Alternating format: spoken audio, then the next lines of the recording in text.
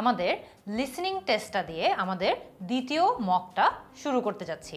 আমরা একটু পরেই আমাদের অডিওটা প্লে করব এবং অডিওটা শুনতে শুনতেই আমরা পুরো অ্যান্সারগুলো লিখে ফেলবো। তারপরে ঠিক মকটার শেষে 10 মিনিট সময় যে এক্সট্রা সময় আমাদেরকে দেওয়া হয় লিসেনিং টেস্টে, সেই সময়টা নিয়ে আমরা আমাদের অ্যান্সারটা পুরোপুরি আমাদের আনসার শিটে ট্রান্সফার করে ফেলবো। আর আমরা যে প্রত্যেকটা পার্ট করছি, পার্ট 1, পার্ট 2, পার্ট 3 এবং পার্ট 4, প্রত্যেকটা পার্টের শেষে আমরা আনসারের এক্সপ্লেনেশনগুলো দেখে ফেলবো। তা যাতে করে আমরা পার্ট 1-এর যেই অপশনগুলো আছে একই সাথে চেক করে ফেলতে পারি, পার্ট 2-এরগুলো একই সাথে চেক করে ফেলতে পারি, সবগুলো পার্টেরটা সেই পার্ট শেষ হওয়ার পরে আমরা যাতে চেক করে ফেলতে পারি। আর দেরি না করে আমরা এখন অডিওটা প্লে দিচ্ছি এবং একই সাথে আপনারাও আমাদের সাথে সলভ করতে থাকবেন। আমরা কিন্তু যেই কোয়েশ্চেনগুলো ফলো করে আমাদের মকগুলো দিচ্ছি, সবগুলো রিসোর্স কিন্তু আমাদের পুরো কোর্সে দেওয়া আছে। আপনারা সেখান থেকে ডাউনলোড করে একই সাথে মকটা দিতে পারেন, অন্য কোনোভাবে দিতে চাইলে সেভাবেও দিতে পারেন। আমরা সবগুলো লিঙ্ক কিন্তু আমাদের এই কোর্সে দিয়ে দিয়েছি। এখন আমরা অডিওটা প্লে করব, প্লে করে আমরা আমাদের পুরো মক টেস্টটা শুরু করব, আমাদের লিসনিং টেস্টটা সলভ করা শুরু করব।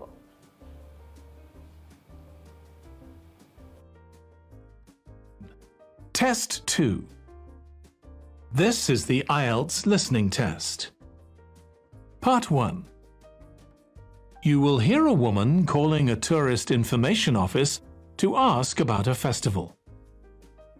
Now listen carefully and answer questions 1 to 4. Good morning. You're through to the Tourist Information Office. Tim speaking. How can I help you? Oh, hello.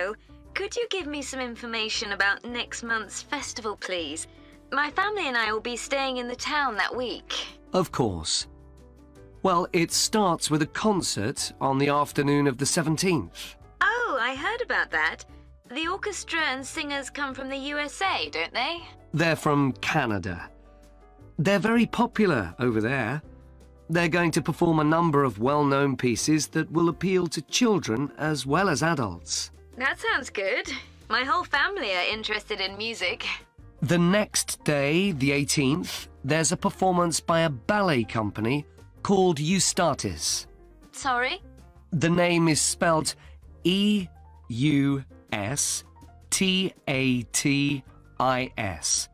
They appeared in last year's festival and went down very well. Again, their program is designed for all ages. Good. I expect we'll go to that. I hope there's going to be a play during the festival. A comedy, ideally. You're in luck. On the 19th and 20th, a local amateur group are performing one written by a member of the group. It's called Jemima. That'll be on in the town hall. They've already performed it 2 or 3 times.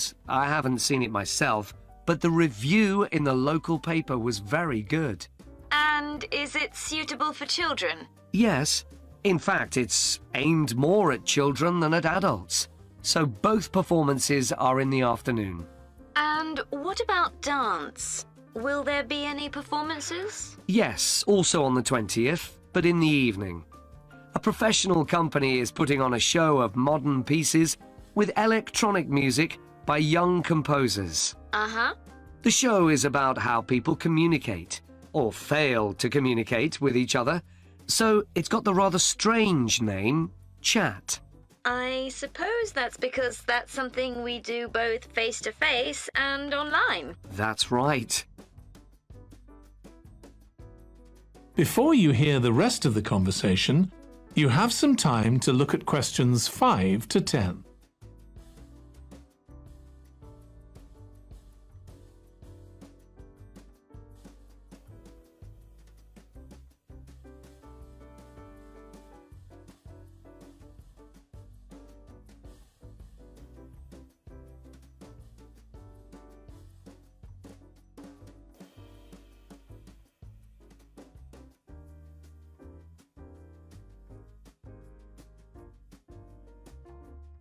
Now listen and answer questions 5 to 10.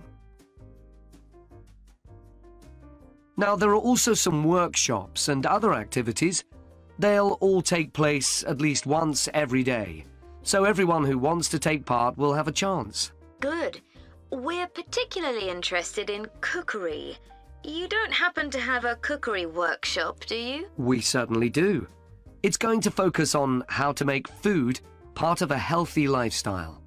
And it'll show that even sweet things like cakes can contain much less sugar than they usually do. That might be worth going to.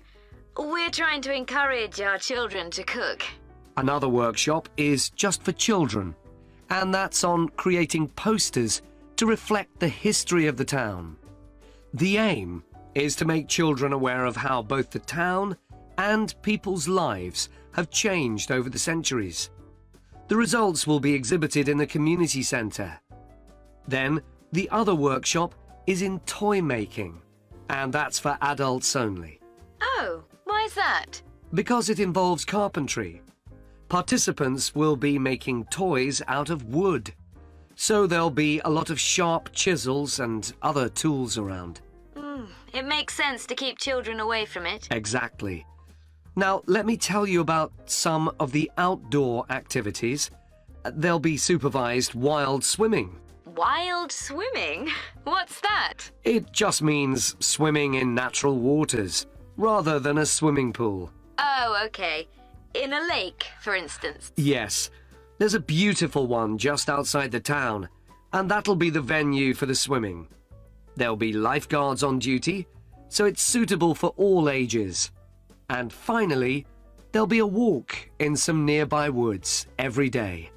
The leader is an expert on insects. He'll show some that live in the woods and how important they are for the environment. So there are going to be all sorts of different things to do during the festival. There certainly are. If you'd like to read about how the preparations for the festival are going, the festival organizer is keeping a blog. Just search online for the festival website, and you'll find it. Well, thank you very much for all the information. You're welcome. Goodbye. Goodbye. That is the end of part 1. You now have 1 minute to check your answers to part 1. আমাদেরকে 1 minute সময় দেওয়া হয়েছে। সাধারণত exam টাইমে আমরা এই 1 minute আমাদের just সবগুলো আনসার চেক করে নিই। আমরা এখন যেটা করব, আমরা যেহেতু মক প্র্যাকটিস করছি, আমরা একই সাথে আমাদের পার্ট 1 এর সবগুলো আনসারও চেক করে ফেলবো। তারপরে আমরা পার্ট 2 এর অডিওটা প্লে করে পার্ট 2টা সলভ করব। এখন আমি আমার স্ক্রিনে আনছি আমাদের এই যে পার্ট 1টা ছিল সেই পার্ট 1 এর অডিও স্ক্রিপ্টটা। ঠিক আছে, এখানে অডিও স্ক্রিপ্টটাতে খেয়াল করে দেখবেন আমরা এতক্ষণ যে অডিওটা শুনেছি, দুজন ব্যক্তির যতগুলো কথা শুনেছি সেগুলো লিখিত আকারে আমাদের সামনে অডিও স্ক্রিপ্ট হিসেবে আছে। আপনাদের একটা জিনিস খেয়াল রাখতে হবে, আমরা এই অডিও স্ক্রিপ্টটা আমাদের কোর্সের সাথে আপনাদেরকে প্রোভাইড করে দিব। আপনারা সেটাও ডাউনলোড করে সেখান থেকেও চেক করতে পারবেন। মেইন এক্সামে, মূল এক্সামে গুরুত্ব দিয়ে শুনবেন, মূল এক্সামে কিন্তু অডিও স্ক্রিপ্ট আপনাদেরকে এভাবে দেয়া হবে না। আমরা এখানে শুধুমাত্র আপনাদের চেকিংয়ের সুবিধার্থে এটা এখানে রাখছি, যাতে করে আপনারা এটা দেখে একই সাথে চেক করে ফেলতে পারেন। আর আপনারা যখনই যে কোনো আইএলটিএস টেস্ট অনলাইন থেকে হোক, কোনো বই থেকে হোক প্র্যাকটিস করবেন, সাথে কিন্তু তারা চেক করার সুবিধার্থে অডিও স্ক্রিপ্টটা দিয়ে রাখে। আর বেশি দেরি না করে আমরা আমাদের আনসারগুলো একটু চেক করে নিই। খেয়াল করে দেখবেন আমরা যেই অডিওটা শুনেছি সেই অডিও দুজন ব্যক্তির মধ্যে ছিল। একজন ব্যক্তি একজনকে কল করেছে একটা ফেস্টিভ্যাল সম্পর্কে জানার জন্য।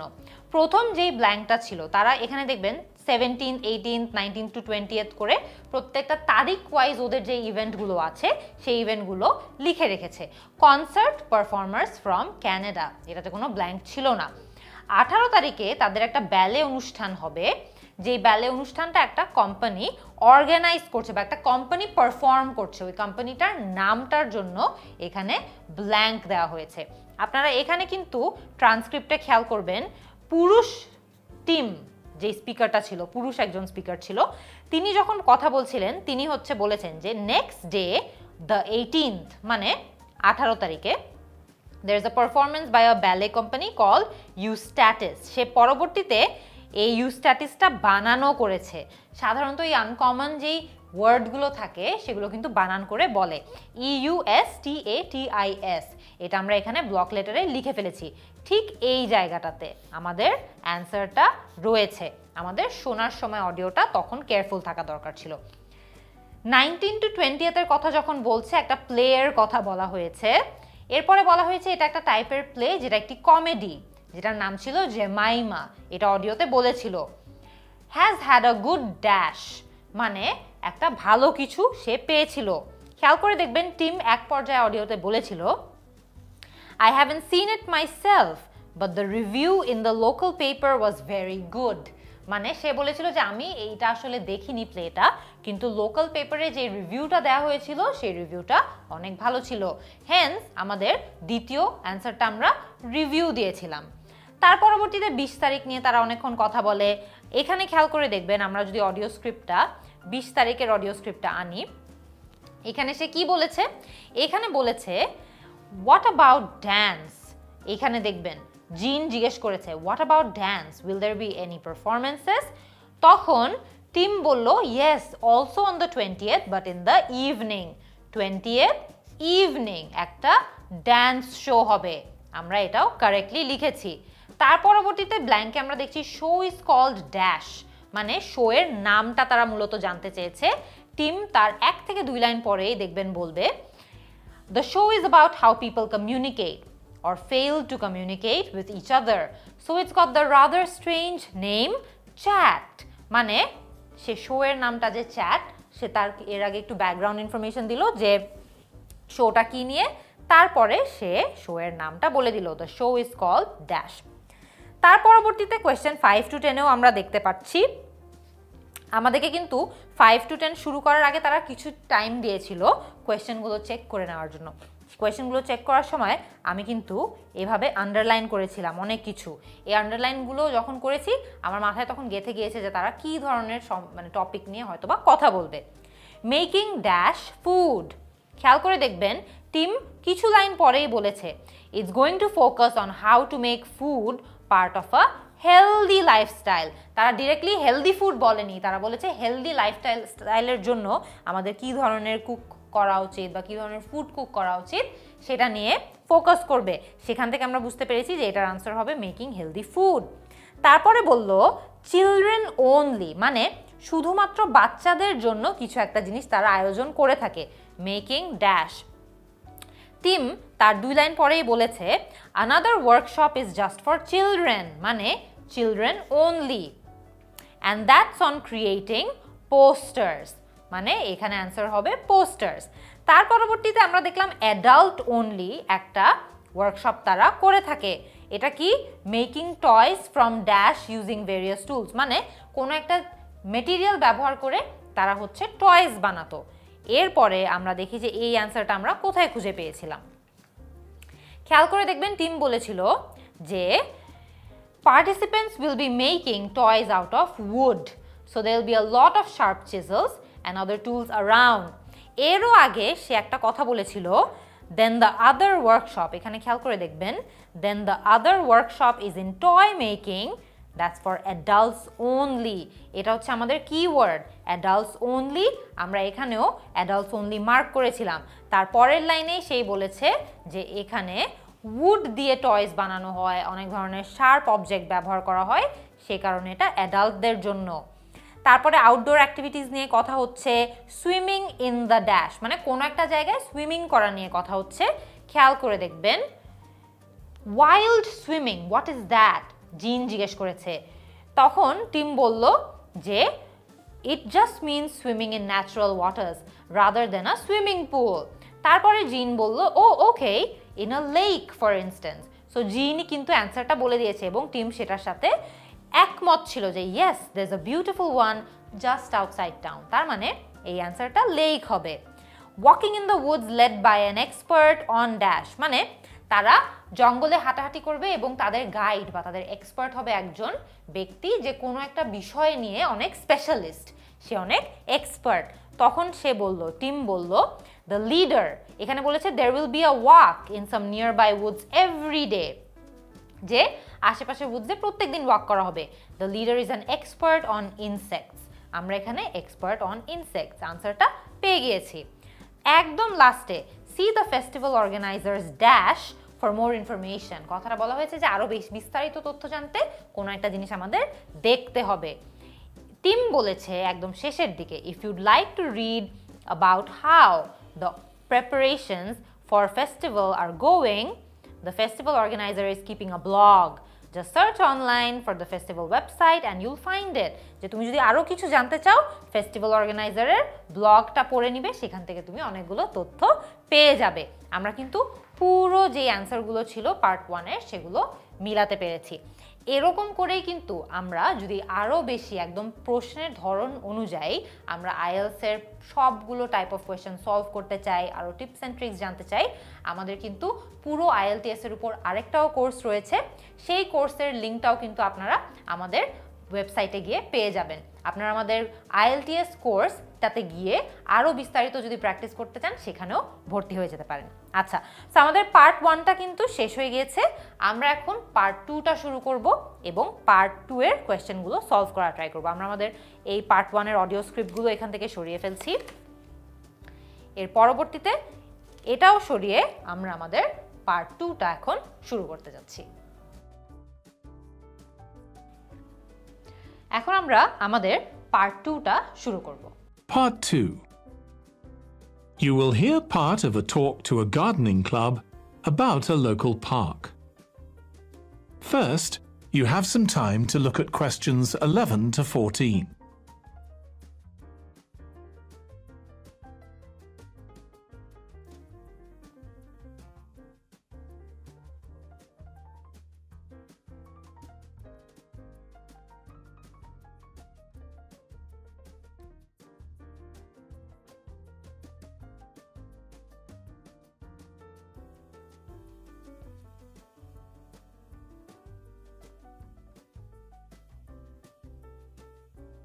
Now listen carefully and answer questions 11 to 14.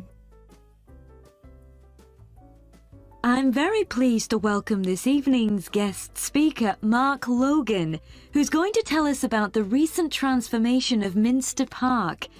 Over to you, Mark. Thank you. I'm sure you're all familiar with Minster Park. It's been a feature of the city for well over a century, and has been the responsibility of the City Council for most of that time. What perhaps isn't so well known is the origin of the park. Unlike many public parks that started in private ownership, as the garden of a large house, for instance, Minster was some wasteland, which people living nearby started planting with flowers in 1892. It was unclear who actually owned the land, and this wasn't settled until 20 years later when the council took possession of it.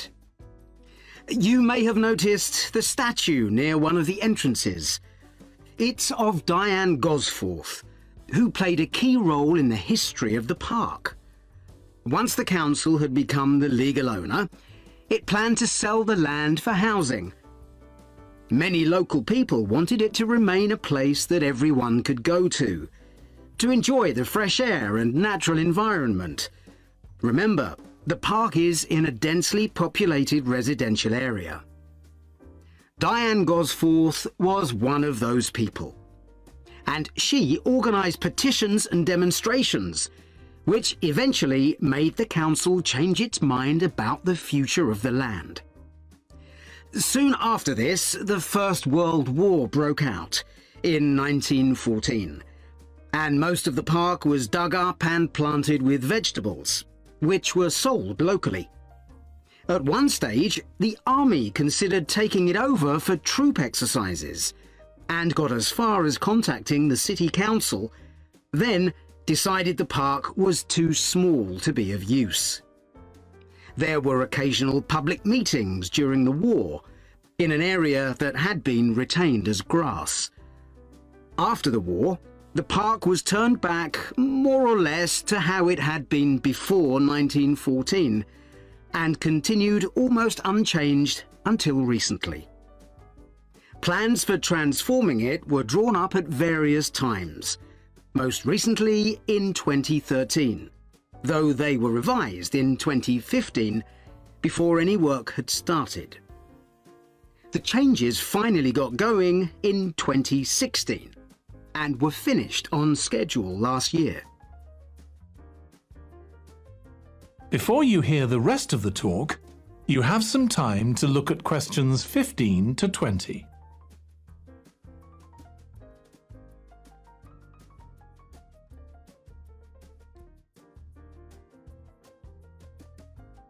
Now listen and answer questions 15 to 20. Okay, let me tell you about some of the changes that have been made and some things that have been retained.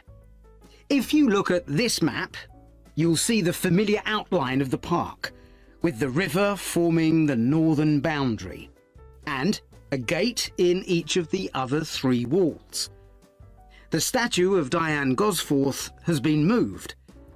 It used to be close to the south gate, but it's now immediately to the north of the lily pond, almost in the centre of the park, which makes it much more visible. There's a new area of wooden sculptures, which are on the riverbank, where the path from the east gate makes a sharp bend. There are 2 areas that are particularly intended for children. The playground has been enlarged and improved, and that's between the river and the path that leads from the pond to the river. Then there's a new maze, a circular series of paths separated by low hedges. That's near the west gate. You go north from there towards the river and then turn left to reach it. There have been tennis courts in the park for many years, and they've been doubled, from 4 to 8. They're still in the southwest corner of the park, where there's a right-angle bend in the path. Something else I'd like to mention is the new fitness area. This is right next to the lily pond on the same side as the west gate.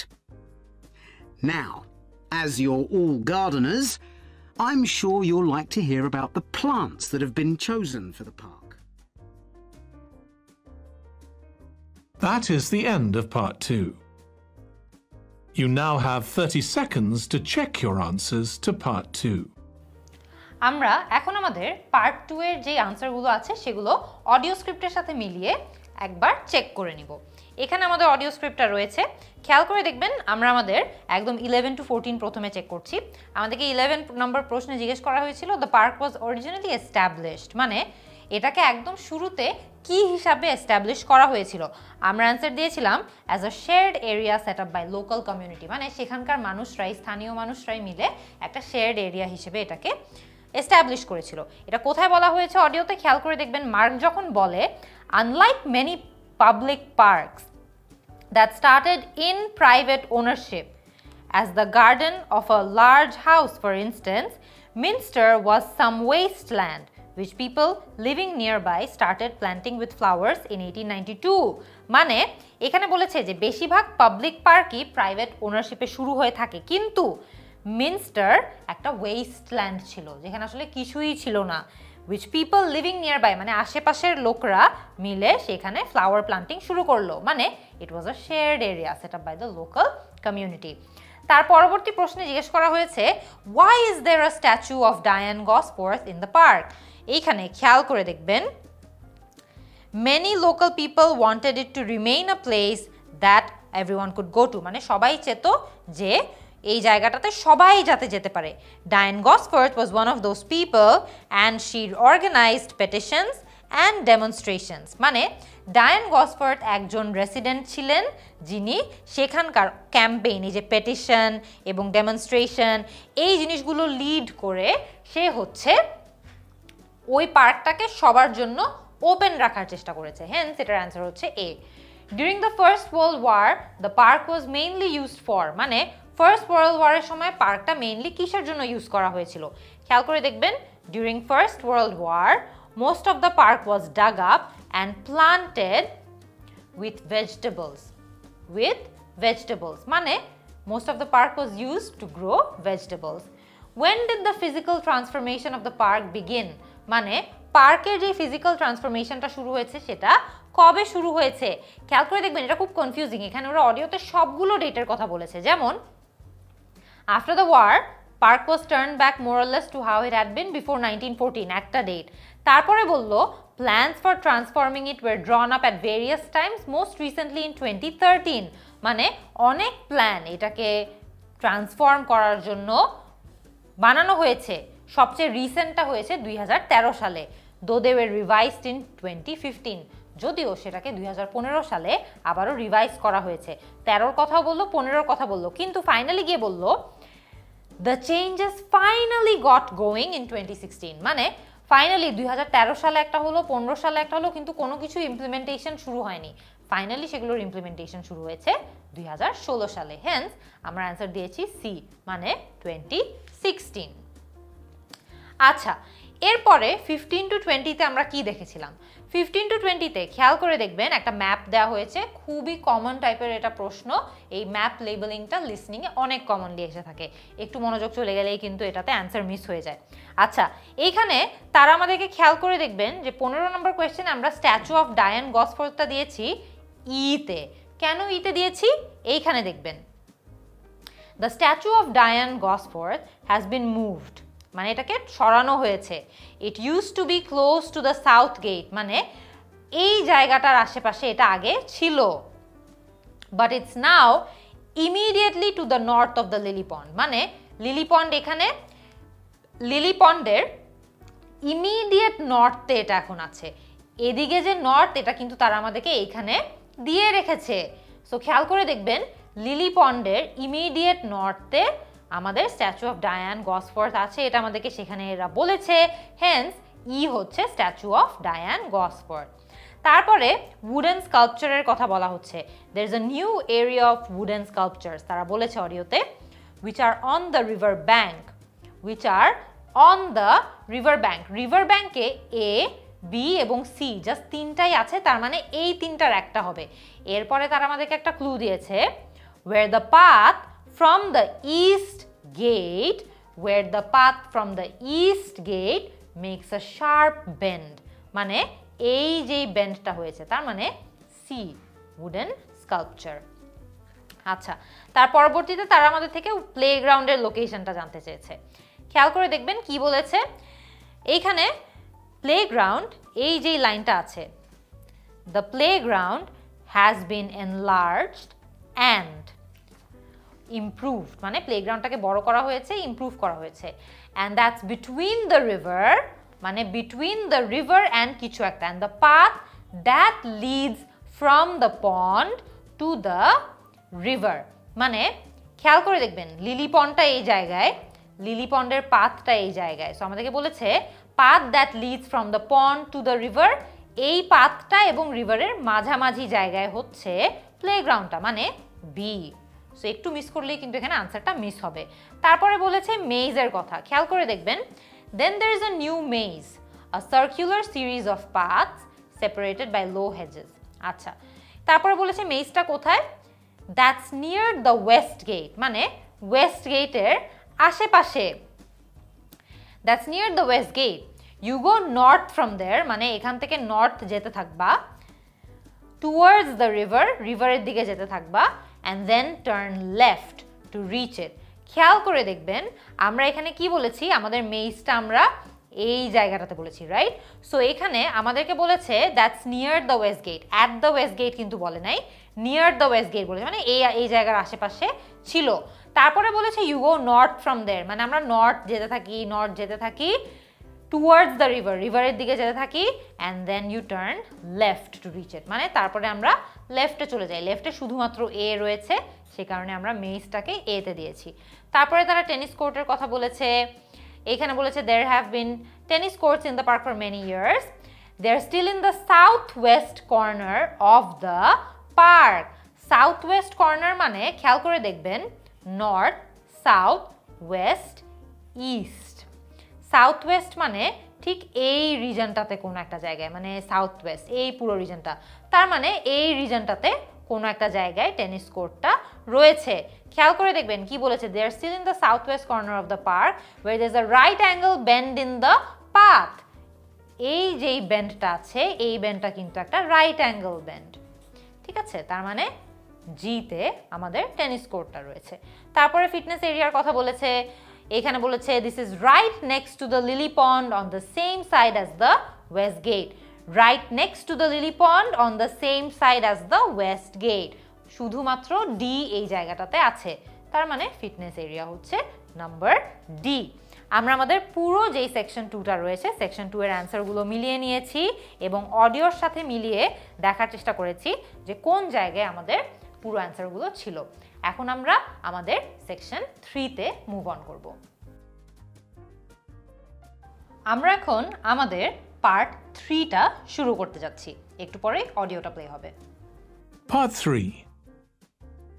You will hear two students of English called Kathy and Graham planning a display on 19th century British life and literature for a university event.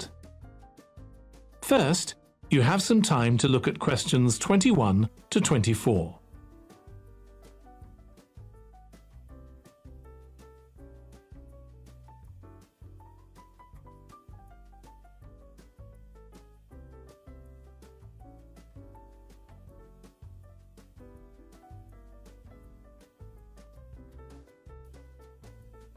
Now listen carefully and answer questions 21 to 24. OK, Graham, so let's check we both know what we're supposed to be doing. Okay. So, for the university's open day, we have to plan a display on British life and literature in the mid-19th century. That's right.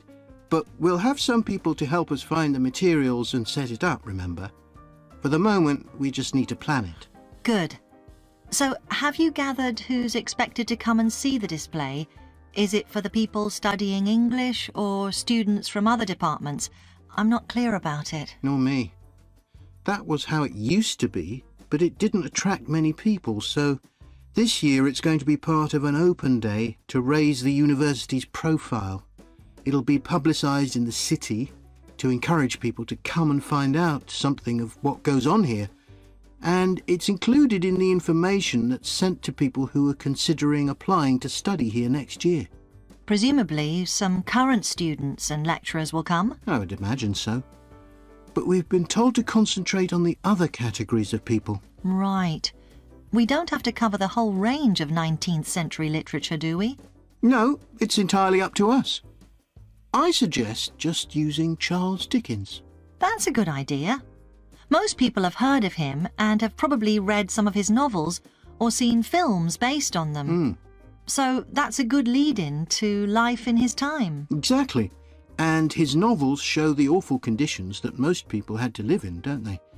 He wanted to shock people into doing something about it. Did he do any campaigning other than writing? Yes, he campaigned for education and other social reforms and gave talks. But I'm inclined to ignore that and focus on the novels. Yes, I agree. Before you hear the rest of the discussion, you have some time to look at questions 25 to 30.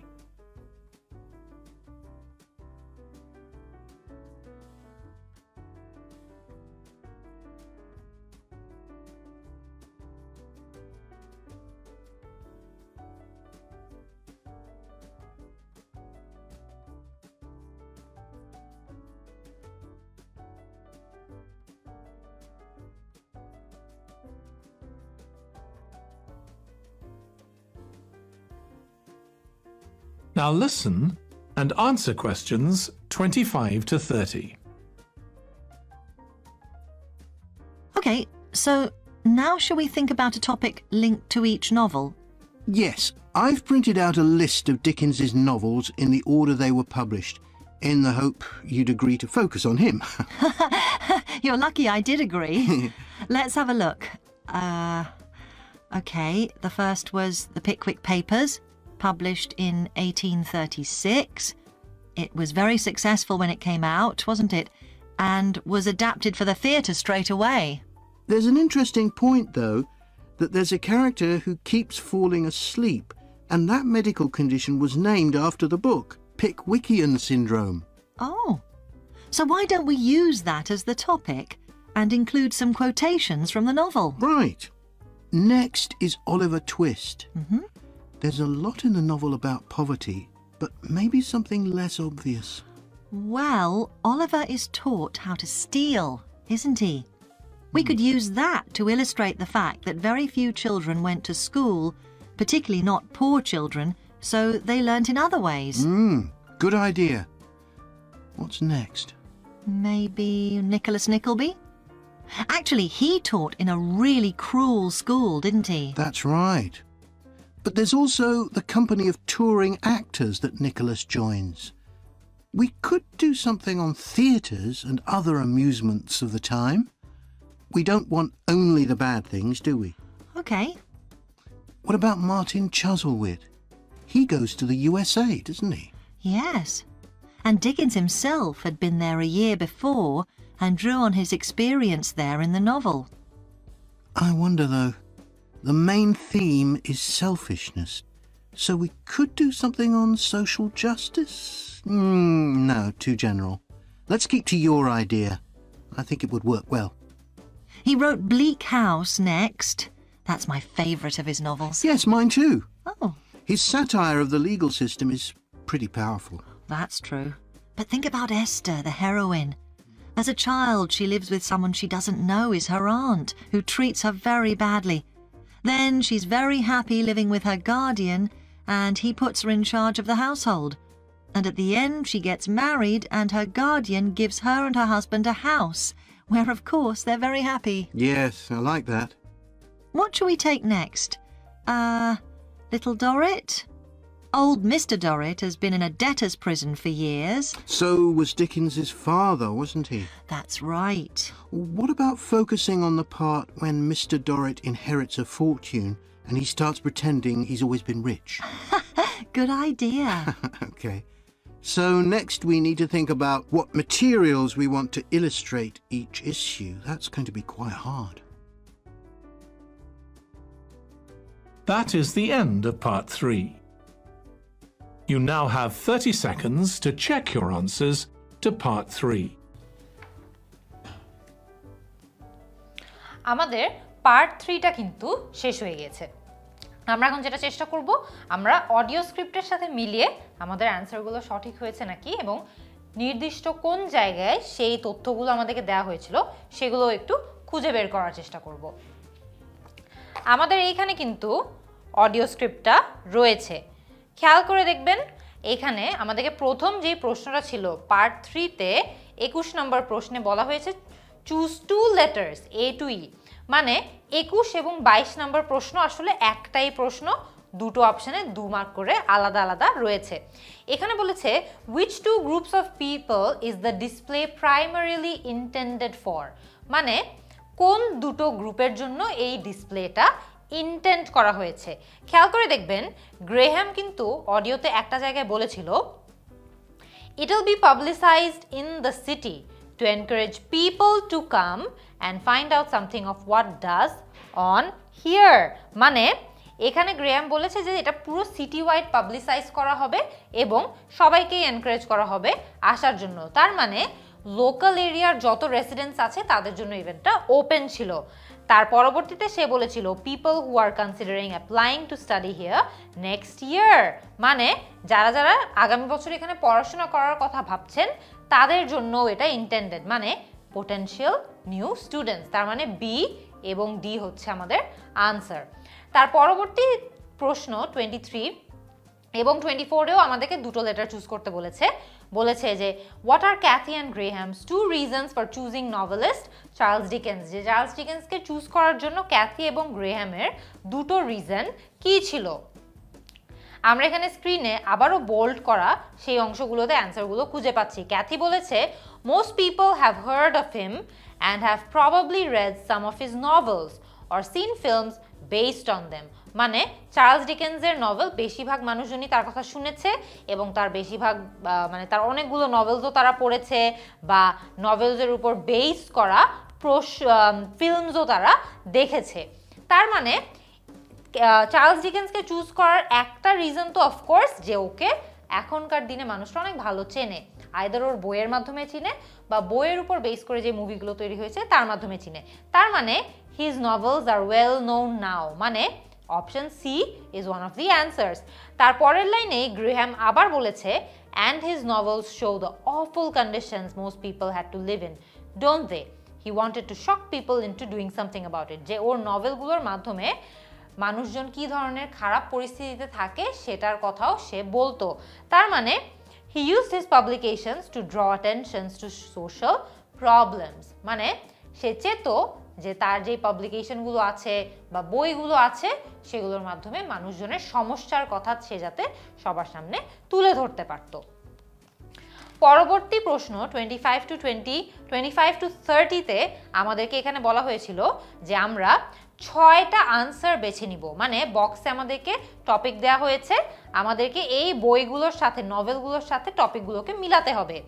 আমরা যদি আরেকটু আগাই খেয়াল করে দেখবেন অডিওতে Pickwick papers নিয়ে কথা হচ্ছে, তারপরেই গ্রেহাম বলেছে a character, there's a character who keeps falling asleep and that medical condition was named after the book Pickwickian syndrome.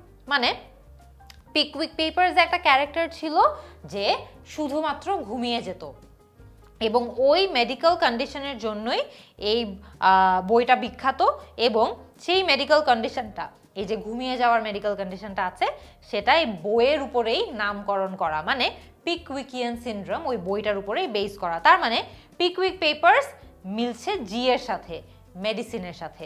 তারপরে অলিভার টুইস্টের কথা যখন বলা হচ্ছিল, আমরা যদি আরেকটু আমাদের অডিও ট্রান্সক্রিপ্টটাতে আগাই, অলিভার টুইস্টের কথা যখন বলা হচ্ছে খেয়াল করে দেখবেন ক্যাথি বলেছে অলিভার টুইস্টকে তারা ইউজ করতে পারবে কারণ very few children went to school, particularly not poor children, so they learned in other ways. মানে অলিভার টুইস্টকে চুরি করা শেখানো হয়েছিল। এটার কথা সে আরও ইলাস্ট্রেট করলো এটা বলে যে তখনকার দিনে খুব কম চিলড্রেনই বা ছোট বাচ্চারাই স্কুলে যেত আর গরিব ছেলেমেয়েরা তো আরও কম যেত, তাই তারা অন্যান্য উপায়ে শিখতো। তার মানে অলিভার টুইস্টকে আমরা রিলেট করছি এডুকেশনের সাথে, মানে বিয়ের সাথে।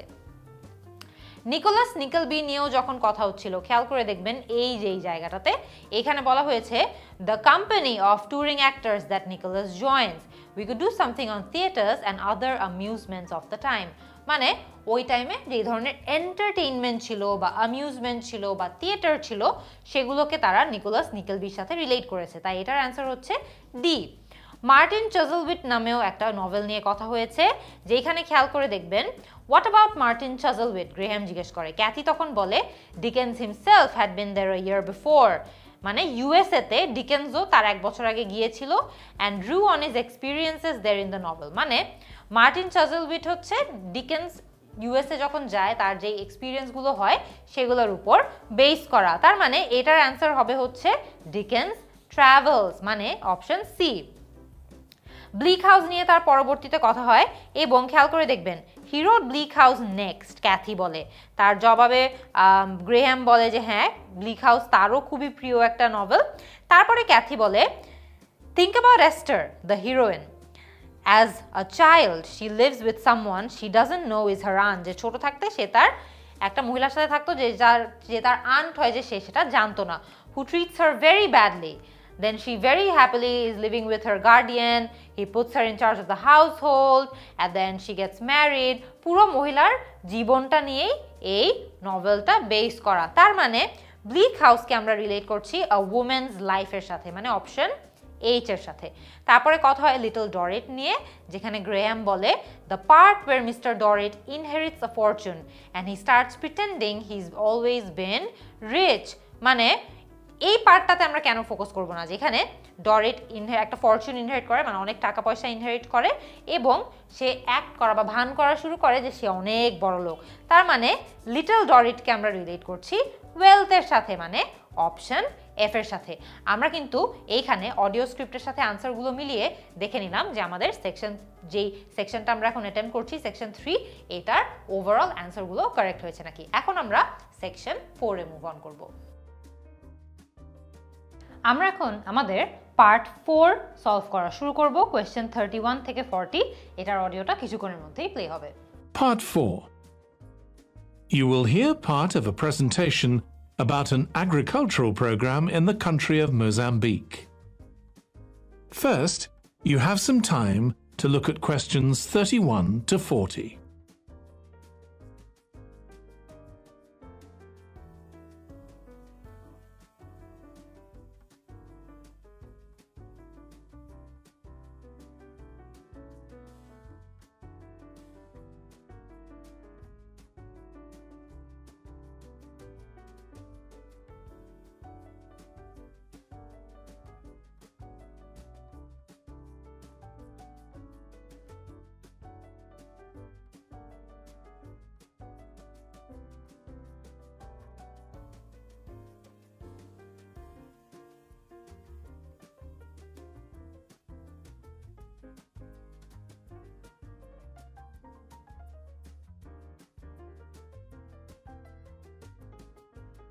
Now listen carefully and answer questions 31 to 40.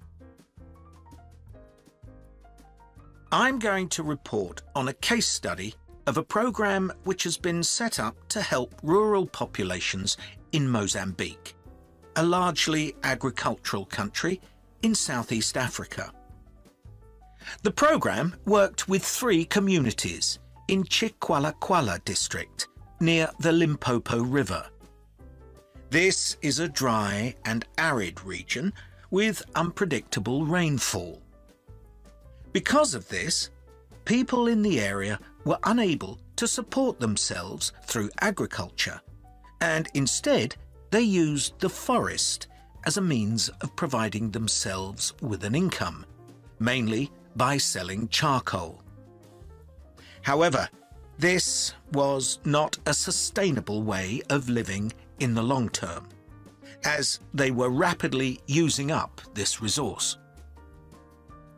To support agriculture in this dry region, the program focused primarily on making use of existing water resources from the Limpopo River by setting up systems of irrigation, which would provide a dependable water supply for crops and animals.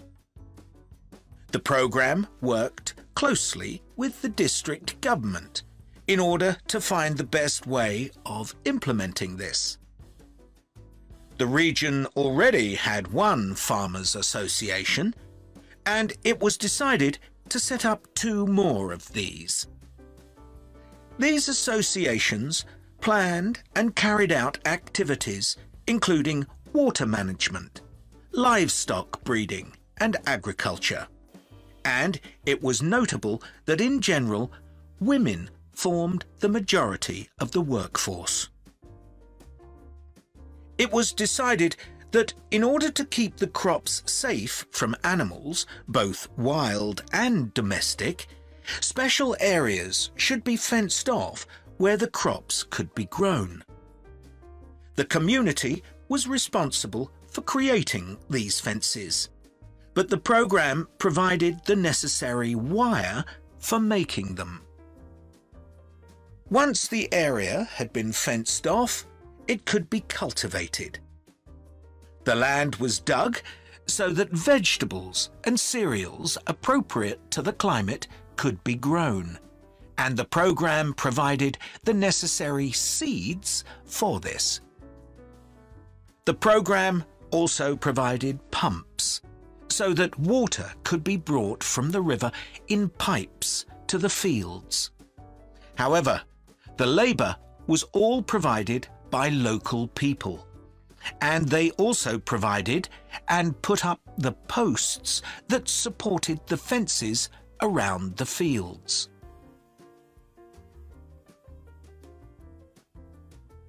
Once the program had been set up, its development was monitored carefully. The farmers were able to grow enough produce not just for their own needs, but also to sell. However, getting the produce to places where it could be marketed was sometimes a problem, as the farmers did not have access to transport, and this resulted in large amounts of produce, especially vegetables, being spoiled. This problem was discussed with the farmers' associations, and it was decided that in order to prevent food from being spoiled, the farmers needed to learn techniques for its preservation. There was also an additional initiative that had not been originally planned, but which became a central feature of the program. This was when farmers started to dig holes for tanks in the fenced-off areas and to fill these with water and use them for breeding fish, an important source of protein.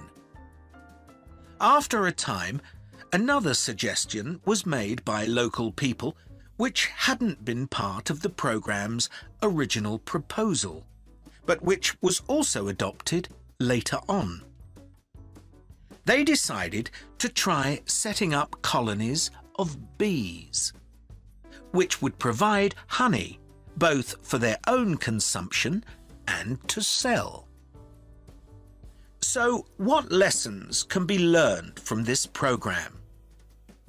First of all, it tells us that in dry, arid regions, if there is access to a reliable source of water, there is great potential for the development of agriculture. In Chikwalakwala, there was a marked improvement in agricultural production, which improved food security and benefited local people by providing them with both food and income. However, it's important to set realistic timelines for each phase of the program, especially for its design, as mistakes made at this stage may be hard to correct later on. The program demonstrates that sustainable development is possible in areas where there is... That is the end of part 4. You now have 1 minute to check your answers to part 4. আমাদের part 4টা কিন্তু শেষ হয়ে গেছে।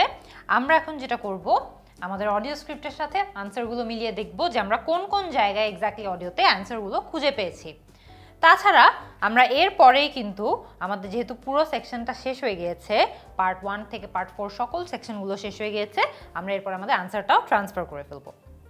আচ্ছা, একদম প্রথমে তারা আমাদেরকে কি বলেছে, dash was seen as the main priority to ensure the supply of water, মানে পানির সাপ্লাই এনশিওর করার জন্য কোনো একটা জিনিসকে সবচেয়ে বেশি গুরুত্ব দেওয়া হয়েছে।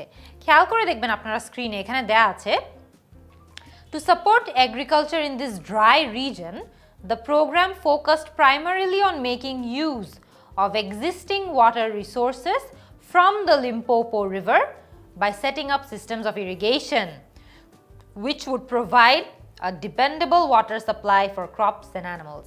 মানে এই রিজনটা সাধারণত অনেক বেশি ড্রাই ছিল, এই কারণেই তাদের এক্সিস্টিং যা যা পানির রিসোর্সেস আছে যেমন লিম্পোপো রিভার, সেগুলোতে ইরিগেশন সেট আপ করে সেগুলো ক্রপস এবং অ্যানিমালসদের জন্য একটি ডিপেন্ডেবল ওয়াটার সাপ্লাই হিসেবে কাজে লাগানো হচ্ছিল। হেন্স 31 হচ্ছে ইরিগেশন।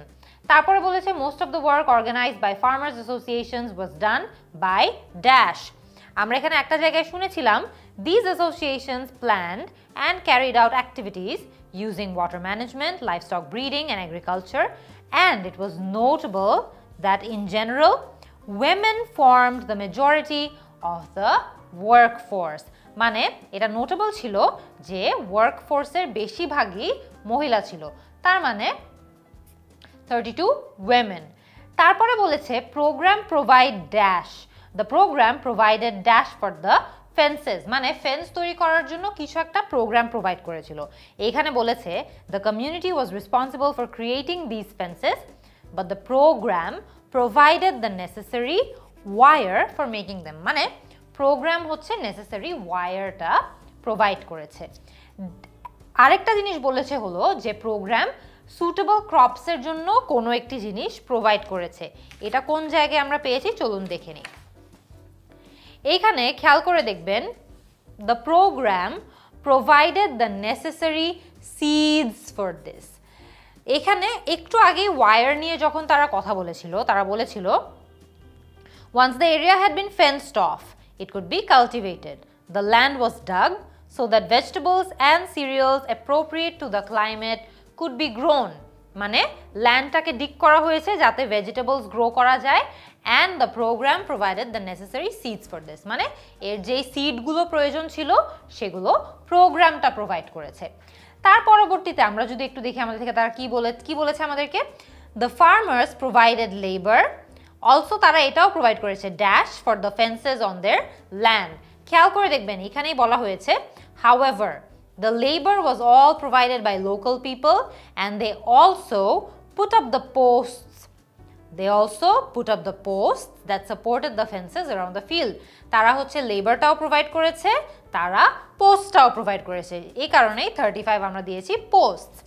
এরপরে দেখবেন ফার্দার ডেভেলপমেন্ট নিয়ে যখন কথা হচ্ছে তখন তারা আমাদেরকে কি বলেছে, the marketing of produce was sometimes difficult due to lack of dash, মানে এই যে বিভিন্ন প্রোডিউসগুলো আছে এগুলোর মার্কেটিংটা কিছু কিছু ক্ষেত্রে করাটা খুব ডিফিকাল্ট ছিল কোনো একটা কিছুর কারণে।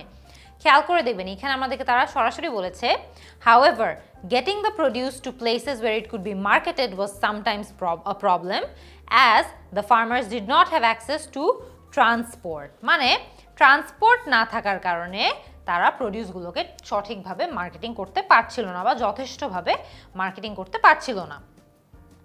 Training was needed to provide. Training was therefore provided in methods of food dash. খেয়াল করে দেখবেন এইখানেই তারা বলেছে, it was decided that in order to prevent food from being spoiled, farmers needed to learn techniques for its preservation. যে খাবার নষ্ট হওয়ার থেকে বন্ধ রাখতে ফার্মারদেরকে প্রেজারভেশন সম্পর্কে শিখতে হবে, তার মানে তাদেরকে প্রেজারভেশন সম্পর্কে ট্রেনিং দিতে হবে। Farmers made special places where fishes could be kept. কিছু একটা জায়গায় আমরা দিয়েছি ফিশেস আনসার, ফার্মার্সরা একটা জায়গায় খুব স্পেশাল কিছু জিনিস তৈরি করেছিল, জায়গা তৈরি করেছিল যেখানে তারা কোন একটা জিনিস রাখতে পারবে।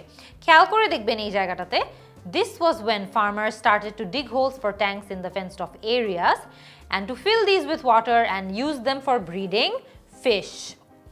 ডিগ করেছে এরিয়াগুলো, সেগুলোকে পানি দিয়ে ফিল করে সেখানে মাছ চাষ করার কথা ভাবছিলেন।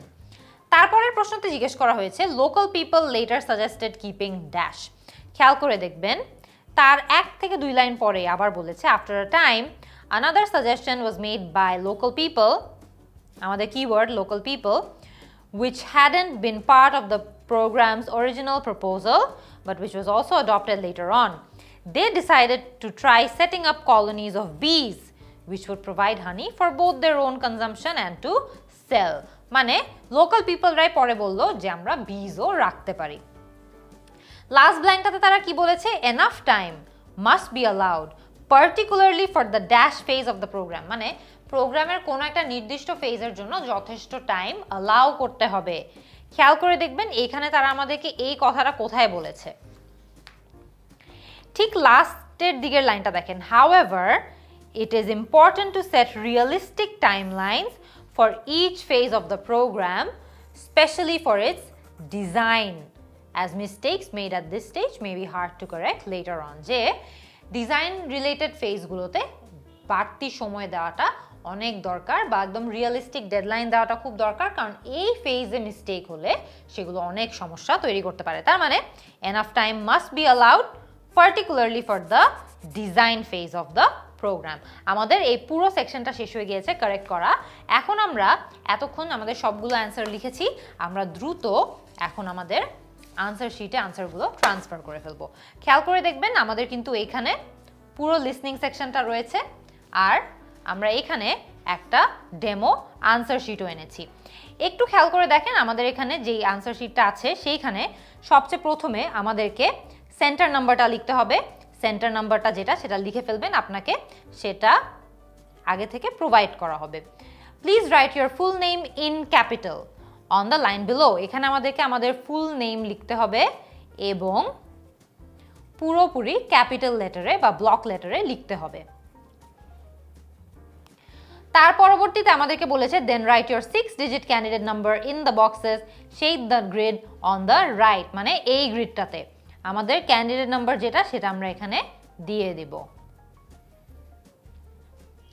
দিয়ে শেড করতেও ভুলবেন না, 0 এর জন্য 0 শেড করবেন, 1 এর জন্য 1, 2 এর জন্য 2, 3 এর জন্য 3টা শেড করবেন, 4 এর জন্য 4, তারপরে 5 এর জন্য 5। আপনার ক্যান্ডিডেট নাম্বার যেটা সেটাকে এখানে সাইডে লিখে সেই নির্দিষ্ট নাম্বারগুলো শেড করতে হবে।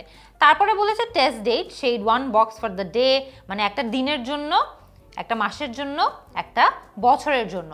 মনে করেন আপনি 1 জানুয়ারি তারপরে ইয়ার লাস্ট 2 ডিজিটস দিতে হবে, 2018 সালে পরীক্ষা দিচ্ছেন, কথার কথা, তার মানে 1/1/18 আমাদেরকে শেড করতে হবে। আচ্ছা, এখন আমরা দ্রুত আমাদের আনসারটা শিফট করে ফেলবো। আনসার শিফট করার জন্য কিন্তু শুধু 10 মিনিটস টাইম থাকে আমাদের কাছে, সো আমরা দ্রুত অ্যান্সারগুলো লিখে ফেলি। একদম নাম্বার 1-এ আমাদের অ্যান্সার ছিল স্ট্যাটিস বানান নিয়ে খুবই কেয়ারফুল থাকবেন, ব্লক লেটারে লিখলে ভালো, তাইলে হাতের লেখা বোঝা যাবে। তারপরে অ্যান্সার ছিল রিভিউ, তারপরে অ্যান্সার ছিল ড্যান্স, তারপরে অ্যান্সার ছিল চ্যাট, তারপরে অ্যান্সার ছিল হেলদি। আমি কিন্তু ব্লক লেটারে লিখছি যাতে করে আমার হাতের লেখা বোঝা যায়। 6 ছিল পোস্টার্স, তারপরে 7 ছিল উড, 8 ছিল লেক, তার পরবর্তীতে 9 ছিল ইনসেক্টস, তার পরবর্তীতে 10 ছিল ব্লগ।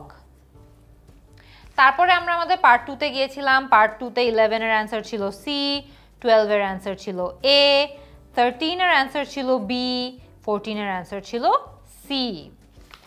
তারও পরবর্তীতে 15 থেকে 20 এর অ্যান্সারগুলো কি ছিল?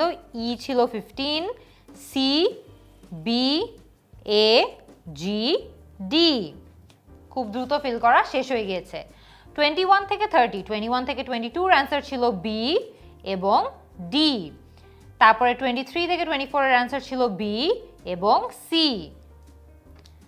যেহেতু দুটো অ্যান্সার সিলেক্ট করতে বলেছিল, মনে আছে তো? 25 থেকে 30 এর অ্যান্সার ছিল G, B, D, C, H, F. Answer transfer করা শেষ।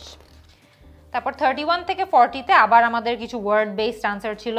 31 এর অ্যান্সার ছিল ইরিগেশন, তারও পরবর্তীতে অ্যান্সার ছিল ওয়েমেন,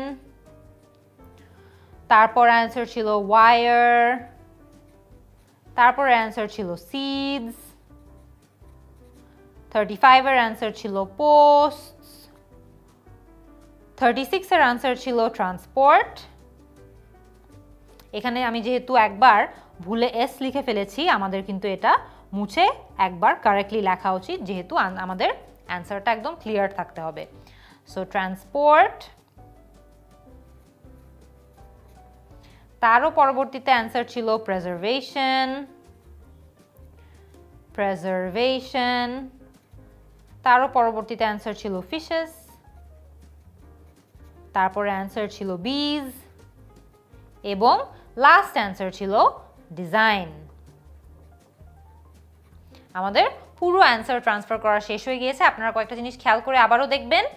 সেন্টার নাম্বার দিতে হবে, এখানে নামটা ব্লক লেটারে ফুল নেমটা লিখতে হবে, তারপরে টেস্ট ডেটটা ডে, মান্থ এবং ইয়ার আকারে শেড করতে হবে। ক্যান্ডিডেট নাম্বারটা এই জায়গায় একবার লিখতে হবে এবং যেই নাম্বারটা লিখবেন সেটা তার পাশে শেডও করে দিতে ভুলবেন না। আর আমরা যে অ্যান্সারগুলো লিখেছি সেগুলো আমরা ব্লক লেটারে লিখেছি, পেন্সিল দিয়ে লিখেছি, খুবই ইম্পর্টেন্ট। এখানে কিন্তু পেন দিয়ে অ্যান্সার করা যায় না, পেন্সিল দিয়ে লিখেছি এবং ব্লক লেটারে লিখেছি যাতে করে আমাদের হাতের লেখাটা স্পষ্টভাবে বোঝা যায়। এটা দিয়েই কিন্তু আমাদের দ্বিতীয় টেস্টটা শেষ হয়ে গিয়েছে। রিডিং সেকশনে চলে এসেছি। আপনারা সবাই কিন্তু আপনাদের স্ক্রিনে অলরেডি আমাদের রিডিং প্যাসেজ 1টা দেখতে পাচ্ছেন। খেয়াল করে দেখবেন, আমরা একটু পরেই পুরো রিডিং প্যাসেজটা দিয়ে দিব, আপনারা পজ করে পুরোটা পড়ে নেওয়ার সময় পাবেন। কিন্তু তার আগে আমরা একটু জাস্ট ওভারঅল দেখে নিই যে আমাদের রিডিং প্যাসেজটা কী নিয়ে। আমরা এখানে দেখতে পাচ্ছি তারা আমাদেরকে শুরুতেই বলে দিয়েছে এখানে আমরা যাতে 20 মিনিটের বেশি সময় না খরচ করি। কোয়েশ্চেন্স 1 to 3, এইখানে দেখবেন যে 1 to 13 কোয়েশ্চেন্স যে এটার উপর বেস করা হবে সেটা আমাদেরকে বলা হয়েছে। এর পরবর্তীতে আমাদেরকে এখানে টপিকটাও আমরা দেখতে পাচ্ছি যে could urban engineers learn from dance, মানে এখানে টপিকটাও কীরকম সেটাও আমাদেরকে বলে দেওয়া হয়েছে, যেখানে আরবান ইঞ্জিনিয়ারিং বা ইঞ্জিনিয়ারিং নিয়ে কিছু তথ্য হয়তো বা থাকবে, তারা ড্যান্সের থেকে কি শিখতে পারে সেটা নিয়ে কিছু তথ্য থাকবে। আমরা এখানে দেখতে পাচ্ছি যে 1, 2, 3, 4, 5, 6, 7 টোটাল 7টা প্যারাগ্রাফ রয়েছে এবং এর উপরেই আমাদের 1 থেকে 13 যেই প্রশ্ন আছে সেই প্রশ্নগুলো এর উপরেই হবে। এই মুহূর্তে আপনারা যেটা করবেন, ভিডিওটা পজ করবেন, পজ করে পুরো রিডিং প্যাসেজ 1টা সময় নিয়ে পড়ে ফেলবেন। কিন্তু মনে রাখবেন আপনার কিন্তু পুরো রিডিং প্যাসেজটার সবগুলো 13টা কোয়েশ্চেন সলভ করার জন্য শুধুমাত্র 20 মিনিট সময় আছে। আমি বলবো 1 মিনিট থেকে 1.5 মিনিটের বেশি পজ রাখবেন না, পজ করে পুরো যেই প্যাসেজটা আছে একটু পড়ে নেন, এরপরে আমরা প্রশ্নগুলো সলভ করা শুরু করব। অলরাইট, এখন আপনারা সবাই কিন্তু স্ক্রিনে দেখতে পাচ্ছেন যে কোয়েশ্চেন্স 1 to 6 দেওয়া আছে, কোয়েশ্চেন 7 to 13 দেওয়া আছে। একদম প্রথমে আমরা 1 to 6টা দেখে নিই। আমাদেরকে কি বলেছে? Reading passage 1 has 7 paragraphs A to G। আমরা কিন্তু অলরেডি 7টা প্যারাগ্রাফ আছে দেখে নিয়েছি, 7টা প্যারাগ্রাফ পড়েও নিয়েছি। which paragraph contains the following information? আমরা এখানে বুঝতে পারছি যে আমাদেরকে প্যারাগ্রাফের সাথে ইনফরমেশন ম্যাচ করতে বলা হয়েছে, মানে তারা আমাদেরকে কিছু ইনফরমেশন দিয়ে দিয়েছে 1 2 3 4 5 6 এ। এই প্রত্যেকটা ইনফরমেশন কোন প্যারাগ্রাফের মধ্যে রয়েছে সেই প্যারাগ্রাফটা আমাদেরকে খুঁজে বের করতে হবে। একদম প্রথমটা আমরা একটু দেখে নিই। Write the correct letter A to G in boxes 1 to 6 on your answer sheet. আমাদের কাছে একটি আনসার শিটও কিন্তু থাকবে, সেই আনসার শিটের মধ্যে আমরা কিন্তু অ্যান্সারগুলো লিখে ফেলবো। আমরা প্রথমে আমাদের বুকলেটে অ্যান্সারগুলো লিখবো, তার পরবর্তীতে আমি আপনাদেরকে দেখিয়ে দিব যে আমরা কিভাবে অ্যান্সার শিটে অ্যান্সারগুলো ট্রান্সফার করে নিব। আচ্ছা, প্রথমে তারা আমাদেরকে কি বলেছে? Reference to an appealing way of using dance that the writer is not proposing, মানে ড্যান্সকে ব্যবহার করা বা নৃত্যকে ব্যবহার করার খুব একটা অ্যাপিলিং বা খুব একটা নতুনত্ব একটা ভাব আছে, এরকম একটা ওয়ে রেফার করা হয়েছে বা এরকম একটা পদ্ধতির কথা বলা হয়েছে যেটা রাইটার প্রপোজ করছে না, মানে রাইটার এটা আসলে সাজেস্ট করছে না বা আমাদেরকে এটা করতে বলছে না। একটু কনফিউজিং, এই যে নট প্রপোজিং এর এলিমেন্টটা আছে এটাতে তারা আপনাদেরকে মূলত কনফিউজ করার ট্রাই করেছে। আচ্ছা, আমরা আমাদের পাশেই কিন্তু এখানে আমাদের সবগুলো প্যারাগ্রাফগুলো, আমাদের প্যারাগ্রাফগুলো দেখতে পাচ্ছি। এখানে প্যারাগ্রাফ এ আছে, বি আছে, সি, ডি আছে, সম্পূর্ণ সবগুলো প্যারাগ্রাফ কিন্তু এখানে রয়েছে। আচ্ছা, প্রথম যে প্যারাগ্রাফটা আমরা পড়েছিলাম, আমরা কিন্তু এখানে কোনো ধরনের এরকম ডান্সকে ইউজ করার কোনো অ্যাপিলিং ওয়ে নিয়ে তথ্য পাইনি। এটা মূলত একটা ইন্ট্রোডাক্টরি প্যারাগ্রাফ ছিল, যেখানে আমাদেরকে কিভাবে আমরা আসলে ট্রান্সপোর্টেশনকে আরও অনেক সাস্টেইনেবল করতে পারি এই জাতীয় কিছু ইন্ট্রোডাক্টরি কথাবার্তা আমাদেরকে বলা হয়েছিল। দ্বিতীয় প্যারাগ্রাফেই আমাদেরকে ড্যান্স সম্পর্কে যেই তথ্যটা আছে সেটা ইন্ট্রোডিউস করা হয়েছে। তো আমরা একটু দেখি যে দ্বিতীয় প্যারাগ্রাফে এই অ্যান্সারটা ছিল নাকি। Dance might hold some of the answers, that is not to suggest everyone should dance their way to work, however healthy and happy it might make us, but rather that the techniques used by choreographers to experiment with and design movement in dance could provide engineers with tools to stimulate new ideas in city making. এইখানে প্রথম লাইনটাতেই কিন্তু আমরা আমাদের উত্তরটা পেয়ে গিয়েছি। এইখানে আমাদেরকে বলেছে যে ড্যান্সকে একটি অ্যাপিলিং ভাবে ইউজ করার কথা বলা হয়েছে, কিন্তু এটা আবার রাইটার প্রপোজ করছে না। খেয়াল করে দেখবেন এখানে বলেছে যে ড্যান্স কিছু কিছু অ্যান্সার রাখতে পারে বা কিছু কিছু অ্যান্সার আমরা হয়তো বা ড্যান্সে খুঁজে পাবো, কিন্তু that is not to suggest everyone should dance there way to work, মানে এটা দিয়ে আমি এটা বলতে চাচ্ছি না যে সবাইকে ড্যান্স করে করেই ওয়ার্কে যাওয়া উচিত। However healthy and happy it might make us, rather dance করার সময় কোরিওগ্রাফাররা যেই টেকনিকগুলো ব্যবহার করে সেগুলো ইঞ্জিনিয়ার্সরা সেখান থেকে ইন্সপিরেশন নিয়ে অনেক ধরনের নতুন আইডিয়াস খুঁজে বের করতে পারবে। তো আমরা কিন্তু একটু কনফিউজিং, বাট এখানে আমরা উত্তরটা পেয়ে গিয়েছি প্যারাগ্রাফ বিতে। আপাতত আমরা অ্যান্সারগুলো কিন্তু বুকলেটে লিখছি, কিন্তু আমাদেরকে কিন্তু মেইন এক্সামের সাথে সাথে এটা অ্যান্সার শিটেও আমাদেরকে ট্রান্সফার করতে হবে। আমি একসাথে লিখে একসাথে ট্রান্সফার করে ফেলবো। আচ্ছা, an example of a contrast, আমরা কিন্তু দ্বিতীয় পয়েন্টটাতে চলে গিয়েছি। An example of a contrast between past and present approaches to building. আমরা দেখি, আমরা কিন্তু প্রথম প্যারাগ্রাফ আগেই পড়েছি, আমরা জানি যে এখানে ইন্ট্রোডাক্টরি কিছু তথ্য দেওয়া হয়েছিল। প্যারাগ্রাফ বি এর অ্যান্সার কিন্তু আমরা অলরেডি পেয়ে গিয়েছি। এখানে আমরা দেখি পরবর্তী যে প্যারাগ্রাফ আছে সেইখানে কোনো উত্তর পাওয়া যায় নাকি। আমাদেরকে এখানে বলেছে এমন একটি এক্সাম্পল বা উদাহরণের কথা যেটা আগে কিভাবে বিল্ড করা হতো এবং এখন কিভাবে বিল্ড করা হয় সেটা নিয়ে আমাদেরকে তথ্য দিচ্ছে। খেয়াল করে দেখবেন এখানে যে প্যারাগ্রাফ সিতে উত্তরটা আছে, আমরা এটা একদম শুরুতেই একটা ক্লু পেয়ে গিয়েছি। Whereas medieval builders improvised and adapted construction through their intimate knowledge of materials and personal experience. এখানে কি বলেছে? আমাদেরকে বলেছে যে অনেক বছর আগে আদিকালের যেই বিল্ডাররা ছিলেন তারা কিন্তু যেভাবে কনস্ট্রাক্ট করতেন তাদের অনেক ইন্টিমেট, অনেক নলেজ ছিল, কাজ করে করে তারা অভ্যস্ত হয়েছে, সেখান থেকে তারা অনেক ধরনের নলেজ পেয়েছিল, পার্সোনাল এক্সপিরিয়েন্সের থেকে তারা নলেজ পেয়েছিল। বিল্ডিং ডিজাইনস আর নাও, মানে এখনকার দিনে conceived and stored in media technologies that detach the designer from the physical and social realities they are creating. মানে আদিকালের যে বিল্ডাররা ছিলেন তারা কিন্তু অনেক নিজের হাতে অনেক কিছু করতো, কিন্তু এখনকার যারা বিল্ডাররা আছে তারা কিন্তু যেহেতু এখন অনেক টেকনোলজি এসে গিয়েছে, অনেক ধরনের পদ্ধতি এসে গিয়েছে, তারা একদম ফিজিক্যাল যেই যা হাতে নাতে করার যে অভিজ্ঞতাটা আছে তাদের সেটা খুব একটা বেশি হয় না। তো আমরা কিন্তু এই কন্ট্রাস্টটা এই প্যারাগ্রাফ সিতে পেয়ে গিয়েছি, তার মানে আমাদের অ্যান্সারটা প্যারাগ্রাফ সিতে রয়েছে। নাম্বার 3তে বলেছে mention of an objective of both dance and engineering. আমরা পরবর্তী যেই প্যারাগ্রাফটা আছে সেইখানে দেখি যে এটার উত্তরটা আছে নাকি। মানে ডান্স এবং ইঞ্জিনিয়ারিং দুটোরই একটা অবজেক্টিভ বা দুটোরই একটা এইম আছে, সেই এইম সম্পর্কে এই প্যারাগ্রাফে বলা হয়েছে। কোন প্যারাগ্রাফে বলা হয়েছে আমরা একটু দেখে নেই। আচ্ছা, সো আমরা এখানে দেখতে পাচ্ছি যে আমরা to illustrate Sennett discusses the Peachtree Center in Atlanta. আচ্ছা, development typical of the modernist approach to urban planning. এই প্যারাগ্রাফটাতে মোটামুটি দেখা যাচ্ছে যে তারা এখানে সেনেট নামক একটা কোম্পানি রয়েছে বা একজন মানুষ রয়েছে, একজন ব্যক্তি রয়েছে যে হয়তো বা অনেক কনস্ট্রাকশন সম্পর্কে অনেক কথাবার্তা বলেছে, সেইটা নিয়ে বলা হয়েছে। যে কিছু কিছু জিনিস হয়তো বা গ্রিড অফ স্ট্রিটস কেন ফেল করেছে সেটা নিয়ে বলেছে। তারপরে এখানে কিছু এনভায়রনমেন্ট রিলেটেড তথ্য আছে যে তারা হচ্ছে যে গরমের মধ্যে অনেক কিছু অপারেট করতে পারবে না, সেটার কথা তারা চিন্তা করেনি। আচ্ছা, তো আমরা মূলত বুঝতে পারলাম যে প্যারাগ্রাফ ডিতে এটার উত্তরটা সম্ভবত নেই। আচ্ছা, আমরা পরবর্তী প্যারাগ্রাফগুলোতে চলে যাই। আচ্ছা, পরবর্তী প্যারাগ্রাফে আমরা এখানে দেখতে পাচ্ছি the same is true for transport engineering. আচ্ছা, এখানে ট্রান্সপোর্ট ইঞ্জিনিয়ারিং সম্পর্কে কিছু কথা বলা হয়েছে। আমি একটু দ্রুত পড়ছি, এটাকে কিন্তু স্কিমিং বলে। আপনাদেরকে আপনাদের মেইন এক্সামেও দ্রুত পড়েই এটা সলভ করতে হবে। এখানে গার্ড রেলের কথা বলা হয়েছে, পেডেস্ট্রিয়ানরা কিভাবে রাস্তা পার হয় সেটার কথা বলা হয়েছে। কোনো জায়গায় কিন্তু তারা আমাদেরকে ড্যান্সের কথা বা ইঞ্জিনিয়ারিংয়ের কথা বলেনি। আচ্ছা, প্যারাগ্রাফ এফে দেখি। If their designers had had the tools to think with their bodies like dancers, finally dance সম্পর্কে একটা কথা আমরা পেয়েছি। And imagine how these barriers would feel, there might have been a better solution। যে যদি ইঞ্জিনিয়াররা আসলে ড্যান্সারদের মতো বা ডিজাইনাররা ড্যান্সারদের মতো চিন্তা করতে পারতো, তাহলে হয়তো বা তারা আরও ভালো সলিউশন বের করতে পারতো।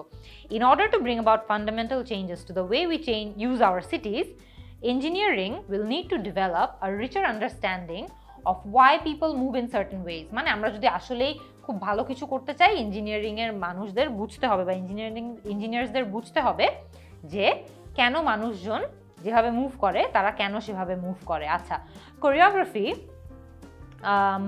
may not seem an obvious choice for tackling this problem। যে আমরা প্রথমত হয়তো ভাববো যে আচ্ছা কোরিওগ্রাফি আসলে এটার সলিউশন না, yet it shares with engineering the aim, এই যে আমাদের keyword, of designing patterns of movement within limitations of space। মানে এই যে ইঞ্জিনিয়ারিং এবং এই যে ডান্স আছে, দুজনেরই একটা কমন এইম আছে বা একটা কমন অবজেক্টিভ আছে, যেটা হলো designing pattern of movement within limitations of speech. মানে আমাদের যেই জায়গার সীমাবদ্ধতা আছে, সেই সীমাবদ্ধতার মধ্যেই আমরা কিভাবে ওই স্পেসটাকে ইউটিলাইজ করে বিভিন্ন ধরনের ডিজাইন ক্রিয়েট করতে পারি।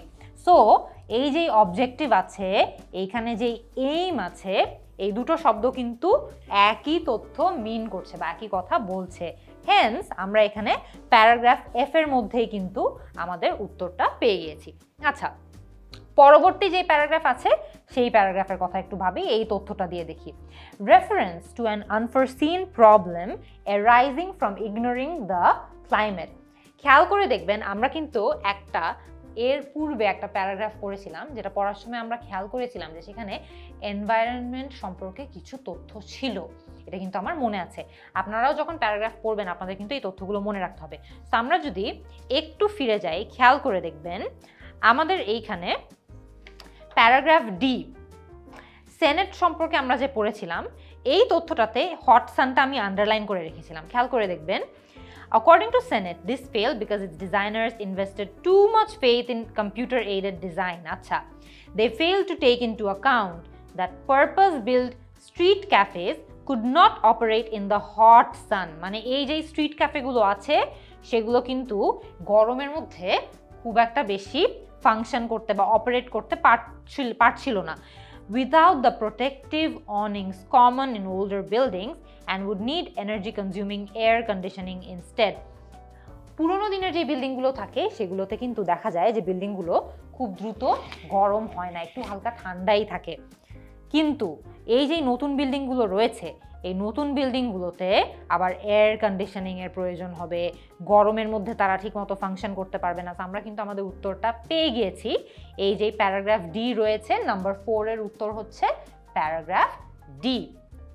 আচ্ছা, why some measures intended to help people are being reversed, মানে কিছু কিছু এমন মেজার্স রয়েছে বা কিছু কিছু এমন সিস্টেম তারা বানিয়েছিল যেগুলো মানুষজনকে সাহায্য করার জন্য বানানো হয়েছিল, কিন্তু সেগুলোকে এখন রিভার্স করে দেওয়া হচ্ছে, মানে সেগুলো এখন আর করা হচ্ছে না। খেয়াল করে দেখবেন আমরা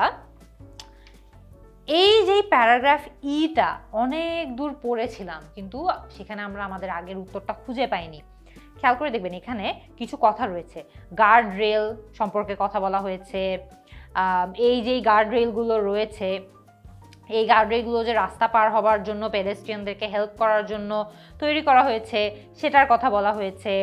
তারপরে বলা হয়েছে এই যেই গার্ড রেলগুলো রয়েছে এগুলো রাখা হয়েছে যাতে করে মানুষজন যে রাস্তা পারাপার করে তারা যাতে আস্তে আস্তে রাস্তা পারাপার করতে পারে, যাতে করে এই যেই ক্রসিংগুলো রয়েছে, রাস্তা পারাপারগুলো রয়েছে সেগুলোকে আরেকটু লম্বা করা যেতে পারে। এখানে দেখবেন অনেকগুলো তথ্য আছে। লাস্টের দিকে একটা কথা তারা বলেছে যে these barriers don't just make it harder to cross the road, they divide communities and decrease opportunities for healthy transport. এই যে গার্ড রেলগুলো রয়েছে এগুলো কিন্তু রাস্তা পারাপার করাকে অনেক কঠিন করে তোলে, এবং যেটা হয় একদম স্মুথলি বা হেলদিভাবে যে ট্রান্সপোর্ট চলাচল করবে বা ট্রান্সপোর্টেশন চলতে থাকবে সেইটা বন্ধ করে দেয়। অ্যাজ আ রেজাল্ট, মানে এর যেই পরিণতি সেটা হচ্ছে many are now being removed, causing disruption, cost and waste. এই কারণে এই যে গার্ড রেলগুলোর কারণে যে রাস্তা পারাপার করা অনেক কষ্ট হয়ে গিয়েছে, বেশি সময় লাগছে, মানুষজনের অনেক কষ্ট হচ্ছে, এর কারণে তাদেরকে এখন রিমুভ করে দেওয়া হচ্ছে বা সরিয়ে ফেলা হচ্ছে, যেটা আবার অনেক ধরনের ডিসরাপশন কজ করছে, অনেক এক্সপেন্সিভ হয়ে গিয়েছে, অনেক ওয়েস্টেজ হচ্ছে। আমরা কিন্তু এই যে রিভার্স করা হয়েছে এই উত্তরটা প্যারাগ্রাফ ইতে পেয়ে গিয়েছি। অলরাইট, রেফারেন্স টু হাউ, আমাদের লাস্ট যে পয়েন্টারটা ছিল, reference to how transport has an impact on human lifes. আচ্ছা, একদম প্রথম প্যারাগ্রাফটাতে আমরা চলে যাই, কারণ এখানে দেখবেন তারা কিন্তু খুব জেনারেল একটা কথা বলেছে যে ট্রান্সপোর্টের আমাদের দৈনন্দিন জীবনে কি ধরনের প্রভাব থাকে সেই কথাটা বলা হয়েছে। সাধারণত এই ধরনের জেনারেল যেই প্রশ্নগুলো থাকে এগুলো শুরুতে থাকে, না হলে শেষে থাকে। আমরা জাস্ট এটা একটু থিওরিটা কনফার্ম করার জন্য আমরা একদম প্রথম যে প্যারাগ্রাফটা আছে সেটা একবার পড়ে দেখি। The way we travel around cities has a major impact on whether they are sustainable. খেয়াল করে দেখবেন ইম্প্যাক্ট, আবার এইখানেও ইম্প্যাক্ট, এটা দিয়ে কিন্তু আমরা মোটামুটি একটা কনফার্মেশন পেয়ে গিয়েছি যে এই প্যারাগ্রাফেই সম্ভবত আমাদের উত্তরটা রয়েছে। ট্রান্সপোর্টের হিউম্যান লাইফে কি ধরনের প্রভাব রয়েছে। The way we travel around cities মানে transport has a major impact on whether they are sustainable, মানে এইটা কি আসলে সাস্টেইনেবল নাকি না এটার উপর একটি মেজর প্রভাব রয়েছে। আমরা একদম প্রথম লাইনে অ্যান্সারটা পেয়ে গিয়েছি। এরপর আমরা আমাদের 7 to 13 যে কোয়েশ্চেনগুলো আছে সেই কোয়েশ্চেনগুলোতে মুভ করব। খেয়াল রাখবেন আমি কিন্তু এখানে আপনাদেরকে বুঝিয়ে বুঝিয়ে অ্যান্সার করছি, এই কারণেই যেটা হচ্ছে আমাদের একটু সময় বেশি লাগছে। আপনাদের কিন্তু মূলত 20 মিনিটই সময় থাকবে। Complete the summary below, choose one word only from the passage for each answer, মানে আমাদের লিমিটেশন আছে ওয়ার্ডের, আমরা শুধুমাত্র একটা শব্দ ব্যবহার করতে পারবো। Write your answers in boxes 7 to 13 on your answer sheet. আমরা একসাথেই সবগুলোর অ্যান্সারই অ্যান্সার শিটে ট্রান্সফার করব। আচ্ছা, দেখি এখানে কি বলেছে। গার্ড রেলের কথা বলেছে, আমরা একটু গার্ড রেলের কথা যেই প্যারাগ্রাফটাতে পড়েছিলাম ওই প্যারাগ্রাফটা বের করে আনি। আমরা এখানে গার্ড রেলের পার্টটা কিন্তু মার্কও করে রেখেছিলাম। আচ্ছা, তার মানে এই যেই সামারিটা আছে এই সামারিটা পুরোটাই তারা এই পুরো প্যারাগ্রাফ থেকে করেছে। একটু দেখি যেটার অ্যান্সারগুলো কি। Guard rails were introduced on British roads to improve the dash of pedestrians. আচ্ছা, কি জন্য এখানে তারা ইন্ট্রোডিউস করেছে আমরা একটু দেখি। গার্ড রেলের কথা এখান থেকে বলা শুরু করেছে। Guard rails that will be familiar to anyone who has attempted to cross a British road, for example, were an engineering solution to pedestrian safety based on models that prioritize the smooth flow of traffic. মানে পেডেস্ট্রিয়ানদের safety improve করার জন্যই guard রেলগুলো তৈরি করা হয়েছিল। তাহলে আমরা আমাদের প্রথম যে উত্তরটা আছে safety এটা একটু লিখে রাখি guardrails were introduced on British roads to improve the safety আচ্ছা while ensuring that the movement of dash is not disrupted মানে কিছু একটাকে যাতে আবার আটকে না দেওয়া হয় based on models that prioritize the smooth flow of traffic মানে এমন ভাবে গার্ডরেলগুলো তৈরি করা হয়েছে বা এমন মডেলের উপর বেস করে তৈরি করা হয়েছে যেটা পেডেস্ট্রিয়ানদের সেফটি বা নিরাপত্তা এনশিওর করছে আবার একই সময়ে তারা হচ্ছে ট্রাফিক যাতে স্মুথলি ফ্লো করতে পারে সেটাও এনশিওর করছে তার মানে movement of traffic is not disrupted. Acha. Pedestrians are led to access points and encouraged to cross one dash at a time. মানে পেডেস্ট্রিয়ানদের অ্যাক্সেস পয়েন্ট পর্যন্ত নিয়ে যাওয়া হয় এবং তাদেরকে এনকারেজ করা হয় যাতে করে তারা কিছু একটা করে ক্রস করে দেখি তো কি উত্তর হতে পারে On wide major roads they often guide pedestrians to specific crossing points and slow down their progress across the road by using staggered access points to divide the crossing into two, one for each carriage way. মানে প্রত্যেকটা carriage ওয়ের জন্য একটা করে access পয়েন্টকে ভাগ করে দেওয়া হয় যাতে করে তারা ভাগ করে স্টেজে রাস্তা পার হতে পারে তার মানে এটার উত্তর হবে হচ্ছে ক্যারেজ ওয়ে আচ্ছা তারপরে দেখি an unintended effect is to create psychological difficulties in crossing the road particularly for less dash people মানে এটার একটা unintended মানে এটা আসলে ইন্টেন্ড করা হয়নি এটার এফেক্ট ইচ্ছা করে করা হয়নি তো এরকম একটি অনিচ্ছাকৃত এফেক্ট হলো সাইকোলজিক্যাল ডিফিকাল্টি তৈরি হয় particularly for less dash people দেখি এটা কি হতে পারে in doing so they make crossings feel longer introducing psychological barrier মানে এই লাইনটাতেই আমাদের সম্ভবত উত্তরটা আছে যেহেতু সাইকোলজিক্যাল ব্যারিয়ার এখানে সাইকোলজিক্যাল ডিফিকাল্টি দুটোই একই কথা greatly impacting those that are least mobile and encouraging others to make dangerous crossing আচ্ছা least mobile মানে হয়তোবা ধরেন যারা আমাদের যারা হয়তোবা অনেক ক্ষেত্রে হ্যান্ডিক্যাপড আছে যাদের রাস্তা পারাপার করতে অনেক কষ্ট হতে পারে এই ধরনের লিস্ট মোবিল পিপল যারা আছে তাদের জন্য অনেক ধরনের difficulty cross করে hence particularly for less mobile people আমরা উত্তর পেয়ে গেছি another result is that some people cross the road in a dash way এই যে dangerous crossing আছে and encouraging others to make dangerous crossing মানে dangerously রাস্তা পার করার চেষ্টা করে মানুষজনের ফলাফল হিসেবে তার মানে এটার উত্তর হচ্ছে dangerous the guardrails separate dash and make it more difficult to introduce forms of transport that are dash দেখি তো এখানে উত্তর কি হতে পারে these barriers don't just make it harder to cross the road মানে এই যে ব্যারিয়ারগুলো রয়েছে এগুলো দিয়ে শুধু যে রাস্তা পারাপার করতে কষ্ট হয় তা না they divide communities separate এবং divide কথাগুলো কিন্তু অর্থ সেম তার মানে the guardrails separate communities প্রথমটার অ্যানসার আমরা পেয়ে গিয়েছি and make it more difficult to introduce forms of transport that are dash divide communities and decrease opportunities for healthy transport মানে এখানে বলেছে healthy transport করার অপরচুনিটি গুলো কমিয়ে দেয় এইখানে বলেছে যে কষ্ট হয়ে যায় আরো অন্যান্য ফর্ম অফ ট্রান্সপোর্টেশন আনতে দ্যাট আর হেলদি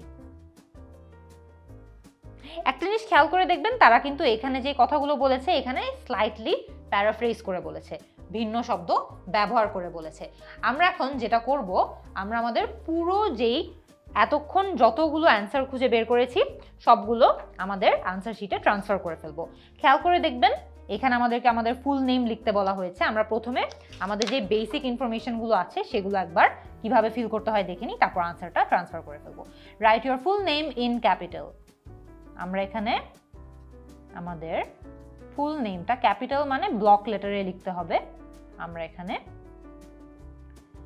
লিখে ফেলেছি রাইট ইউর ক্যান্ডিডেট নাম্বার আপনার ক্যান্ডিডেট নাম্বার যেটা আছে সেটা আপনাদেরকে আগে থেকেই বলে দেওয়া হবে আমি এখানে র্যান্ডম একটা ক্যান্ডিডেট নাম্বার দিয়ে দিয়েছি, আপনি যেটা আপনার ক্যান্ডিডেট নাম্বার সেটা বলে দিবেন।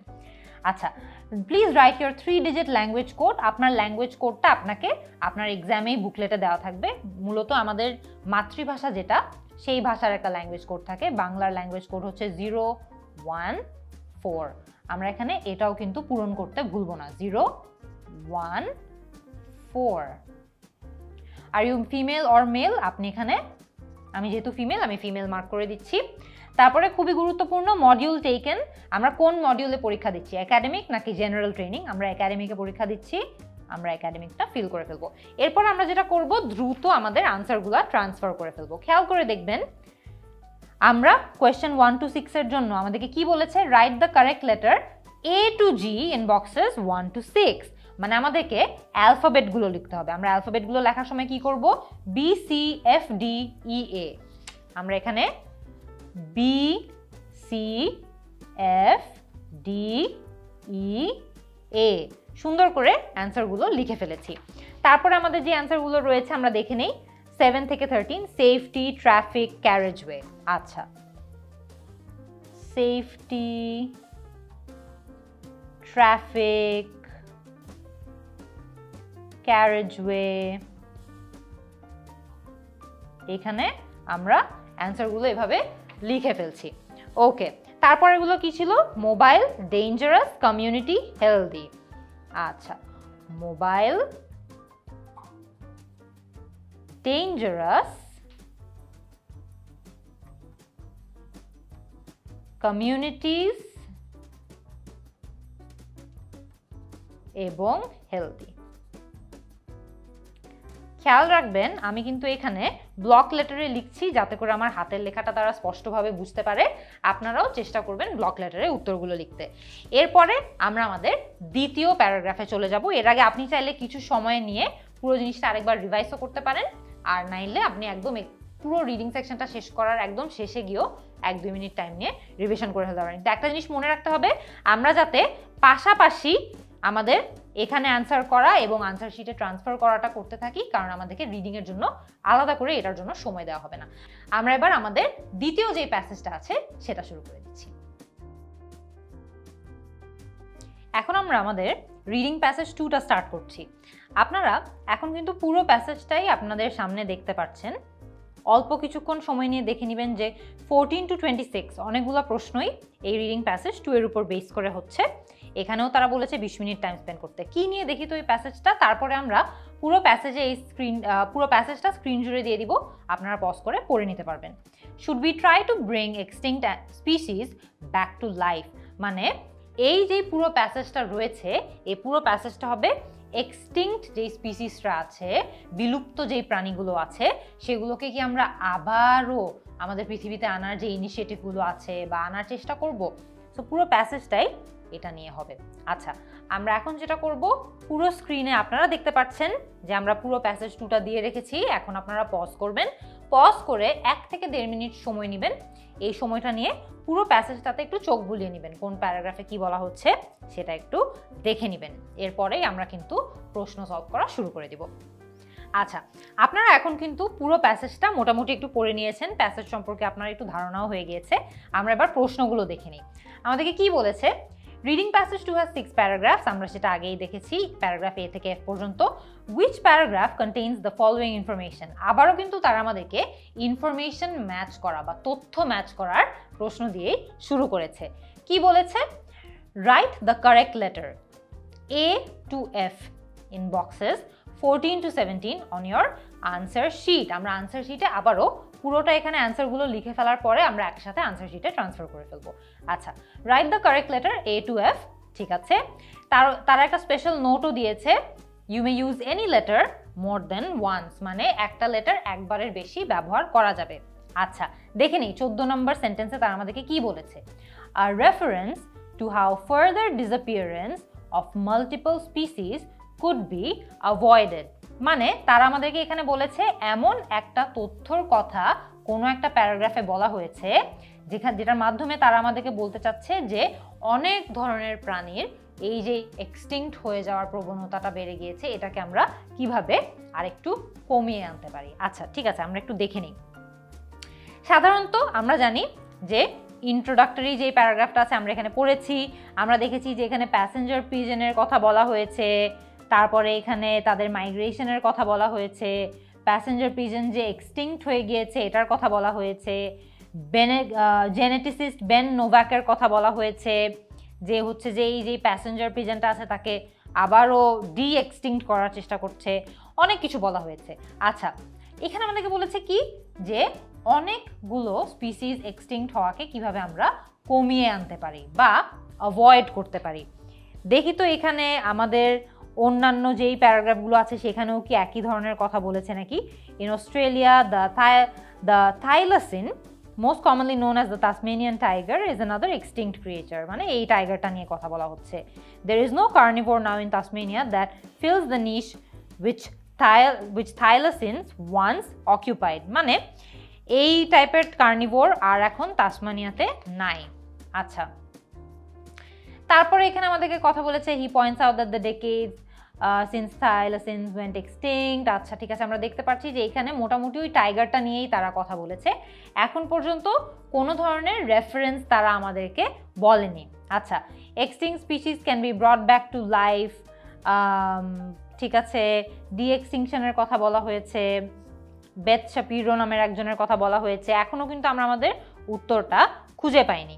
আচ্ছা, তারপরে দেখছি প্যারাগ্রাফ ডিতে তারা আমাদেরকে বলেছে দ্য কমপ্লিকেটেড প্রসেস, ডি এক্সটিংশনের কথাই বলেছে। For us the goal has always been replacing extinct species. আচ্ছা, নোভাক নামের যেই সায়েন্টিস্ট আছে তার কথাই আমাদেরকে কিন্তু তারা এখনও বলছে। আচ্ছা, ওকে, এখন পর্যন্ত কিন্তু আমরা আমাদের অ্যান্সারটা পাইনি। when it comes to breeding, band-tailed pigeons scatter and make maybe 1 or 2 nests per hectare. band pigeons এর কথা বলা হচ্ছে, এই পিজনের এক্সটিংক্ট হওয়ার কথা বলা হচ্ছে। this has left forests stagnant and therefore unwelcoming. আচ্ছা, একটা জিনিস খেয়াল করে দেখবেন যে এমনও যদি হয়ে থাকে যে আপনারা পুরো এই জিনিসটা পড়েছেন, পড়ার পরে অন্য কোনো একটা পয়েন্টারের উত্তর আগে পেয়ে গিয়েছেন, তাহলে কিন্তু সেটা আপনি মার্ক করে রাখতে পারবেন। আমরা যখন কোয়েশ্চেনগুলো পড়েছি আমরা দেখেছি যে প্রথম প্রশ্নে তারা কিন্তু আমাদের থেকে মাল্টিপল স্পিসিসের যেই ডিসঅ্যাপিয়ারেন্স আছে সেটা কেমনে থামানো যায় এটার কথা বলেছে। দ্বিতীয় প্রশ্নে তারা আমাদেরকে বলেছে explanation of a way of reproducing an extinct animal using the DNA of only that species. খেয়াল করে দেখবেন এমন একটা বর্ণনার কথা বলেছে যেখানে আমরা জানতে পেরেছি যে একটা এক্সটিংক্ট প্রাণীকে রিপ্রোডিউস করা যায় ওই প্রাণীরই ডিএনএ ব্যবহার করে। আচ্ছা, এই টাইপের একটা উত্তর কিন্তু আমরা শুরুর দিকের একটা প্যারাগ্রাফে পেয়েছি। আমরা যেটা করব হচ্ছে যে আমরা দেখছি এখানে কিন্তু একটা একটা ধরে মিলাতে অনেক সময় লাগছে, আমরা যেটার উত্তর পেয়ে যাচ্ছি সেটা এখনই মার্ক করে দিব। আচ্ছা, reference to a habitat which has suffered following the extinction of a species, মানে এমন একটা হ্যাবিট্যাট বা থাকার জায়গার কথা বলা হয়েছে একটা স্পিসিস এক্সটিংক্ট হওয়ার পর যেই হ্যাবিট্যাটটা খানিকটা ধ্বংস হয়ে গিয়েছিল বা নষ্ট হয়ে গিয়েছিল। আচ্ছা, এই হ্যাবিট্যাট রিলেটেড তথ্যই কিন্তু আমরা এই প্যারাগ্রাফে পড়ছি। আমরা আবারও ফেরত আসছি এখানে।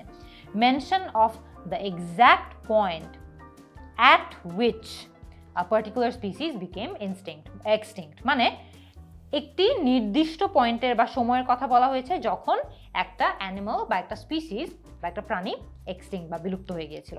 আচ্ছা ঠিক আছে, আমরা এবার দেখি আমাদের যে হ্যাবিট্যাটের প্রশ্নটা ছিল reference to a habitat which has suffered following the extinction of a species, আমরা কিন্তু এটার উত্তর এই যে অনগোয়িং প্যারাগ্রাফ ডি আছে এখানেই পেয়ে গিয়েছি। খেয়াল করে দেখবেন এখানে তারা বলেছে since the disappearance of this কি স্পিসিস, মানে একটা ব্যান্ড-টেইল পিজন ছিল যে হারিয়ে গিয়েছে, ecosystems in the eastern US have suffered, মানে এই যে হ্যাবিট্যাটগুলো আছে সাফার করেছে, কারণ এই যে অনেক প্যাসেঞ্জার পিজনস রয়েছে তারা যে আসলো না, তারা এসে গাছে গাছে উড়াউড়ি করেনি, ব্রাঞ্চেস ভাঙেনি, এই কারণে কোনো গাছই আবার নতুন করে গজায়নি বা নতুন করে বড় হয়নি, এই কারণে হ্যাবিট্যাট ডিস্ট্রয় হয়েছে। তো আমরা এই যে হ্যাবিট্যাটের প্রশ্নটা আছে এটা আমরা প্যারাগ্রাফ ডিতে পেয়ে গিয়েছি। তার পরবর্তীতে খেয়াল করবেন এখানে কি বলেছে, mention of the exact point at which particular species became extinct. আমরা যদি একদম প্রথম প্যারাগ্রাফটাতে চলে যাই, খেয়াল করে দেখবেন flying in vast numbers across North America with potentially many millions within a single flock, their migration was once one of nature's great spectacles. মানে এই যে passenger pigeon আছে তার কথা বলছে। Sadly, passenger pigeon's existence came to an end on 1st September 1914, exact point of time যখন passenger pigeonটা extinct হয়ে গিয়েছে। খুবই সহজে আমরা কিন্তু প্যারাগ্রাফ এ তে এটার উত্তর পেয়ে গিয়েছি। তারপরে দেখি কি বলেছে 15 নম্বর প্রশ্নে, explanation of a way of reproducing an extinct animal using the DNA of only that species, মানে ওই স্পিসিসেরই সেলস ব্যবহার করে বা ডিএনএ ব্যবহার করে আমরা কিভাবে ওই বিলুপ্ত প্রাণীটাকে আবারও রিপ্রোডিউস করেছি। খেয়াল করে দেখবেন, আমরা দেখি এইখানে কোথায় উত্তরটা আছে।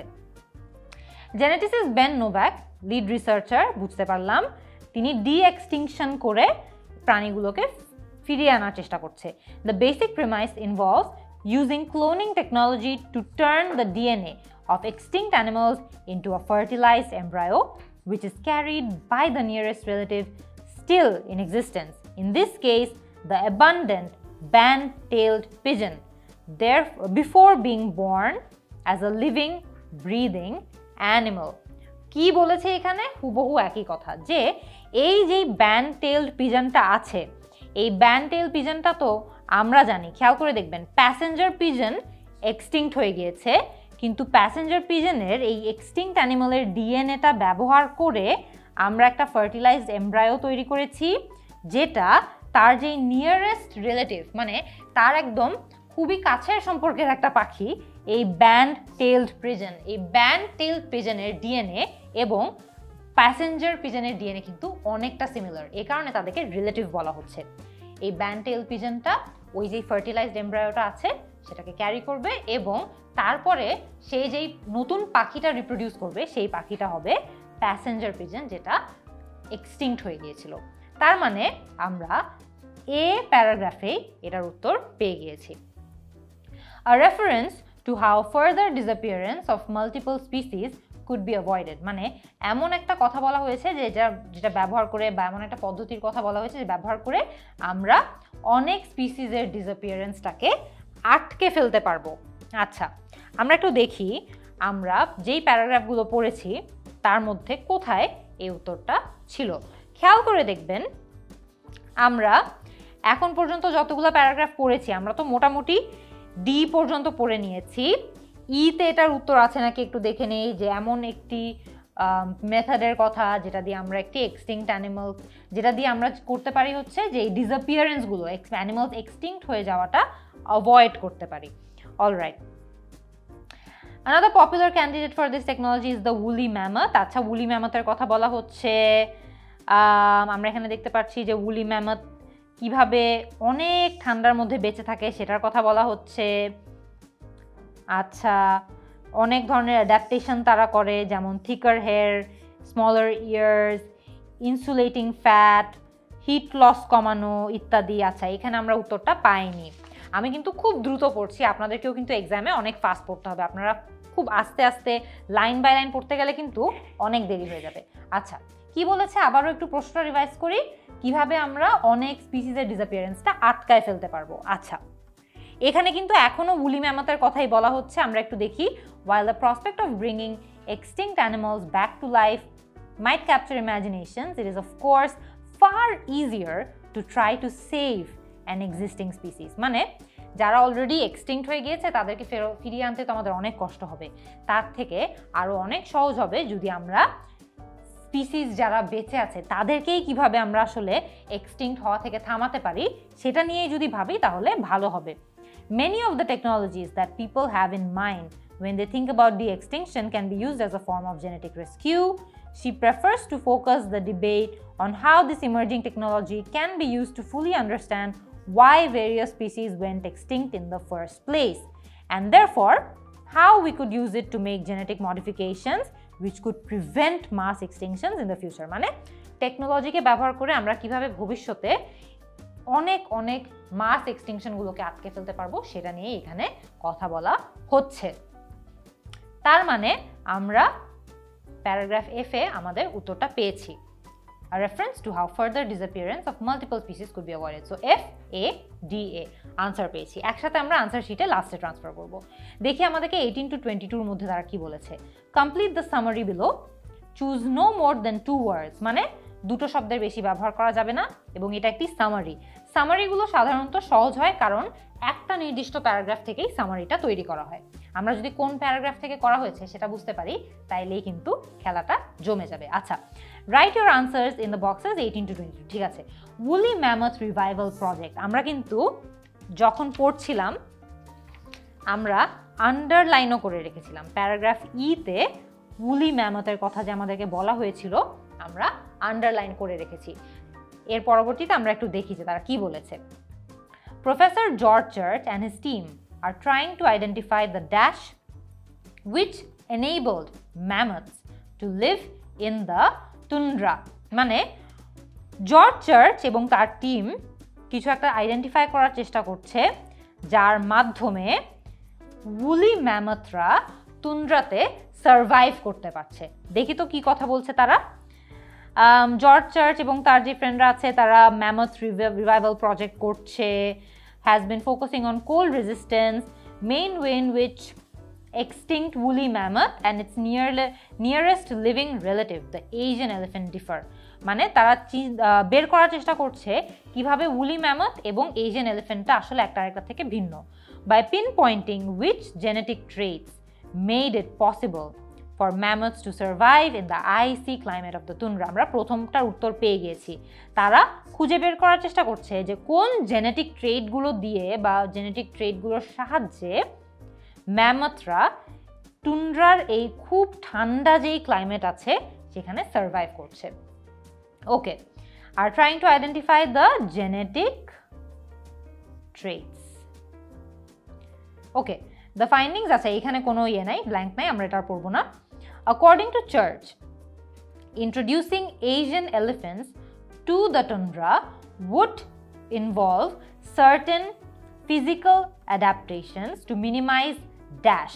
মানে চার্চ বলতে চাচ্ছে এই এশিয়ান এলিফ্যান্টসরা যারা আছে তাদেরকে টুন্ড্রাতে যদি আমরা ইন্ট্রোডিউস করতে চাই, তাদেরকে কিছু ফিজিক্যাল অ্যাডাপ্টেশন মানে তাদের শারীরিক কিছু জিনিসপত্র চেঞ্জ করতে হবে টু মিনিমাইজ সামথিং, কোনো একটা জিনিস কমিয়ে আনার জন্য। দেখি তো কি উত্তর হতে পারে।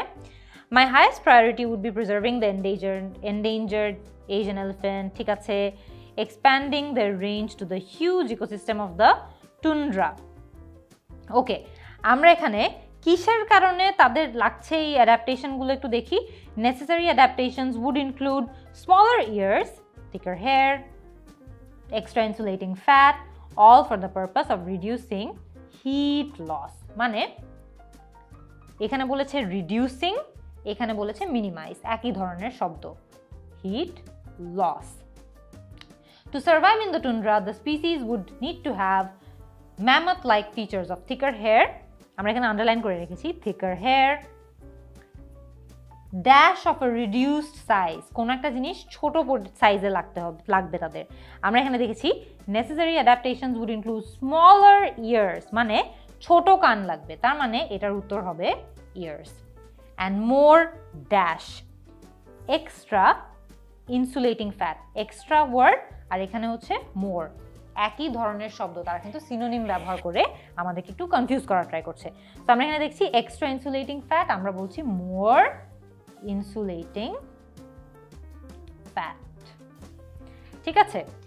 Repopulating the tundra with mammoths or Asian elephant/mammoth hybrids would also have an impact on the environment, which could help to reduce temperatures and decrease something, মানে decrease dash। একটু দেখি যে পরবর্তী লাইনগুলোতে তারা আমাদেরকে কি বলেছে। This repopulation of the tundra and boreal forests of Eurasia and North America with large mammals could also be a useful factor in reducing carbon emissions. Elephants punch hole through snow and knock down trees, which encourages grass growth. This grass growth would reduce temperatures and mitigate emissions from melting permafrost. মানে এই যে Asian elephants গুলো আছে যাদেরকে আমরা রিপপুলেট করছি, যাদের দিয়ে টুন্ড্রাকে রিপপুলেট করছি, would also have an impact on the environment, which could help to reduce temperatures. Already reduce temperatures এর কথা আমরা দেখেছি, ওরা বলে দিয়েছে তার মানে আর একটা জিনিসের কথা তারা বলেনি, সেটা হচ্ছে reducing carbon emission and decrease carbon emission. Alright, আমরা এখানে দেখতে পাচ্ছি 22 নম্বর পর্যন্ত আমাদের হয়ে গিয়েছে। আমরা পরবর্তী যে প্রশ্ন আছে সেইখানে মুভ করি। এরপরে আমরা 23 থেকে 26 নম্বর প্রশ্নগুলো একটু দেখে নিই। কি বলেছে? Look at the following statements and the list of people below, match each statement with the correct person A, B or C. মানে এখানে তারা আমাদেরকে কিছু স্টেটমেন্ট দিয়ে দিয়েছে এবং এই স্টেটমেন্টগুলো দেখে বলেছে যে প্রত্যেকটা স্টেটমেন্টকে আমরা এ, বি, সি ব্যক্তির সাথে মিলিয়ে দেই। মানে মূলত কোন ব্যক্তি কোন কথাটি বলেছে সেটার সাথে আমাদেরকে মিলাতে হবে।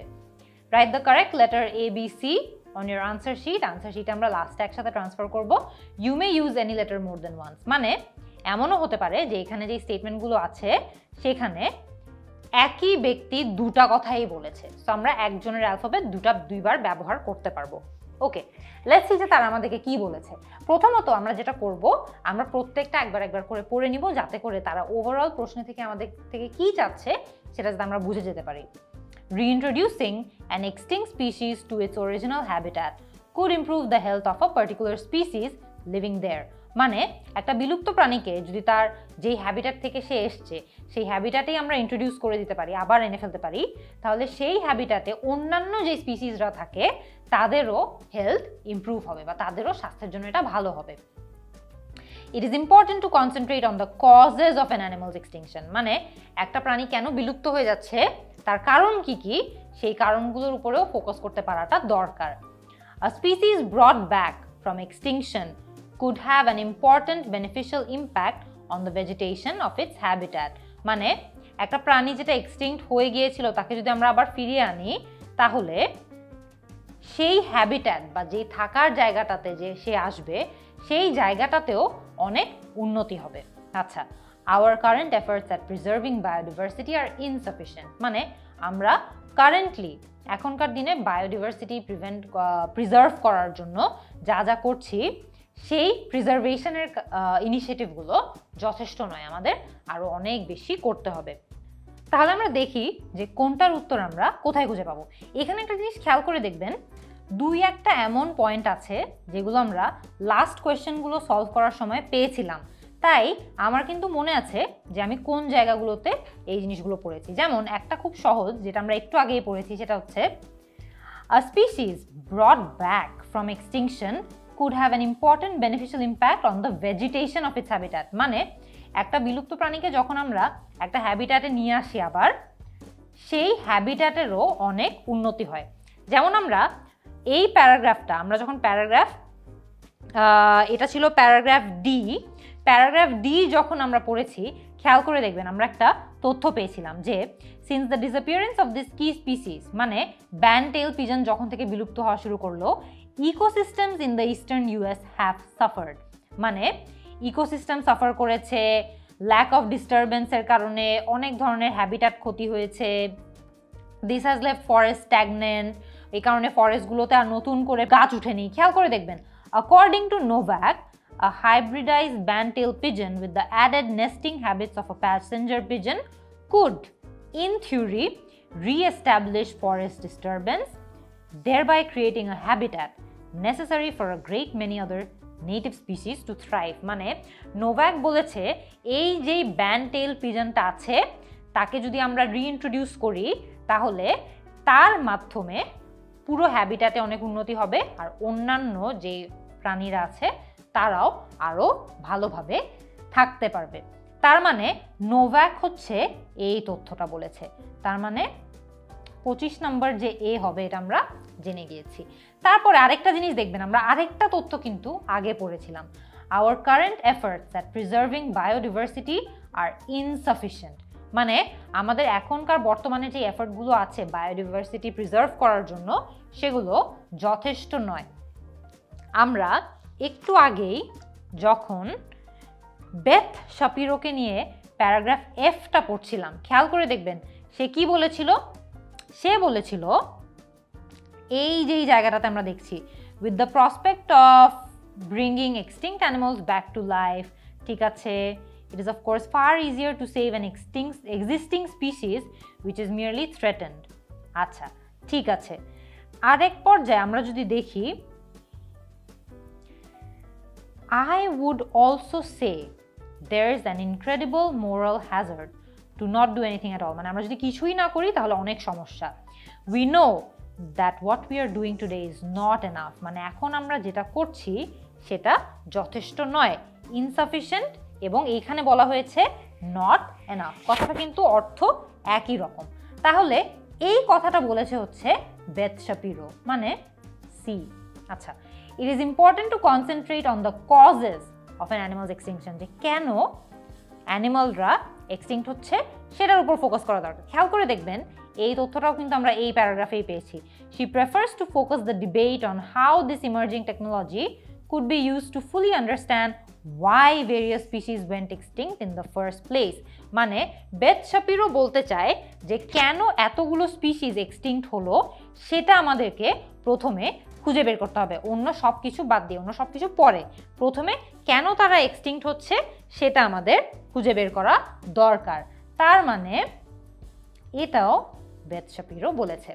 তারপরে খেয়াল করে দেখবেন, reintroducing an extinct species to its original habitat could improve the health of a particular species living there.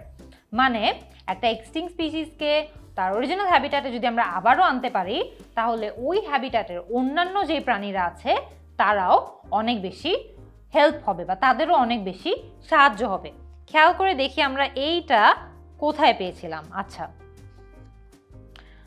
Alright, আমরা এখানে দেখতে পাচ্ছি যে এই জায়গাটাতে আমরা হ্যাবিটাটের কথাটা পেয়েছিলাম, এটা প্যারাগ্রাফ ডি ছিল। আচ্ছা, আমরা প্যারাগ্রাফ বিতে একটা তথ্য পড়েছিলাম, আপনাদের মনে আছে নাকি দেখেন। সেটা হচ্ছে এই প্যারাগ্রাফ বিটা যখন শুরুতে পড়েছি, in Australia the thylacine, most commonly known as the Tasmanian tiger, is another extinct creature. ঠিক আছে, there is no carnivore now in Tasmania, এখন তাসমানিয়াতে কোনো কার্নিভোর নেই। Explains Michael Archer. He points out that in the decades since the thylacine went extinct, there has been a spread in dangerously debilitating facial tumor syndrome, which threatens the existence of the Tasmanian devils, the island's other notorious resident. মানে ওই আইল্যান্ডে thylacine যখন থেকে extinct হওয়া শুরু করলো তারপর থেকেই তাসমেনিয়ান ডেভিলদের মধ্যে আরেকটি প্রাণী, তাদের মধ্যে আরেকটা খুবই খারাপ ধরনের রোগ ধরা পড়া শুরু করলো, ফেশিয়াল টিউমারের। Thylacine would often have prevented this spread because they would have killed significant number of Tasmanian devil. মানে থাইলাসিন থাকলে এই জিনিসটা হইতো না, বিকজ আরো অনেকগুলো তাসমেনিয়ান ডেভিলকে থাইলাসিনরাই মেরে ফেলতো। If that contagious cancer had popped up previously, মানে আগে যদি এই ক্যান্সারটা হতো, it would have burned out in whatever region it started, সেটা থেমে যেত। The return of thylacine to Tasmania could help ensure that devils are never again subjected to risks of this kind. মানে তাসমেনিয়াতে আমরা যখন থাইলাসিন নিয়ে আসবো তবে ওদের যে এতগুলো রোগ ধরা পড়েছে এই রোগগুলো তাসমেনিয়ান ডেভিলদের মধ্যে এই রোগগুলো খানিকটা কমে যেত, কারণ অনেকগুলোকেই আসলে থাইলাসিনরা মেরে ফেলতো। তার মানে এই যে প্রথম দিকে আমরা দেখেছি যে এরা মাইকেল আর্চারের প্যারাগ্রাফ ছিল, মাইকেল আর্চারই কিন্তু এই কথাটা বলেছে। তার মানে এটার উত্তর যে বি, সেই উত্তরটা আমরা পেয়ে গেছি। আমরা এবার দ্রুত আমাদের আনসারগুলো ট্রান্সফার করে নিব। আচ্ছা, একদম প্রথম থেকে দেখি যে 14 নম্বর প্রশ্ন থেকে আমাদের শুরু করতে হবে। FADA আমাদেরকে এখানে বলেছে রাইট দ্য কারেক্ট লেটার, এটা ঠিক আছে, তাহলে আমাদেরকে এখানে লেটারটাই লিখতে হবে FADA। 18 থেকে কি কি করেছি আমরা? জেনেটিক ট্রেট, হিট লস, ইয়ার্স। জেনেটিক ট্রেট, হিট লস, ইয়ার্স। তারপরে দেখি 21 নম্বরে আমরা লিখেছি ইনসুলেটিং, এটা আমরা সুন্দর করে একটু লিখি, যেহেতু পেন্সিল দিয়ে লিখছি মোছার উপায় আছে। Insulating fat. তারপর আমরা দেখছি কার্বন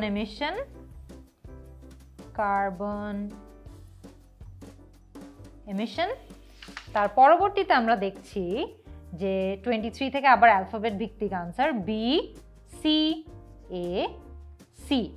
আমাদের 26 পর্যন্ত কিন্তু অ্যান্সারগুলো লিখে ফেলা হয়ে গেছে। আমরা এবার আমাদের পরবর্তী যে প্যারাগ্রাফ আছে সেই প্যারাগ্রাফটা শুরু করব। আমরা এখন আমাদের 3 নম্বর প্যাসেজটা শুরু করতে যাচ্ছি। আপনারা আপনাদের স্ক্রিনে পুরো প্যাসেজটাই দেখতে পাচ্ছেন। এই পুরো নাম্বার এই কোয়েশ্চেনগুলো সবটাই এই প্যাসেজের উপর বেসড হবে। প্যাসেজের টাইটেল দেওয়া আছে হলো হ্যাভিং আ লাফ, the findings of psychological scientists reveal the importance of humour. মানে অনেক সায়েন্টিস্টদের অনেকগুলো ফাইন্ডিংয়ের মাধ্যমে আমরা হিউমার বা ধরেন ফানি জিনিসপত্র শুনলে আমরা যে হাসি, আমাদের যে সেন্স অফ হিউমার আছে, সেই সেন্স অফ হিউমারের যে গুরুত্ব আছে জীবনে, সেটা নিয়ে এই প্যাসেজটা কথা বলবে। আচ্ছা, পুরো প্যাসেজটা আপনারা এখন যেটা করবেন, আপনারা স্ক্রিনটাকে পজ করবেন, পজ করে পুরো প্যাসেজটা 1 থেকে 1.5 মিনিট সময় নিয়ে পড়ে নেবেন। এর পরবর্তীতে আমরা প্রশ্নের উত্তর দেওয়া শুরু করে দিব। তো আপনারা এখন ভিডিওটা পজ করবেন, পজ করে প্যাসেজটা একটু পড়ে নেন। এখন আপনারা স্ক্রিনে 27 to 31 কোয়েশ্চেনগুলো দেখতে পাচ্ছেন। আমরা দেখতে পাচ্ছি যে এটা একটি এমসিকিউ বেসড কোয়েশ্চেন সেট, মানে খুবই সহজ। আমরা এখানে এমসিকিউ দেখব যে আচ্ছা কোয়েশ্চেনে কি বলা হয়েছে, কয়েকটা অপশন দেওয়া থাকবে। আমরা অপশনগুলো প্যারাগ্রাফের সাথে মিলিয়ে দেখার চেষ্টা করব যে কোনটা সঠিক উত্তর, কোনটা সঠিক উত্তর না। আচ্ছা, কি বলেছে প্রথম প্রশ্নটা দেখি, 27 নম্বর প্রশ্ন। When referring to laughter in the first paragraph, বলেই দিয়েছে যে আমাদের প্রথম প্যারাগ্রাফেই আমরা এটার উত্তরটা পাবো। The writer emphasizes, মানে লাফটার নিয়ে যখন প্রথম প্যারাগ্রাফে রাইটার কথা বলে, সে কি এমফাসাইজ করে? Its impact on language, না যে ভাষার উপরের প্রভাব কি? Its function in human culture, মানে হিউম্যান কালচারে এর কি ফাংশন আছে সেটা।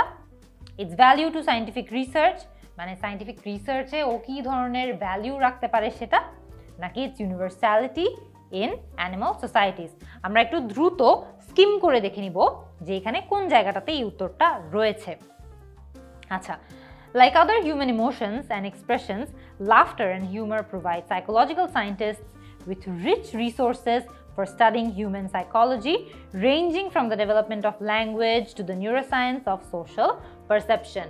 মানে এই যেই লাফটার আছে, লাফটার এবং হিউমার সায়েন্টিস্টদেরকে অনেক রিসোর্স প্রোভাইড করে, যার মাধ্যমে তারা হিউম্যান সাইকোলজি সম্পর্কে আরও অনেক জানতে পারে। তার মানে it's value to scientific research, option C হচ্ছে সঠিক উত্তর। আচ্ছা, এরপরে দেখি এমসিকিউ বেসড কোয়েশ্চেনে একটা খুব বড় অ্যাডভান্টেজ হচ্ছে যে এই প্রশ্নগুলো সিরিয়ালি আসে। মানে আপনি ধরেন এই যে 27-এর উত্তর আমরা প্যারাগ্রাফ 1-এ পেলাম না, আমরা 28-এর উত্তর যেই লাইনে 27-এর উত্তর পেয়েছি সেই লাইনের পরে থেকে পাবো, আগে আর পাবো না। তাই আমাদেরকে আগের যেই তথ্যগুলো আছে পুনরায় আবার পড়তে হবে না, আমরা পরবর্তী পয়েন্ট থেকে লাইন থেকে পড়া শুরু করব। আচ্ছা, what does the writer suggest about Charlie Douglas? আচ্ছা, চার্লি ডাগলাস নিয়ে আমরা আমাদের যে রাইটার আছে তিনি কি বলেছেন? He understood the importance of enjoying humor in a group setting. খেয়াল করে দেখবেন চার্লি ডাগলাসের কথা কিন্তু দ্বিতীয় প্যারাগ্রাফেই বলা হয়েছে। তার মানে আমরা এই প্যারাগ্রাফেই উত্তরটা পেয়ে যাব সম্ভবত। He understood the importance of enjoying humor in a group setting. He believed that TV viewers at home needed to be told when to laugh. He wanted his shows to appeal to audiences across the social spectrum. He preferred shows where audiences were present in the recording studio. চলুন দেখে নেই যে এটার উত্তরটা কোথায় আছে। Theories focusing on the evolution of laughter point to it as an important adaptation for social communication. Take, for example, the recorded laughter in TV comedy shows. Back in 1950, US sound engineer Charlie Douglas hated dealing with unpredictable laughter of live audiences, so started recording his own laugh tracks. মানে 1950-র দিকে sound engineer Charlie Douglas যিনি ছিলেন, তিনি এই জিনিসটা খুব অপছন্দ করতেন যে এক এক সময় এক একজন এক একভাবে হাসা শুরু করে দিত, যেটা প্রেডিক্ট করার কোনো উপায় ছিল না কমেডি শোজের মধ্যে। যে কারণে সে তার নিজস্ব লাফ ট্র্যাকস ডেভেলপ করা শুরু করলো। যে অনেক কমেডি শোজে খেয়াল করে দেখবেন যে একটা জোক বলার পরে ফেক অডিয়েন্স হাসতে থাকে, এই লাফ ট্র্যাকসগুলো তৈরি করা শুরু করলো। They were intended to help people at home feel like they were in a social situation such as a crowded theater. এটার পারপাসটা ছিল যে যারা বাসায় বসে টিভি দেখছে তারা যাতে মনে করে যে তারা একটা সোশ্যাল সিচুয়েশনের, একটি সামাজিক সিচুয়েশন পরিস্থিতির মধ্যেই তারা আছে এবং পুরো ক্রাউডের সাথেই তারা হচ্ছে শোটা এনজয় করছে। Douglas even recorded various types of laughter as well as mixtures of laughter from men, women and children. In doing so, he picked up on a quality of laughter that is now interesting researchers. A simple haha communicates a remarkable amount of socially relevant information. যে একটা simple হাহা যে আছে এটা দিয়ে অনেক তথ্য বোঝানো যায়। তার মানে he understood the importance of enjoying humor in a group setting. লাইনটাতে তারা আমাদেরকে কি বলেছে? These were intended to help people at home feel like they were in a social situation. মানে ঘরে বসে যারা টিভিটা দেখছে তারা যাতে মনে করে যে তারা অনেকজনের সাথে টিভিটা দেখছে। He understood the importance of enjoying humor in a group setting. মানে কি গ্রুপে থেকে হিউমার এনজয় করাটা যে গুরুত্বপূর্ণ একটি ব্যাপার আছে বা গুরুত্বটা আছে সেটা সে বুঝতে পেরেছে। What makes the Santa Cruz study particularly significant? In one study conducted in 2016, samples of laughter from pairs of English-speaking students were recorded at the University of California, Santa Cruz. মানে Santa Cruz studyর কথা কিন্তু এইখানে আসছে। A team made up of more than 30 psychological scientists, anthropologists and biologists then played these recordings to listeners from 24 diverse societies, from indigenous tribes in New Guinea to city dwellers in India and Europe. অনেক ধরনের মানুষজনের সামনে ওই রেকর্ডিংগুলো play করা হয়েছে। Participants were asked whether they thought the people laughing were friends or strangers. তাদেরকে জিজ্ঞেস করা হয়েছে যে যারা হাসছে তারা কি ফ্রেন্ডস নাকি স্ট্রেঞ্জার্স এটা আইডেন্টিফাই করতে। On average, results were remarkably consistent. Worldwide, people's guesses were approximately correct 60% of the time. Were correct approximately 60% of the time. মানে এই যে তথ্যটা আছে খেয়াল করে দেখবেন যে ওরা বুঝতে পারলো যে এই রেজাল্টগুলো ওয়ার্ল্ড ওয়াইড অনেকটাই similar. 60% of the time people's guesses were correct. What makes the Santa Cruz study particularly significant? The various different types of laughter that were studied? No. The similar results produced by a wide range of cultures? Yes. কারণ এই স্টাডির মাধ্যমেই আমরা দেখতে পারলাম যে world wide মানুষজনের guess approximately 60% of the time correct এসতো বা সিমিলার আসতো। আচ্ছা ঠিক আছে, তো আমরা এটার উত্তরটাও পেয়ে গিয়েছি। Which of the following happened in the San Diego study? San Diego স্টাডির কথা ঠিক তার পরবর্তী প্যারাগ্রাফেই বলা হয়েছে। দেখে তো অপশনসে কি বলেছে? Some participants became very upset. Participants exchanged roles. Participants who had not met before became friends. Some participants were unable to laugh. Acha.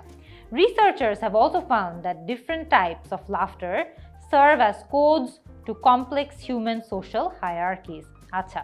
A team led by Christopher Oweis from the University of California, San Diego, found that high-status individuals had different laughs from low-status individuals, and that strangers' judgment of an individual's social status were influenced by the dominant or submissive quality of their laughter.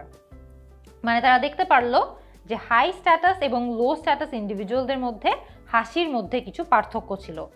In their study, 48 male college students were randomly assigned to groups of 4, with each group composed of 2 low status. মানে তাদেরকে বিভিন্ন গ্রুপে দেওয়া হয়েছে, যেই গ্রুপে 2 জন লো status member ছিল এবং 2 জন হাই স্ট্যাটাস মেম্বার ছিল। Older students who had been active in the fraternity for at least 2 years. Laughter was recorded as each student took turn as being teased by others, involving the use of mildly insulting nicknames. আচ্ছা ঠিক আছে, দেখে নিলাম যে কি বলেছে। তার পরবর্তী লাইনগুলোতে দেখি কি আছে। Analysis revealed that as expected, high status individuals produce more dominant, মানে হাই স্ট্যাটাস ইন্ডিভিজুয়ালস যারা ছিল তারা বেশি ডমিনেন্ট লাভস করতো, লো স্ট্যাটাস ইন্ডিভিজুয়ালসরা সাবমিসিভ বা আস্তে আস্তে হাসতো। Meanwhile, low status individuals were more likely to change their laughter based on the position of power. That is, newcomers produced more dominant laughs when they were in the powerful role of teasers. Dominant laughter was higher in pitch, louder and more variable in tone than submissive laughter. আমরা এখানে আমাদের উত্তরটা পেয়ে গিয়েছি, মানে এখানে আমাদেরকে বলেছে participants exchange roles. আমরা এখানেও দেখতে পারলাম যে লো স্ট্যাটাস ইন্ডিভিজুয়ালস যখন পজিশন অফ পাওয়ারে চলে যেত তারা তাদের লাফটারটা চেঞ্জ করে ডমিনেন্ট লাফটার দেওয়া শুরু করতো, তার মানে তারা রোল এক্সচেঞ্জ করে ফেলতো। ইন দ্য 5th প্যারাগ্রাফ আমরা দেখি যে আমরা কোন নম্বর প্যারাগ্রাফে আছি। আমরা একদম শুরুতে 1, 2, তার পরবর্তীতে 3, 4 এবং তার পরবর্তীতে 5, মানে তারা এই প্যারাগ্রাফের কথা বলছে। In the 5th paragraph, what did the results of the San Diego study suggest? মানে San Diego study দিয়ে আমরা কি রেজাল্ট পেয়েছি? It is clear whether a dominant laugh is produced by a high or low status person. মানে একটা dominant লাফ একটা high status নাকি লো স্ট্যাটাস পারসন প্রডিউস করেছে এটা ক্লিয়ারলি অবজার্ভ করা যায়। Low status individuals in a position of power will still produce submissive laugh. মানে লো স্ট্যাটাস ইন্ডিভিজুয়ালদেরকে পজিশন অফ পাওয়ারে দিলে তারা তাও সাবমিসিভ লাভ দিবে। The submissive laughs of low and high status individuals are surprisingly similar. মানে submissive লাভগুলো অনেকটাই সিমিলার হয়। High status individuals can always be identified by their way of laughing. আচ্ছা, দেখি যে তারা এখানে কি পেয়েছে। A random group of volunteers then listened to an equal number of dominant and submissive laughs. মানে একটা random group of volunteer dominant এবং সাবমিসিভ লাভ শুনেছে from both the high and low status individuals. Low status এবং high status ইন্ডিভিজুয়ালদের থেকেই শুনেছে। And were asked to estimate the social status of the laughter. In line with the predictions, laughers producing dominant laughs were perceived to be significantly higher in status. মানে যারা ডমিনেন্টলি হাসতো তারা দেখা যেত তাদেরকে ধরেই নেওয়া হতো যে তারা স্ট্যাটাসে হাই স্ট্যাটাস থেকে আসছে। Then laughers producing submissive laugh. This was particularly true for low status individuals who were rated as significantly higher in status when displaying a dominant versus submissive laugh. মানে যখন লো স্ট্যাটাস ইন্ডিভিজুয়ালরা দেখা যাচ্ছিল যে dominant লাভ দিচ্ছিল তাদেরকেও কিন্তু হাই স্ট্যাটাস মনে লাগা শুরু করছিল। Oveis and colleagues note, মানে ওরা এটা নোট করেছে। Thus, by strategically displaying more dominant laughter when the context allows, low status individuals may achieve higher status in the eyes of others. মানে সিচুয়েশন অ্যালাউ করলে তারা যদি ডমিনেন্ট লাফটার ইউজ করা শুরু করে তাহলে লো স্ট্যাটাস ইন্ডিভিজুয়ালদেরকেও অনেক সময় হাই স্ট্যাটাস ইন্ডিভিজুয়াল মনে হয়।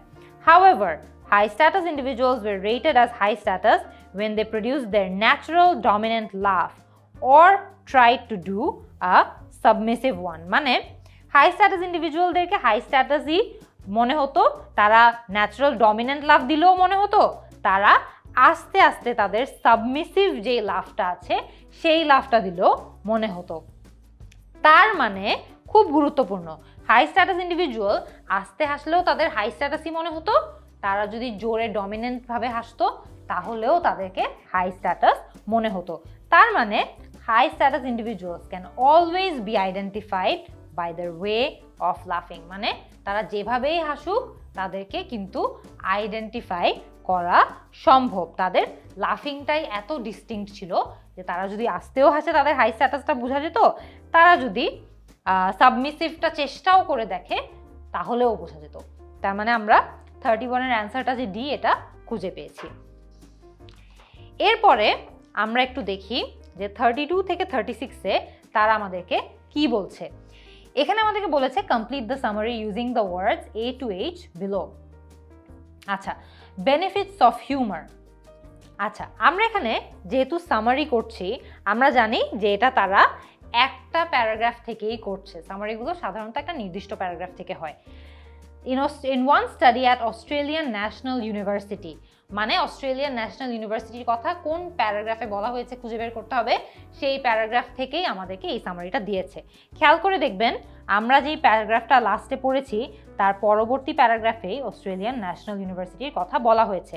Another study conducted by David Cheng and Lu Wang of the Australian National University was based on the hypothesis that humor might provide a respite from tedious situations in the workplace.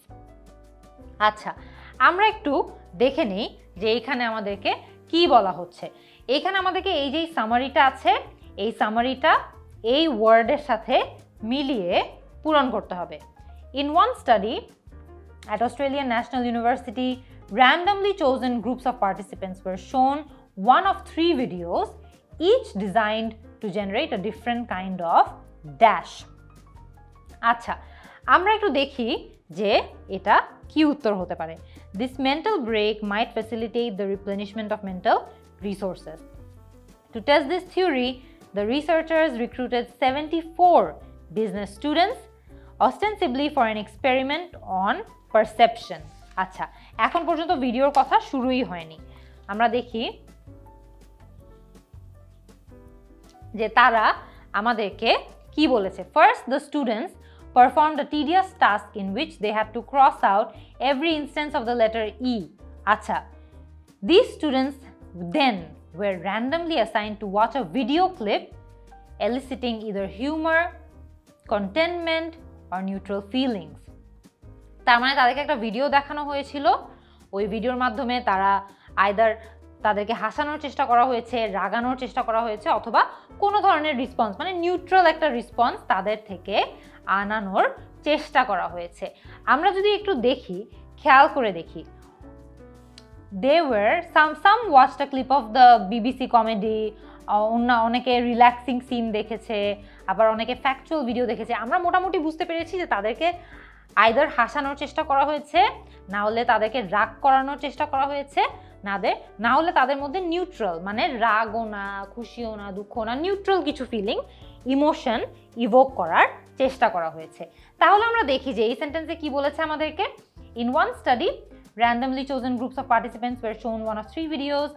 Video দেখানো হয়েছে, each designed to generate a different kind of emotion. এখানে F এ আমাদেরকে emotion বলা হয়েছে। আচ্ছা, কারণ বিভিন্ন ধরনের ইমোশনস তাদের থেকে বের করে আনার চেষ্টা করা হয়েছে। When all participants were then given a deliberately frustrating task to do, it was found that those who had watched the dash video persisted with the task for longer and tried harder to accomplish the task than either of the other two groups.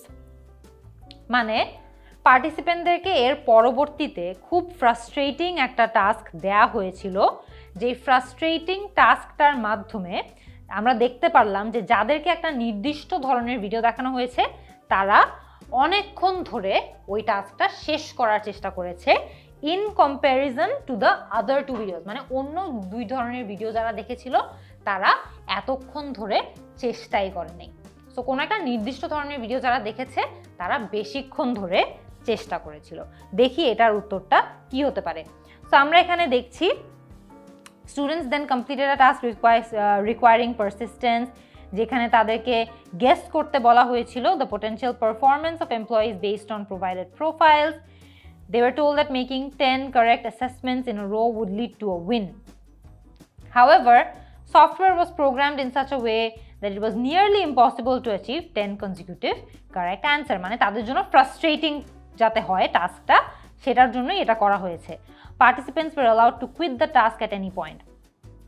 Students who had watched the Mr. Bean video ended up spending significantly more time working on the task, making twice as many predictions as the other 2 group. মানে funny ভিডিওটা যাকে দেখানো হয়েছে mister বিনের, তারা হচ্ছে টাস্কের উপর আরো অনেক এফর্ট দিয়েছে, তারা ওই টাস্কটা আরো অনেক কষ্ট করে করার চেষ্টা করেছে। তার মানে খেয়াল করে দেখবেন, when all participants were then given a deliberately frustrating task to do, it was found that those who had watched the amusing videos, মানে H, তারা বেশিক্ষণ ধরে টাস্কটা করার চেষ্টা করেছে।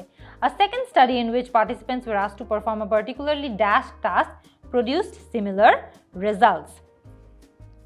আচ্ছা, তারপর আমরা একটু দেখি যে আমাদেরকে এখানে কি বলেছে। সেকেন্ড স্টাডি করা হয়েছে এই জায়গাটাতে, চেং এন্ড ওয়াং করেছে, during which they had participants complete long multiplication questions by hand.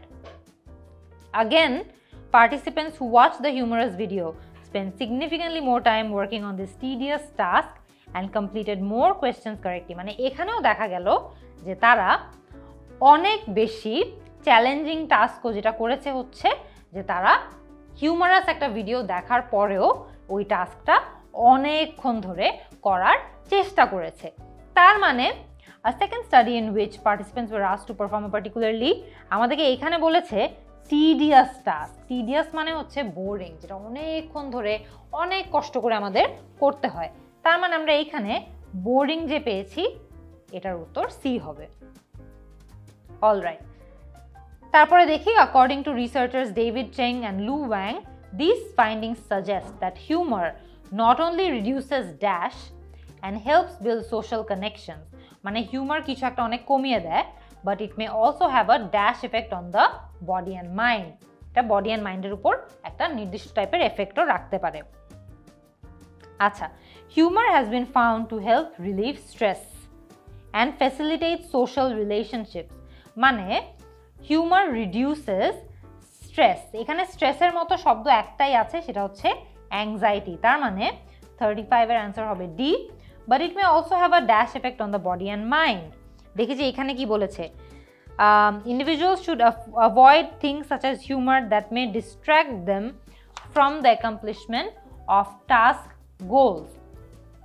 আচ্ছা, Cheng and Wang conclude, ঠিক আছে, we suggest that humor is not only enjoyable but more importantly energizing. মানে এনার্জাইজিং একটা এফেক্ট আমাদের উপর humour রাখতে পারে।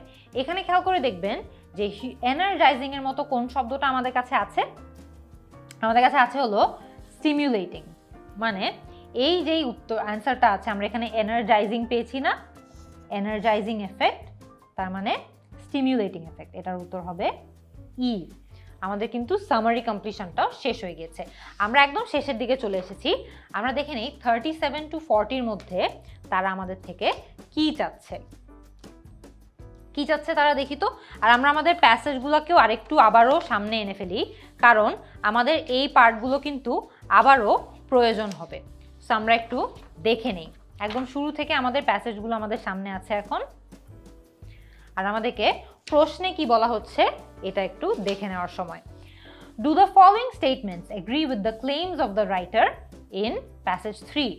মানে এই যে স্টেটমেন্টগুলো আছে এগুলো কি রাইটারের ক্লেইমের সাথে এগ্রি করে নাকি এগ্রি করে না, সেটা আমাদেরকে বের করতে হবে। যদি এগ্রি করে তবে আমরা সিলেক্ট করব ইয়েস, যে স্টেটমেন্টটা রাইটারের স্টেটমেন্টের সাথে এগ্রি করে। যদি এগ্রি না করে, স্টেটমেন্ট উল্টা কথা বলছে, রাইটার অন্য আরেকটা কথা বলছে, তাহলে আমরা সিলেক্ট করব নো। আর যদি রাইটার কি বলছে সেটা আসলে, বা রাইটার কি ভাবছে সেটা আসলে বলার কোনোই উপায় নাই, তাহলে আমরা সিলেক্ট করব যে এটা প্যাসেজে দেয়া নেই, অর্থাৎ নট গিভেন। আচ্ছা, একদম প্রথমে আমরা একটু দেখে নিই কি বলেছে। Participants in the Santa Cruz study were more accurate at identifying the laughs of friends than those of strangers. মানে সান্টা ক্রুজ স্টাডিতে যে পার্টিসিপেন্টরা ছিল তারা ফ্রেন্ডদের লাফটার আইডেন্টিফাই করতে বেশি সক্ষম হয়েছে, স্ট্রেঞ্জারদের লাফটার আইডেন্টিফাই করতে সক্ষম হয়নি। আমরা দেখি যে সান্টা ক্রুজের যে স্টাডিটা আছে সেটা কোন প্যারাগ্রাফে ছিল। আচ্ছা, এইখানে আমাদের সান্টা ক্রুজ স্টাডিটা আছে, এটা হচ্ছে প্যারাগ্রাফ নাম্বার 3-তে রয়েছে। আমরা একটু দেখি যে এইখানে কি বলেছে তারা, এই কথাটা কি তারা বলেছে যে পার্টিসিপেন্টসরা ফ্রেন্ডদের লাফটার বেশি অ্যাকুরেটলি আইডেন্টিফাই করতে পারতো। In one study samples of laughter recorded Santa Cruz, ঠিক আছে, a team made up of more than 30 scientists, anthropologists played these recording to listeners, ঠিক আছে, from indigenous tribes in New Guinea, city dweller, সবাই মানে অনেক ধরনের মানুষের কাছেই সেটা প্লে করা হয়েছিল। Participants were asked whether they thought people laughing were friends or strangers. মানে পার্টিসিপেন্টদের জিজ্ঞেস করা হয়েছিল যে যারা হাসছে তারা কি ফ্রেন্ডস নাকি stranger. On average the results were remarkably consistent, মানে দেখা গিয়েছে রেজাল্টগুলো খুবই কনসিস্টেন্ট। সারা বিশ্ব জুড়ে মানুষজনের গেসগুলো 60% অফ দ্য টাইম অ্যাকিউরেট হয়েছিল বা 60% অফ দ্য টাইম কারেক্ট হয়েছিল। কিন্তু কোনো জায়গায় কিন্তু আমাদেরকে এটা বলা হয়নি যে সান্টা ক্রুজ স্টাডির পার্টিসিপেন্টরা ফ্রেন্ডদের লাফটার আইডেন্টিফাই করতে বেশি সাকসেসফুল হয়েছে দেন দোজ অফ স্ট্রেঞ্জার। মানে এটার অ্যান্সার হচ্ছে নট গিভেন। আমরা ছোট করে এনজি লিখে রাখলাম। The researchers in the San Diego study were correct in their predictions regarding the behavior of high status individuals. মানে স্যান ডিয়েগো স্টাডিতে রিসার্চার যারা ছিলেন তারা হচ্ছে হাই স্ট্যাটাস ইন্ডিভিজুয়ালদের যে রেজাল্টগুলো বা প্রিডিকশনগুলো বেশি সঠিকভাবে প্রিডিক্ট করতে পেরেছিল। স্যান ডিয়েগো স্টাডিটার প্যারাগ্রাফটা কিন্তু ঠিক এর পরেই। আমরা একটু দেখে নেই যে এর উত্তরটা কি বলেছে। Okay, researchers have also found that different types of laughter serve as codes to complex human social hierarchies. A team led by Christopher Oveis from the University of California found that high status individuals had different laughs from low status individuals, and that strangers' judgment of an individual's social status were influenced by the dominant or submissive quality of their laughter. আচ্ছা, ঠিক আছে, আমরা আরেকবার একটু সেন্টেন্সটা দেখে নিই কি বলেছে। রিসার্চার্সরা সঠিকভাবে তাদের প্রিডিকশন করতে পেরেছে regarding the behaviour of high status individuals. Okay, তার পরবর্তীতে আমরা একটু দেখি in their study 48 male college students were randomly assigned to groups of 4। তার মধ্যে দুজন লো স্ট্যাটাসের ছিলেন, দুজন হাই স্ট্যাটাসের ছিলেন। Older students who had been active in the fraternity for at least 2 years. Laughter was recorded as each student took a turn at being teased by the others, involving the use of mildly insulting nickname.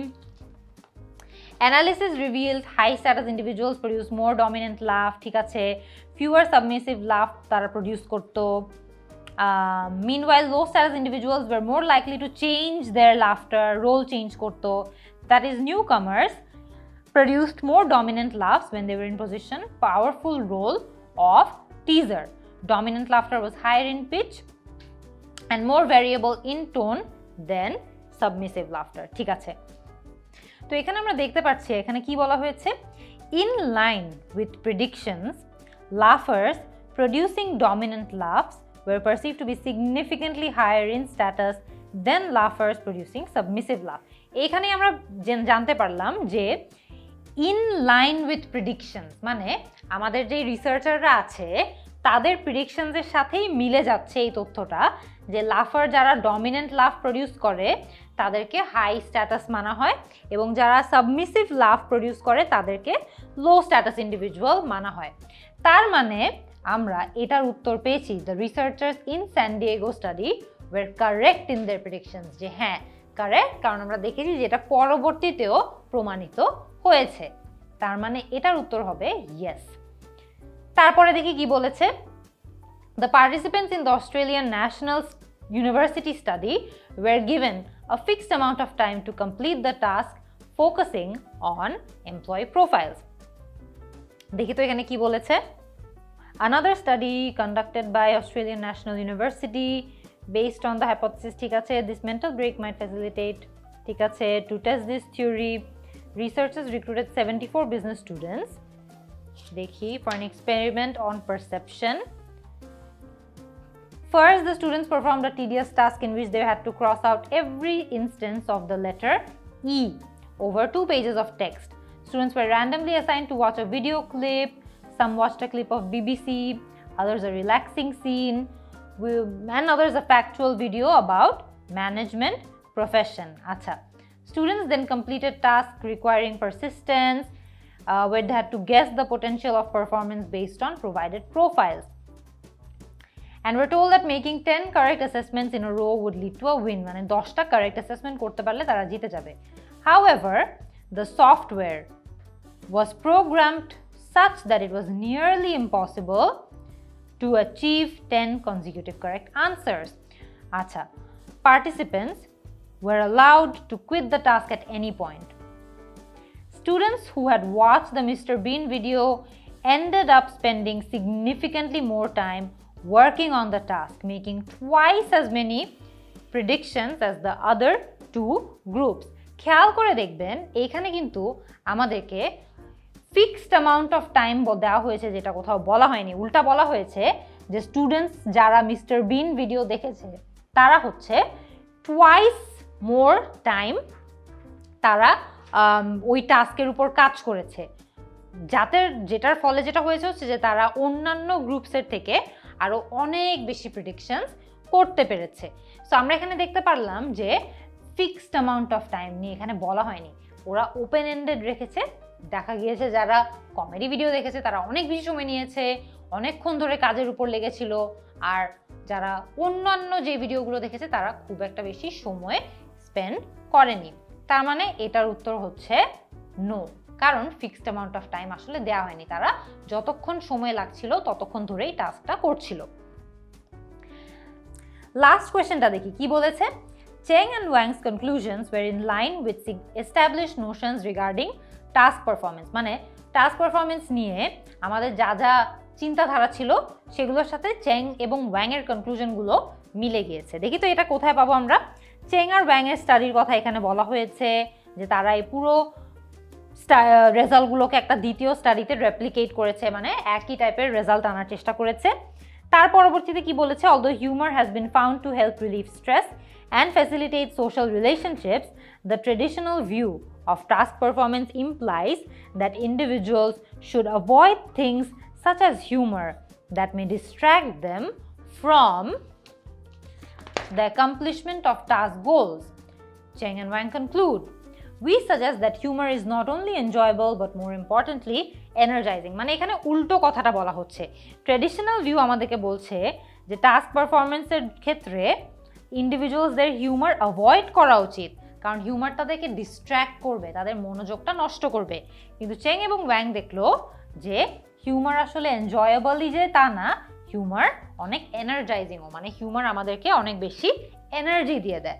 তার মানে এটার answer হবে no, কারণ এখানে আমরা উল্টো তথ্যটা পাচ্ছি। সবগুলো অ্যান্সার করা আমাদের হয়ে গিয়েছে। আমরা এখন যেটা করব, দ্রুত আমাদের অ্যান্সারগুলো শিফট করে ফেলবো আমাদের অ্যান্সার শিটে। দেখে নেই 27 এর অ্যান্সার আমরা দেখেছিলাম সি, 28 এ, 29 বি, 30 বি, 31 ডি। এর পরবর্তীতে আমরা দেখেছি 32 হচ্ছে এফ, 33 এইচ, 34 সি, 35 ডি, 36 ই। তার পরবর্তীতে আমরা লাস্টে যে চারটা অ্যান্সার করলাম সেগুলো, একটা হচ্ছে নট গিভেন, আর একটা হচ্ছে ইয়েস, আর একটা হচ্ছে নো, লাস্টেরটা হচ্ছে নো। এর মধ্যেই কিন্তু আমাদের রিডিং টেস্টটা শেষ হয়েছে। আমরা এখন যদি আমাদের হাতে একটু সময় থেকে থাকে অ্যাকচুয়াল পরীক্ষায় আমরা পুরো জিনিসটা একবার রিভিশন দিব, দেখবো যে সব স্পেলিংগুলো ঠিক আছে নাকি, আমরা সব জায়গায় আমাদের তথ্যগুলো সঠিকভাবে দিয়েছি নাকি। সেরকম রিভাইজ করার টাইম থাকলে 1-2 মিনিট আপনারা সময় নিয়ে রিভিশন করে ফেলতে পারেন, আর এক্সাম শেষ হয়ে গেলে সাবমিট করে দিতে পারেন। আমাদের এই রিডিং টেস্টটা এখানেই শেষ হয়েছে। This is the speaking test of the International English Language Testing System, taking place on 13th of March, Monday, at the Lakeview Center. Center number BN357. The candidate is Aninda Kumar Chaudhary. The candidate number is 0003412. The examiner is Munzereen Shahid and the examiner number is 716424. Good afternoon. Good afternoon. What is your full name, please? My full name is Anindo Kumar Chaudhary. And what should I call you? You can call me Anindo. All right, Anindo. Do you have your ID? Yes, please. May I see it, please? Thank you.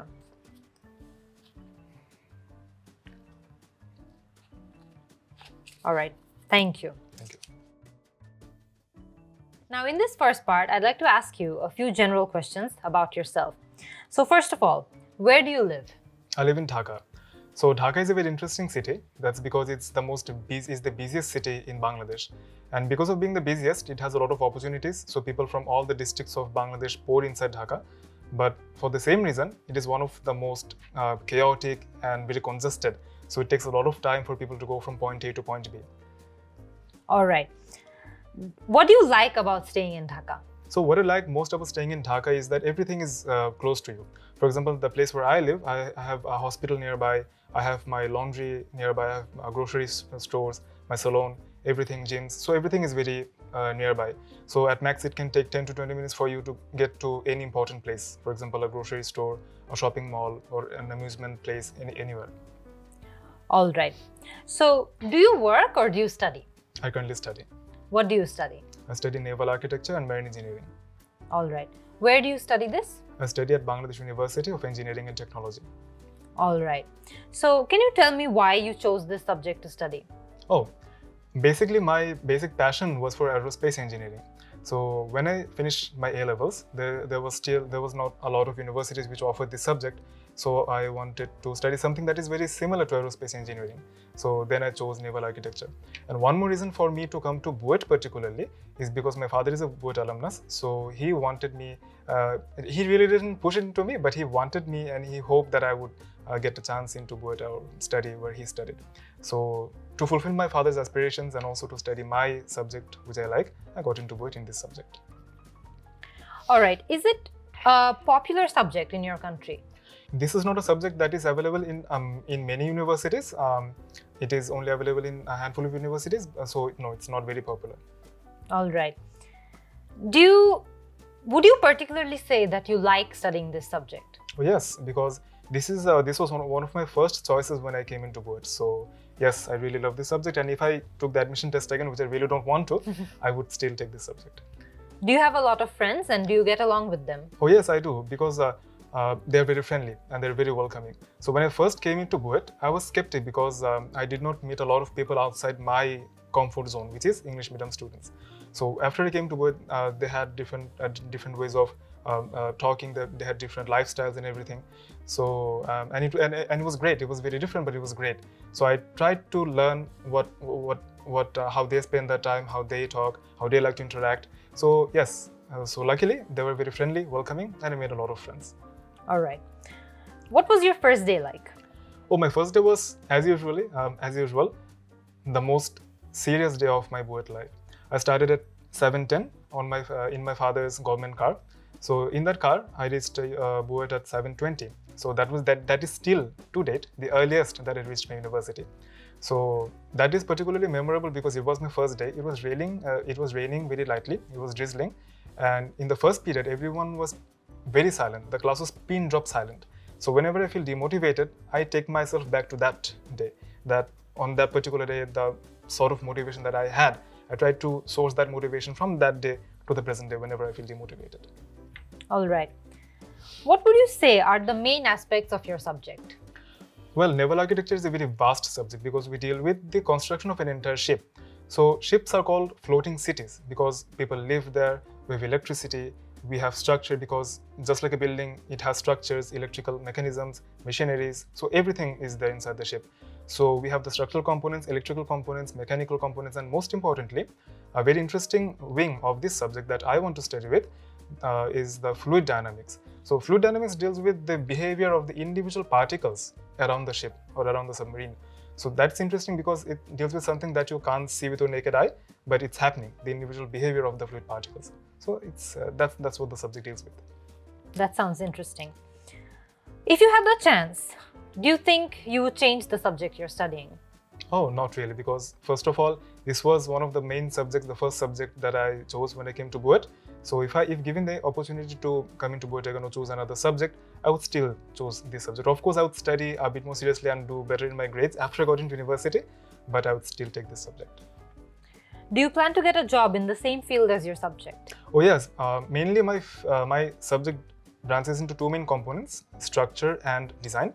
I'm not sure which wing to go to, but I do plan on working with the structural part of this subject and get a job there, hopefully.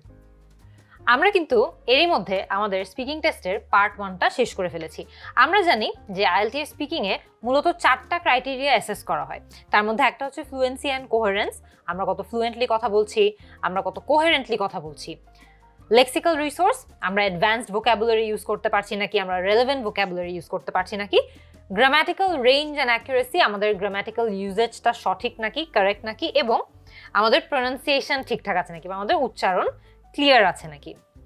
তো আমরা যদি অনিন্দুর কথাটা চিন্তা করি, আমরা যে part 1টা শেষ করলাম, একদম প্রথমে খেয়াল করে দেখবেন অনিন্দুর সবচেয়ে বড় প্লাস পয়েন্ট ছিল হচ্ছে যে সে এক্সাম্পল দিয়ে তার আনসারগুলোকে ইলাবোরেট করছিল।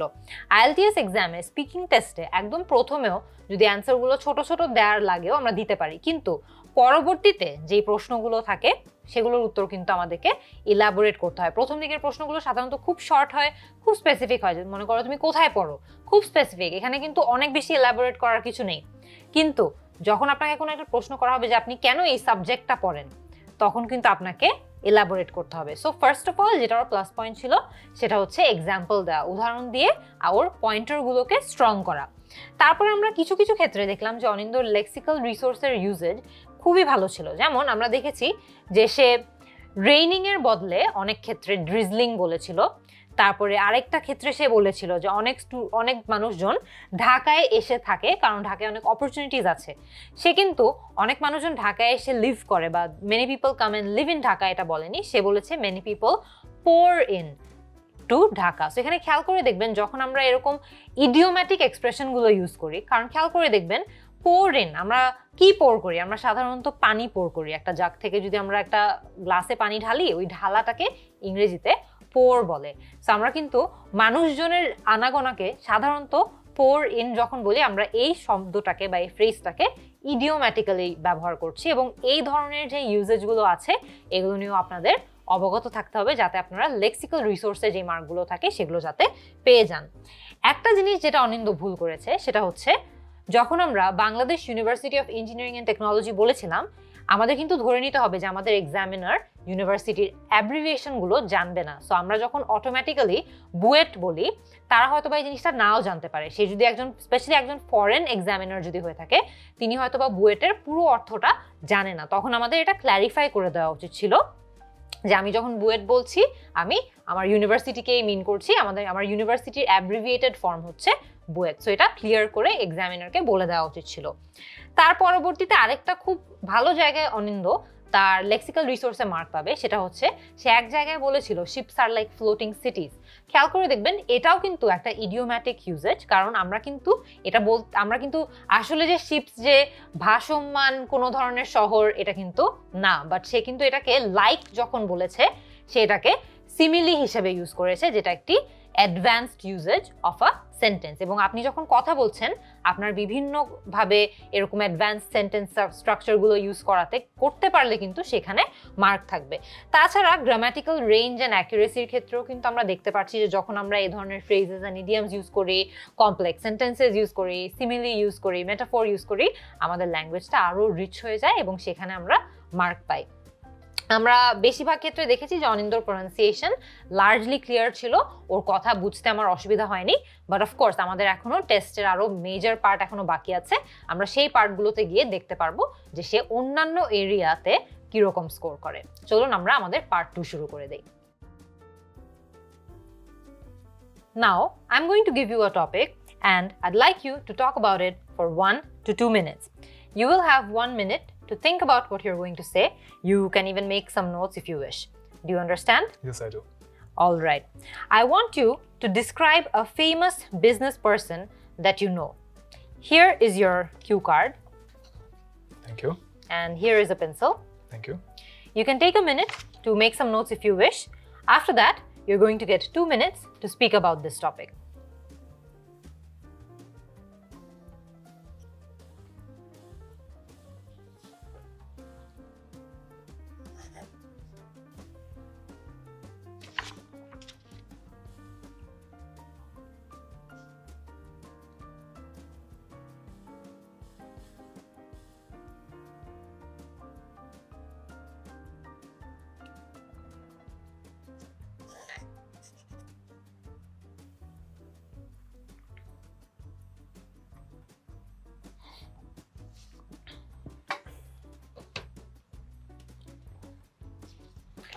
Thank you. Now you have 1 to 2 minutes to speak about this, so don't worry if I stop you. I'll let you know when your time is up. Could you start speaking, please? Yes. The business person that I would like to talk about is Elon Musk. So the reason that I want to talk about him is because he's both an engineer and an entrepreneur. So he's the CEO, chief engineer, founder of SpaceX. SpaceX deals with the manufacturing, designing of spacecraft. So I think I had mentioned that I'm interested in aerospace engineering, spacecrafts, ships. So that is the reason. That is one of the reasons that I'm interested in SpaceX and consequently Elon Musk. So that's why he's a role model for many of the engineering students. He pursued engineering, at the same time he's running a business, and it's been a trend in the engineering students to pursue businesses or make their own business at the same time, simultaneously pursuing their engineering passion. So the reason that SpaceX has a special place in my heart is because the satellite of Bangladesh, Bangabandhu satellite, that got launched in a spacecraft of SpaceX. That was the Falcon 9 spacecraft. So that spacecraft took our satellite into orbit. So that is one more reason that SpaceX is very special to me. And the journey of SpaceX was really a rough one because the initial attempts of SpaceX to launch the satellite and get it into orbit, they were not successful. So all three attempts were failures. And after the second failure, Elon Musk said that he can't afford another failure. And yet again, there was another failure. So this is something very common in all students. I'm studying engineering, so I know in engineering students particularly that there are a lot of failures. There are points in which we want to give up. So people like Elon Musk, they teach us not to give up, and they teach us that if you persevere, you can achieve your dream. এরই মধ্যে আমাদের part 2টাও কিন্তু শেষ হয়ে গেছে। আমরা যখন অনিন্দকে প্রশ্ন দিয়েছিলাম, আমরা তাকে মূলত বলেছিলাম যে একটা ফেমাস বিজনেস পারসনকে ডিসক্রাইব করতে। এই পারসনটা কে সেটা তার বলার কথা, এই পারসনটা কি ধরনের ব্যবসা করে বা বিজনেস করে সেটাও তার বলার কথা, এবং সেই বিজনেস পারসনটাকে নিয়ে অনিন্দ কি কি জানে সেটাও তার বলার কথা। এখানে কয়েকটা জিনিস আমাদেরকে খেয়াল করতে হবে। এখানে কিন্তু টাইমটা অনেক সেন্সিটিভ। সো আমাদের হাতে 2 মিনিট সময় থাকে। 2 মিনিটের মধ্যেই আমাদের এনশিওর করতে হবে যে আমাদের স্পিচটা যাতে শুরু হয় এবং শেষও হয়ে যায়। যদি আপনি আপনার স্পিচটা শেষ না করতে পারেন তাইলেও কিন্তু এই জায়গাটাতে আপনার মার্ক কাটা যাবে। তাছাড়া আমরা জানি যে স্পিকিংয়ে কিন্তু ফ্লুয়েন্সি এবং কোহেরেন্সে মার্ক রয়েছে। আমরা এখানে দেখতে পেরেছি যে অনিন্দ ভালোভাবেই তার লিঙ্কিং ডিভাইসেসের যে ইউজেসটা আছে সেই লিঙ্কিং ডিভাইসেস ইউজ করেছে। যেখানে যেখানে অনিন্দর একটু পজ করার দরকার ছিল আমরা দেখেছি যে সে পজ করেছে। সো পজকে কিভাবে এফেক্টিভলি ইউজ করা যায় এটার উপরেও কিন্তু মার্ক থাকে। সবচেয়ে বড় ব্যাপার হলো যে আমরা যেই অ্যান্সারই বলি না কেন আমাদেরকে রেলেভেন্ট ডিটেলস দিতে হবে। সো এখানে খেয়াল করে দেখবেন যে একদম লাস্টে যে এক্সাম্পলটা অনিন্দ দিয়েছে যে কেন তার SpaceX তার হার্টে একটা স্পেশাল প্লেস রাখে। আগেন খেয়াল করে দেখবেন যখন আমরা বলি যে কোনো একটা জিনিস has a special place in our heart, আমরা কিন্তু ইডিওম্যাটিক ল্যাঙ্গুয়েজ ইউজ করছি, আমরা কিন্তু ডিরেক্ট সিম্পল ল্যাঙ্গুয়েজ ইউজ করছি না। ইভেন তো এটা অনেক কমনলি অনেককেই আপনারা হয়তো বা বলতে শুনবেন ইট ইজ ইডিওম্যাটিক। এরকম কমপ্লেক্স সেন্টেন্সেস আপনাদেরকে কিন্তু ইউজ করতে জানতে হবে। তাছাড়া আমি যেটা বলছিলাম যে সে যখন রেলেভেন্ট ডিটেলস অ্যাড করছিল, এই যে এক্সাম্পলটা সে দিয়েছে যে SpaceX তার কাছে খুব স্পেশাল কেন, কারণ এখানে বাংলাদেশের ফার্স্ট স্যাটেলাইট সেই SpaceX এর একটা রকেটে করে তাকে স্পেসে পাঠানো হয়। সো এই কারণে সে বলেছে যে এটা তার জন্য খুব বড় একটা ব্যাপার, খুব প্রাইডের একটা ব্যাপার। সো এটাও কিন্তু খুব ভালো একটা রেলেভেন্ট এক্সাম্পল ছিল। তাছাড়া আমরা লেক্সিক্যাল রিসোর্সে অনিন্দকে এখানে স্ট্যান্ডার্ড মার্কিং দিতেই পারবো, কারণ দেখেছি যে সে হালকা পাতলা এদিক ওদিকে সে ইডিওম্যাটিক ল্যাঙ্গুয়েজেস ইউজ করেছে। ভোকাবুলারি রেঞ্জটা তার আরেকটু ডাইভার্স হতে পারতো, বিকজ আমি যখন অনিন্দর অ্যান্সারগুলো শুনছিলাম আর মনে হচ্ছিল যে 1-2টা জায়গায় ও যদি একটু অ্যাডভান্স ভোকাবুলারি ইউজ করতো তাইলে ওর অ্যান্সারটা আরও অনেক স্ট্রং হয়ে যেত। এমনিতে অনিন্দ যে অ্যান্সার দিয়েছে বা যে ফ্লুয়েন্সি এবং কোহেরেন্স মেনটেন করে অ্যান্সার করেছে ও ইজিলি 7 to 7.5 স্পিকিংয়ে পেয়ে যাবে। অ্যান্ড ও যদি আরেকটু অ্যাডভান্সড ওয়ার্ডস ইউজ করতো, আরেকটু ইডিওম্যাটিক ল্যাঙ্গুয়েজ ইউজ করতো, আরেকটু টোনালিটি ভ্যারি করতো, একটু ন্যাচারালি আরেকটু যদি ফ্রি ফ্লোয়িং কথাবার্তা বলতো তাহলে হয়তো বা সেটা 8.5 পর্যন্ত চলে যেতে পারতো, বিকজ অনেক ভালো স্পিকিং টেস্ট দিয়েছে। তাছাড়া আমরা জানি যে গ্রামাটিক্যাল রেঞ্জ এবং অ্যাকুরেসিতেও মার্ক রয়েছে। গ্রামাটিক্যাল রেঞ্জের অ্যাকুরেসিতে আমরা দেখি যে গ্রামাটিক্যাল মিস্টেক করলে সে কি তাড়াতাড়ি ওটা কারেক্ট করে ফেলে নাকি, বা আদৌ গ্রামাটিক্যাল মিস্টেক করে রেখে দেয় নাকি। আমরা দেখেছি যে অনিন্দর তেমন একটা গ্রামাটিক্যাল মিস্টেক নোটিসেবল খুব বেশি হয়নি, 1-2টা জায়গায় ল্যাপস হয়েছিল, সেটা সে কারেক্ট করে নিয়েছিল। সো খুব একটা বেশি সমস্যা হয়নি। গ্রামাটিক্যাল রেঞ্জ এবং অ্যাকুরেসিতে মার্ক করার সময় আপনাদেরকে কিন্তু সেন্টেন্স স্ট্রাকচারের উপরে অনেক মার্ক দিবে। দেখা হবে যে আপনি খুব কমপ্লেক্স সেন্টেন্সেসে কথা বলতে পারেন নাকি, খুব বেশি সিম্পল সেন্টেন্সেস ইউজ করেন নাকি। সো আমরা এখানে দেখতে পেরেছি যে অনিন্দ ওভারঅল খুব বেশি যে সিম্পল সেন্টেন্স ইউজ করেছে তা না, সে একটু কম্বাইন করে ব্যবহার করার চেষ্টা করেছে। এবং last but not the least, প্রোনাউন্সিয়েশনেও আমরা এখানে অনিন্দকে বলবো যে সে ইজিলি হয়তো বা 7.5 এই টেস্টটাতে স্কোর করে ফেলবে, কিন্তু আরেকটু হায়ার স্কোর করতে হলে ওর যেটা করা উচিত ছিল হচ্ছে যে অনেক জায়গায় দেখবেন যে অনিন্দ একদম একই টোনে কথা বলে গিয়েছে। এখানে যদি সে একটু হাই পিচ আনতো বা একটু ইন্টোনেশনে ভ্যারাইটি আনতো, একটু যেই জায়গাগুলোতে সে এমফাসাইজ করতে যাচ্ছে সেগুলো যদি আরেকটু জোরে বলতো, তাহলে দেখবেন যে ওই ইন্টোনেশনের ভ্যারাইটিতে আসতো, সেখানে সে অ্যাডিশনাল কিছু মার্ক পেত। এমনি pronunciation wise Anindo did very well, তার প্রোনাউন্সিয়েশন যথেষ্ট ক্লিয়ার ছিল, স্পিচ ন্যাচারাল ছিল। কিছু কিছু জায়গায় একটু হয়তোবা এটার পরীক্ষার সিচুয়েশন দেখে আমরা দেখতে পেরেছিলাম যে হালকা রিজিডিটি ছিল, বাট অন্যান্য ক্ষেত্রে আমরা যেটা ট্রাই করবো অ্যাকচুয়াল স্পিকিং টেস্টে অনেক বেশি ফ্রি ফ্লোয়িং কথাবার্তা, যাতে যতটুকু এটা ন্যাচারাল সাউন্ড করা যায় ততটুকু যাতে ন্যাচারাল সাউন্ড করে। এরই মধ্যে আমাদের পার্ট 2টা শেষ হয়ে গিয়েছে, আমরা এখন আমাদের পার্ট 3তে মুভ অন করব। Alright, now what kinds of people do you think are most famous in your country today? Oh, so the interesting thing about Bangladesh is that we have people famous from different types of activities. We have cricketers who are famous. We have people who are from Bangladesh who currently don't live in Bangladesh. For example, Kishwar Chaudhary. So she was in MasterChef Australia. So she's a Bangladeshi by birth. So she's also famous. I'm not sure whether she counts as a Bangladeshi still or not. So there are people from the culinary arts, from cricket, from acting, from teaching. So people from all these sorts of professions are famous in Bangladesh. To give an example, Kishwar Chaudhary is one of them. And for cricketers, Sakib Al Hasan is a very big example. And once again, just being good at something is not enough to be famous or to make a permanent place in the people's hearts. The reason that Sakib Al Hasan is famous and he is loved by all these people is because of his consistency. Sometimes his performances are not that good, but in the next matches, he makes sure that he comes up with new forms to recover his losses. So that's one of them. And personally, as an undergrad student, I like to teach students in my free time. So I give tuition classes. So teaching is very dear to me. So one of my biggest inspiration is Ayman Sadiq Bhai from 10 Minute School. So he's also very famous. That's because of his way of teaching. He doesn't teach like all the other teachers, like only theoretically or in a boring manner. He gives examples. He talks to the students as if it's something very interesting. So the students find interest in his teaching. So these are some of the examples that I could think of right now. Great. Now, why do you think there are so many stories about famous people in the news? Particularly that's because they have a big impact in the people's lives. People follow them. Whenever someone is very famous, people try to replicate those people. So if I want to be like Ayman Sadiq Bhai, I will follow the things that he talked in his videos. If I want to be a nice cricketer like Sakib Al Hasan, I would like to look up his daily routine, his dietary routine, his exercise routine, so that I can be someone like him. So that is the reason that successful people attract the media attention and the attention of the people in general, because we want to be like them. All right. Do you agree or disagree that many young people today want to be famous? Oh yes, that's because the Earth is a global village now. People have access to cell phones, not just cell phones, they have access to smartphones almost everywhere, even in villages. And that has made the access to the videos and all the other interactive content much more easier. So now we know what people in USA are doing, what people in the next town are doing. So we want to be like them. So yes, there is one sort of burning passion in the teen that we want to be someone famous for our own work. All right. Now we're going to move on to talking about a few advantages of being famous.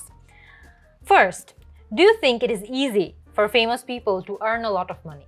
Well, first of all, it could be easy to get famous. For example, in a reality show, just as an example, in a reality show, a person could go and sing in the reality show if it's a singing show for a couple of months and get famous. But if the person is not consistent in his or her activities, then the relevance drops. So if a person becomes famous, it will become easy for him or her to earn more only if that person holds that credibility, holds to that level of service that they have been providing when they were just getting famous. So consistency, I think, is the key to keep earning once a person gets famous. All right. Now, why do you think famous people might enjoy having fans? Because as human beings, one of the most basic emotions is love and validation. So we like it when someone validates us. So when our parents scold us, we feel bad. When they validate us, when they say something good about us, we feel good. So whenever there are people who say that I love your work, or I've read your book, I've seen your movie, or I've seen you play, so that gives us motivation to do even more. So I think that is one of the reasons, the basic human emotion that drives people, that makes people happy to be famous. All right. The last question. In what ways could famous people use their influence to do good things in the world? Oh yes, famous people could use their influence to do good things all around the world because people follow them. Once again, people want to be like them. So if Saqib Al Hasan today says that I will do something, I'll raise fund for the people who got hit by a cyclone. So also, besides donating to Saqib Al Hasan himself, I will myself try to help those people in need. So that is a very big influence. They are the ones who the people follow. So if they do something, the people will try to follow them. So I think it's a responsibility for them that they raise awareness of the current issues, they take action about the current issues. So yes, that is how they can create some positive impact in the earth. All right. This is the end of the IELTS speaking test. আমরা এরই মধ্যে অনিন্দর সাথে আমাদের speaking টেস্টের part 3টাও শেষ করে ফেলেছি। খেয়াল করে দেখবেন আমরা কিন্তু অনিন্দকে এখানে আমরা যেই পার্ট 2তে যেই টপিকটা নিয়ে কথা বলেছি সেই টপিকেরই কিছু এক্সটেনশন কোয়েশ্চেন্স জিজ্ঞেস করেছিলাম, যেমন কোন ধরনের মানুষজন তোমার দেশে বেশি ফেমাস। সো এটা কিন্তু সেই প্রিভিয়াস সেকশনের কোয়েশ্চেনের মতোই বা সেই প্রিভিয়াস সেকশনের কোয়েশ্চেনের সাথেই রিলেটেড। সো যা আপনিও পার্ট 3তে ফেস করবেন সেগুলো সাধারণত পার্ট 2 এর একটা কন্টিনিউয়েশন হয়। এখানে কিছু কিছু জায়গায় আমরা নোটিস করেছিলাম যে অনিন্দর ছোট ছোট কিছু খুবই মাইনর গ্রামাটিক্যাল স্লিপ হয়েছিল, যেমন মোর ইজিয়ার, সে একটা জায়গায় মোর ইজিয়ার বলেছিল। আমরা জানি যে ইজিয়ার অলরেডি একটা কম্পারেটিভ স্টেটে আছে, এর আগে কিন্তু আমাদের মোর লাগে এটাকে ডাবল কম্পারেটিভ করার দরকার নাই। সো এখানে আমরা একটা গ্রামারে দেখেছি যে ছোট একটা ল্যাপস হয়েছে। এটা হতে পারে সে হয়তোবা কথার ফ্লোতে ছিল বলে সে মিস করে গিয়েছে, কারণ ওভারঅল তার ইংলিশ কিন্তু ভালো ছিল। সো এই স্লিপটা সে করেছে, বাট এটার জন্য আমরা ওকে খুব বেশি স্ট্রংলি নেগেটিভ মার্কিং করব না, বাট এটা আমাদের নোটিসে থাকবে। এই কারণে আমরা সেখানে সে কিছুটা হলেও মার্ক হারাবে। আচ্ছা, তারপর আমরা দেখলাম যে ভোক্যাবুলারির ক্ষেত্রে আমরা ওকেশনালি অনিন্দকে দেখেছি যে সে হালকা স্ট্রাগল করছিল ওয়ার্ডটা খুঁজে বের করতে। সো এটাও কিন্তু আপনাদেরকে কিছু ক্লেভার কিছু ট্যাকটিক্স আছে যেগুলো ইউজ করে সেগুলো আপনাদেরকে একটু হাইড করা যেতে পারে। যেমন আপনি যদি চান আপনি খুব সহজে একটু একটা দুটা ফিলার ব্যবহার করতে পারেন, যে let me think about that for a moment, অথবা let me take a moment to think, বা এই জাতীয় কিছু ফিলার সেন্টেন্সেস ইউজ করে আপনি হচ্ছে কিছু সময় বাই করতে পারবেন, যেই সময়টাতে আপনি একটু চিন্তা করতে পারবেন যে আচ্ছা নেক্সট কি বলা উচিত। সেই যে ওকেশনালি আমরা শব্দ খুঁজে পাচ্ছি না, এটাও কিন্তু এক্সামিনাররা নোটিস করে। সো এই জিনিসগুলোকেও আমাদেরকে একটু স্ট্র্যাটেজিক্যালি হ্যান্ডেল করতে হবে। একটা জিনিস যেটা ভালো ছিল সেটা হচ্ছে লেক্সিক্যাল রিসোর্সের ক্ষেত্রে আবারও অনিন্দ কিন্তু একটা দুটা জায়গায় সে ভালো অ্যাডভান্সড ওয়ার্ডস ইউজ করার ট্রাই করেছে এবার। যেমন একটা জায়গায় সে বলেছিল যে আমাদের ফ্যান্স থাকলে we feel validated. So validated যে টার্মিনোলজিটা, যে ওয়ার্ডটা সে ইউজ করেছে সেটা কিন্তু অ্যাডভান্স ভোক্যাবুলারি যারা জানে তাদের জন্য হয়তো বা অত কমপ্লেক্স কিছু না, বাট আমরা স্ট্যান্ডার্ড যারা ইংলিশ একদম বেসিক লেভেলে আছে, বিগিনার লেভেলে আছে, তাদের জন্য কিন্তু এটা ভালোই একটা নতুন শব্দ। তাছাড়া আমরা ফ্লুয়েন্সি এবং কোয়ারেন্স নিয়েও যদি কথা বলি, আমরা দেখছি যে অনিন্দ বিভিন্ন জায়গায় লিঙ্কিং ওয়ার্ডস ইউজ করা ট্রাই করেছে, দো আই উইশ যে ও আরেকটু বেশি ইউজ করতো, তাইলে ওর আইডিয়াগুলো একটার সাথে খুব সুন্দর করে কানেক্ট করতো, কারণ ও কিন্তু খুব সুন্দর করে ওর গল্পটা আমাদেরকে সাজিয়ে বলেছে। সো এই জায়গাগুলোতে সে যদি একটু লিঙ্কিং ওয়ার্ডস ইউজ করতো আরো বেশি, তাহলে ওর আইডিয়াগুলো একটা আরেকটার সাথে খুব ভালো করে ফ্লো করতো। রেলেভেন্ট ডিটেলসে অনিন্দ ভালো মার্ক পাবে, কারণ সে বিভিন্ন জায়গায় যেখানেই কোনো একটা স্টেটমেন্ট বা ওপিনিয়ন দিয়েছে সে চেষ্টা করেছে রেলেভেন্ট ডিটেলস অ্যাড করে সেটাকে ইলাবোরেট করতে। গ্রামাটিক্যাল রেঞ্জ এন্ড অ্যাকুরেসি আবারও আপনাদেরকে বলে দিই, একটা দুটা জায়গায় সে হয়তো মাইনর কয়েকটা স্লিপ করেছিল গ্রামারের, তাছাড়া ওভারঅল গ্রামাটিক্যাল স্ট্রাকচার তার বেশ স্ট্যান্ডার্ড ছিল, ভালো ছিল। কিছু কিছু জায়গায় প্যাসিভ এবং অ্যাক্টিভ ভয়েসটা আরেকটু যদি সে ইন্টারচেঞ্জেবলি ইউজ করতো ভালো হতো, কিন্তু ওটা খুব একটা বেশি সমস্যা ক্রিয়েট করেনি। Last but not the least, প্রোনাউন্সিয়েশনের ক্ষেত্রে যদি আমরা কথা বলি, তাহলে আমি যেটা প্রথমে বলেছিলাম যে অনিন্দর কিছু কিছু জায়গায় আরেকটু ন্যাচারাল স্পিচ সাউন্ড করলে ভালো হতো। দেখা যাচ্ছিল যে হয়তোবা সে এক্সাম সিচুয়েশনে আছে দেখে ওটা অনেকটুকুই দেখা গিয়েছে যে ফুলি ন্যাচারাল না, কিছু কিছু জায়গায় ও একটু হয়তো বা সিরিয়াস বেশি ছিল বা একটু রিজিড বেশি ছিল। প্রোনাউন্সিয়েশন অনিন্দর খুবই ভালো ছিল, ইট ওয়াজ ভেরি ক্লিয়ার অ্যান্ড ওর কোনো জায়গায় কোনো কিছুর উচ্চারণ আমার বুঝতে তেমন একটা অসুবিধা হয়নি, ওর প্রোনাউন্সিয়েশন ভালো ছিল।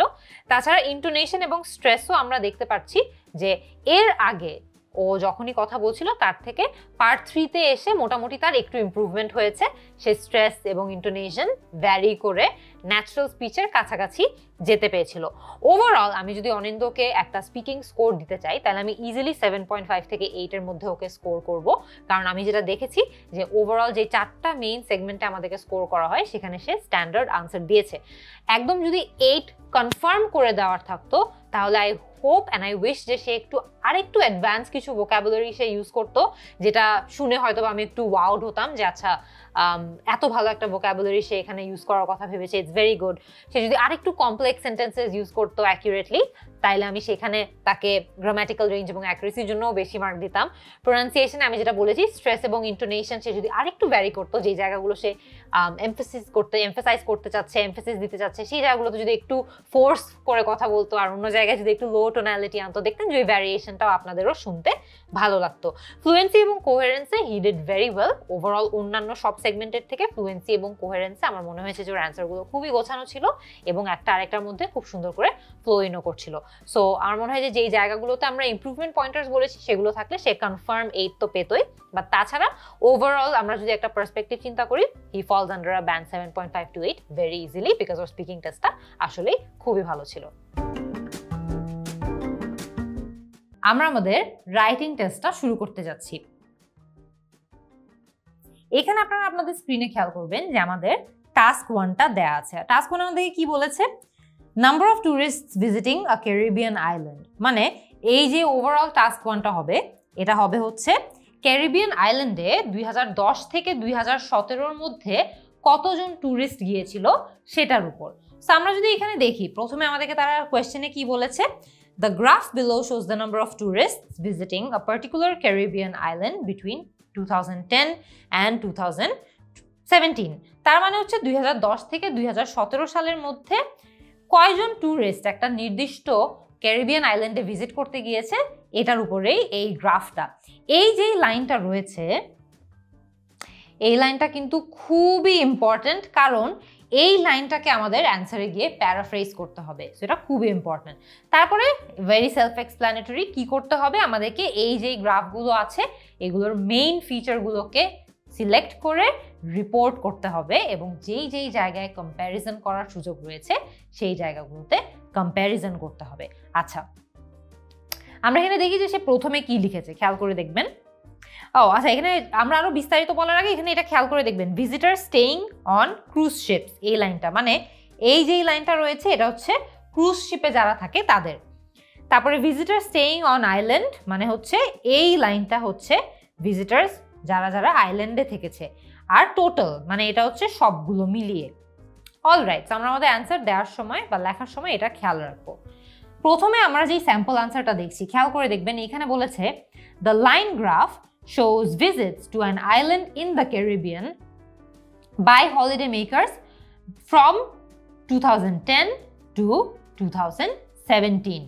মানে এই যে লাইন গ্রাফটা রয়েছে, প্রথমত এইখানে কিন্তু 3টা লাইন গ্রাফ রয়েছে। সো আমাদেরকে এখানে বলা উচিত ছিল দ্য লাইন গ্রাফস শো, কারণ এটা 3টা line graph. The line graphs show visits to an island in the Caribbean, ঠিক আছে। এখানে বলেছে পার্টিকুলার ক্যারিবিয়ান আইল্যান্ড, সে বলেছে to an island in the Caribbean. সেখানে কিন্তু অসুবিধা নাই, ভালোই করেছে, প্যারাফ্রেজ যেহেতু করতে হবে। এইখানে শোজ বলেছে, সে এখানে কিন্তু শোজ রেখে দিয়েছে, প্যারাফ্রেজ করে নাই। এখানে খুবই সহজে ডেপিক্টস বলা যেত, ইলাস্ট্রেটস বলা যেত, তারপরে হাইলাইটস বলা যেত, আরো অনেকগুলো শব্দ এরকম খুঁজলেই পাওয়া যাবে যেটা দিয়ে আমরা কিন্তু শোজকে প্যারাফ্রেজ করতে পারতাম। প্যারাফ্রেজ করা উচিত ছিল, এখানে সে প্যারাফ্রেজিংয়ে মার্ক হারাবে। আচ্ছা, তারপরে সে দেখলাম যে ট্যুরিস্টকে প্যারাফ্রেজ করে হলিডে মেকার্স বানিয়েছে, উইচ ইজ গুড, ভালো কাজ করেছে। তারপরে এই সেন্টেন্সটা তো তার ইন্ট্রোডাক্টরি সেন্টেন্স হয়ে গেল, এটা হচ্ছে তার overview statement. Overall the total visitors increased and this trend was mirrored by both the number of visitors staying on the island and on cruise liners. খুব গুরুত্বপূর্ণ একটি লাইন। সে এখানে ওভারঅল পুরো ডায়াগ্রামটাতে কি হচ্ছে সেটা নিয়ে কথা বলেছে, যে ওভারঅল টোটাল ভিজিটার্স ইনক্রিজ। কারণ আসলেই তো আমরা যদি ওভারঅল লাইনটা দেখি তাহলে তো টোটাল ভিজিটার্স এইখানে যতটুকু ছিল 1 মিলিয়ন ছিল, সেটা বেড়ে গিয়ে 3.5 মিলিয়ন হয়ে গিয়েছে। সো ওভারঅল তো ট্রেন্ডটা বাড়ানোর দিকেই। তারপরে বলেছেন this trend was mirrored by both the number of visitors staying on the island and on cruise liners. খুব সুন্দর একটা vocabulary ইউজ করেছে mirrored। সে বলতে চাচ্ছে যে ক্রুজ শিপসে যারা ছিল তারা এবং আইল্যান্ডে যারা ছিল তারা দুজনের ক্ষেত্রেই কিন্তু বেড়েছে। সো ওভারঅলটাও বেড়েছে, দুজনের ক্ষেত্রেও ওভারঅল বেড়েছে, একটা বেশি বেড়েছে। যেমন আমি এখানে দেখতে পাচ্ছি যে ক্রুজ শিপসে যারা ছিল তাদেরটা অ্যাকচুয়ালি 200,000 থেকে বেড়ে কিন্তু 2 মিলিয়ন হয়ে গিয়েছে। আর যেখানে এরা হচ্ছে আইল্যান্ডে যারা ছিল সেটা হচ্ছে অ্যারাউন্ড 750,000 থেকে বেড়ে কেবল 1.5 মিলিয়ন হয়েছে। সো ওর ইনক্রিজটা একটু কম, বাট মোট কথা স্টার্টটাও তো ইনক্রিজ হয়েছে। সো সে বলেছে যে এই যে ইনক্রিজটা আছে সেটা দুটোর ক্ষেত্রেই মিরর হয়েছে, মানে একই মিরর করা মানে একই জিনিস তাদের ক্ষেত্রেও হয়েছে। So good overview statement. তারপরে সে তার বডি প্যারাগ্রাফসে চলে যায়। প্রথম বডি প্যারাগ্রাফে কি বলেছে দেখি, total visit started at 1 million in 2010। মানে এই টোটাল ভিজিটের কথা সে প্রথমে বলছে। টোটাল ভিজিট প্রথমে 2010-এ 1 মিলিয়নে শুরু হয়, মানে এই জায়গাটাতে শুরু হয়। And then increased throughout the period except for an increase throughout the period, মানে থ্রু আউট দ্য পিরিয়ড সে ইনক্রিজ করেছে, যেটা সঠিক। except for a brief plateau at about 2.7 million throughout 2015. Plateau করা মানে সমান রয়েছে, বাড়েও নাই কমেও নাই। So good word choice. সে ভালো একটা ভোকাবুলারি ইউজ করেছে, তাই লেক্সিক্যাল রিসোর্সে সে কিন্তু ভালো তার একটা ভালো মার্ক পাওয়ার সুযোগ রয়েছে। আচ্ছা, বললো যে total visit started at 1 million in 2010 and then increase throughout the period বেড়েছে, except for a brief plateau, মানে ছোট একটা অল্প সময়ের জন্য সে একটু আনচেঞ্জড রয়ে গিয়েছে অ্যাট অ্যাবাউট 2.7 মিলিয়ন, মানে এটা 2.7 মিলিয়নে গিয়ে হয়েছে through out 2015। A sharp increase in the final year, মানে 2016 সালে শার্প একটা ইনক্রিজ হয়েছে। So visitors rise to 3.5 million. So say overall এই টোটাল যেই চেঞ্জটা আছে সেটার যেই তথ্যগুলো আছে সেগুলো খুব সুন্দর করে এই বডি প্যারাগ্রাফে পোর্ট্রে করেছে। তারপরে সে কি বলেছে, tourist staying on the island, মানে সে এখন হচ্ছে visitor staying on the island বা এই ডায়াগ্রামটা নিয়ে কথা বলছে। সে বলেছে tourist staying on the island were about 750,000 ইন 2010, মানে এটা 750,000-এ ছিল 2010 সালে। তারপরে বললো দেন, ও দেখবেন এখানে সেমিকোলন দিয়ে সেন্টেন্সগুলোকে ভাগ করেছে। So good sentence construction as well, complex sentence ব্যবহার করেছে এখানে। কমপ্লেক্স সেন্টেন্স না, এটা একটা কম্পাউন্ড সেন্টেন্স। তারপরে সে এখানে একটা লিঙ্কিং ওয়ার্ড ব্যবহার করলো যে then during the next 3 years this doubled. খেয়াল করে দেখবেন এই যেই লাইনটার কথা যে সে বলছে যে প্রথমে 2010 সালে সে 750,000-এ ছিল, তারপরে যেই নেক্সট 3 ইয়ার্স আছে তখন এটা ডাবল করে 1.5 মিলিয়নে চলে গিয়েছে, এইখান থেকে এইখানে চলে গিয়েছে। Good observation. এখানে নাম্বারটা কতটুকু বেড়েছে এটা না বলে ডাবল করেছে, এটাও কিন্তু খুব সুন্দর একটা ওয়ার্ড চয়েস হয়েছে। আমি আপনাদেরকে বলেছি কিন্তু যে আমরা চেষ্টা করব একদম লাইন বাই লাইন গ্রাফের কথাগুলো না বলে আমাদের ইউনিক ভোকাবুলারি ইউজ করে একই কথাটা ভিন্নভাবে প্রকাশ করা।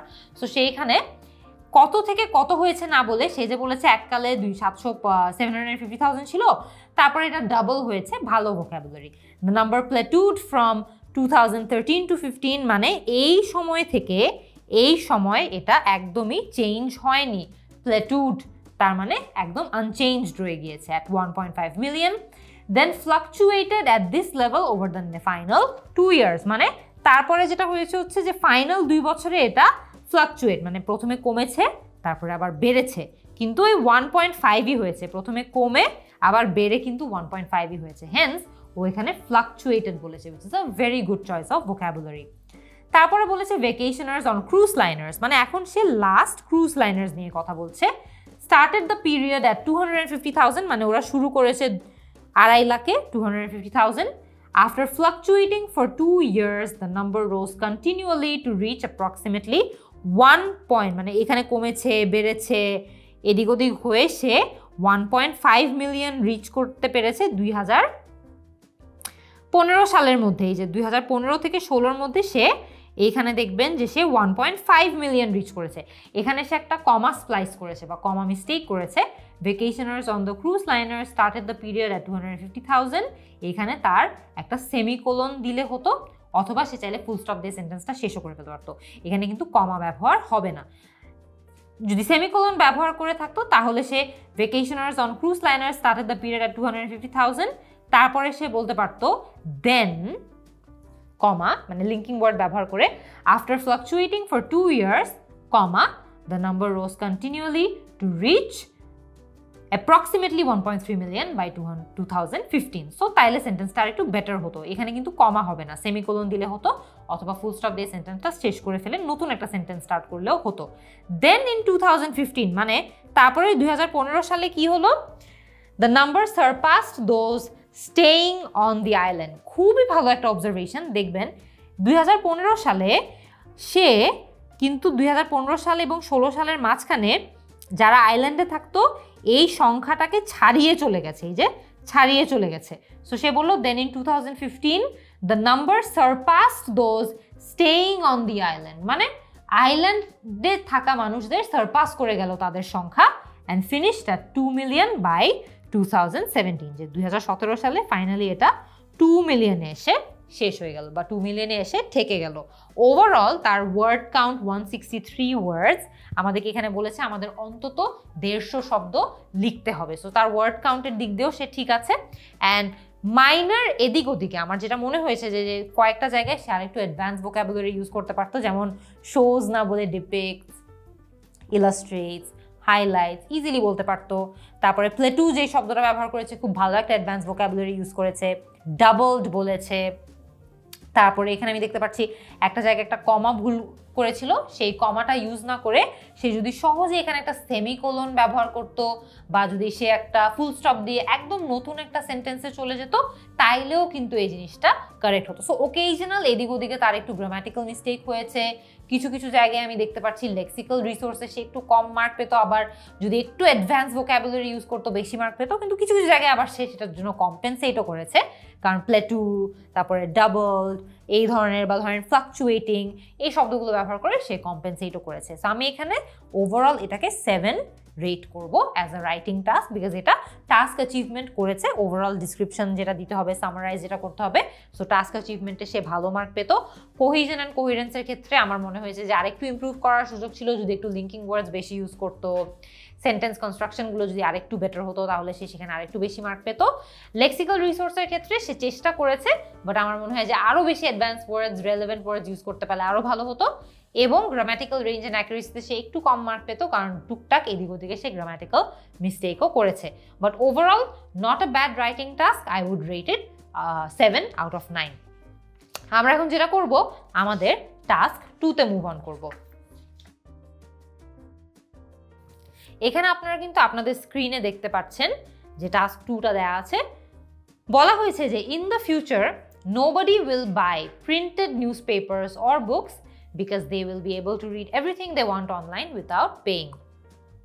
মানে ভবিষ্যতে কেউ প্রিন্টেড নিউজপেপার বা বই হয়তো বা কিনবে না, কারণ সে হচ্ছে যাই পড়তে চায় সে অনলাইনে খুঁজে পাবে, টাকা দেওয়া ছাড়াই খুঁজে পাবে, ফ্রিতেই খুঁজে পাবে। To what extent do you agree or disagree with this statement? To what extent do you agree or disagree? মানে এটা একটা agree or disagree প্যাসেজ বা এসে। তার মানে আমাদেরকে এখানে আমরা কতটুকু এটার সাথে একমত বা একমত নয় সেটা নিয়ে কথা বলতে হবে, রিজন দিতে হবে, এক্সাম্পল দিতে হবে, স্ট্রাকচারের উপর মার্ক থাকবে। সো আমরা এখন একটা স্যাম্পল অ্যান্সার দেখে বোঝার চেষ্টা করব যে ওই স্যাম্পল অ্যান্সারটা কোন কোন দিক দিয়ে ভালো, সেখান থেকে আমরা কি শিখতে পারি এবং কোন কোন দিক দিয়ে ওই অ্যান্সারটা আরো বেটার করার সুযোগ ছিল।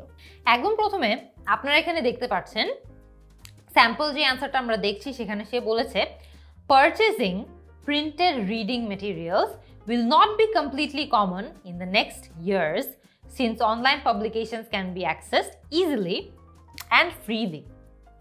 এই যে লাইনটা রয়েছে, এই লাইনটা কিন্তু ঠিক এই লাইনের প্যারাফ্রেজ। এটা কিন্তু গুরুত্বপূর্ণ। আমরা জানি আমাদেরকে প্রথম লাইনে কোয়েশ্চেনকে প্যারাফ্রেজ করতে হয়। সো আমরা কোয়েশ্চেনকে প্যারাফ্রেজ করে সে কি বলেছে, সে বলেছে পারচেজিং প্রিন্টেড রিডিং মেটেরিয়ালস, তার মানে এখানে বলেছে প্রিন্টেড নিউজপেপার অর বুকস, সে বলেছে printed reading materials. will not be completely common in the next few years, এটাকে এভাবে না বলে সে সহজেই হয়তো বা বলতে পারতো will be rare in the next years, but অসুবিধা নাই, ট্রাই করেছে প্যারাফ্রেজ করার। since online publications can be accessed easily and freely, সে বলতে পারতো অনলাইন মেটেরিয়ালস বা online publications can be accessed readily, একটু নতুন একটা ওয়ার্ড হতো, অ্যান্ড ফ্রিলি বা ফ্রি অফ কস্ট। আচ্ছা, সো এই প্যারাফ্রেজটা হয়েছে, বাট কিছু জায়গায় আমরা দেখেছি যে ওয়ার্ড চয়েসটা যদি আরেকটু স্পেসিফিক হতো তাহলে লেখাটা আরেকটু সুন্দর হতো। This essay will focus on the writer's reasons as to why the argument mentioned is somehow improbable to happen. এটাকে সে বলতে চাচ্ছে যে এই যে এসেটা আছে সেটা ফোকাস করবে যে কেন এই আর্গুমেন্টটা আসলে পসিবল না। এটা একটা জিনিস খেয়াল রাখবেন, একটা আর্গুমেন্ট কিন্তু ইমপ্রবাবল টু হ্যাপেন হয় না, একটা ইনসিডেন্ট ইমপ্রবাবল টু হ্যাপেন হয়, মানে একটা ঘটনা ইমপ্রবাবল টু হ্যাপেন হয়। তার মানে এখানে ওর ওয়ার্ড চয়েসটা একটু ইনঅ্যাকুরেট হয়েছে। সেখানে সহজেই বলতে পারতো যে reasons as to why the argument is not foolproof, অথবা this essay will focus on the writer's reasons as to why this is improbable to happen, বা this incident বা this event বা this is unlikely to happen, এটাও বলা যেতে পারতো। So event হলে বা একটা ঘটনা হলে আমরা improbable to happen বলতে পারি, আর্গুমেন্ট হলে it's better just to say যে এই আর্গুমেন্টটা আসলে ফল্টি বা ফুল প্রুফ না। তার পরবর্তীতে সে কি বলেছে তার বডি প্যারাগ্রাফে দেখি।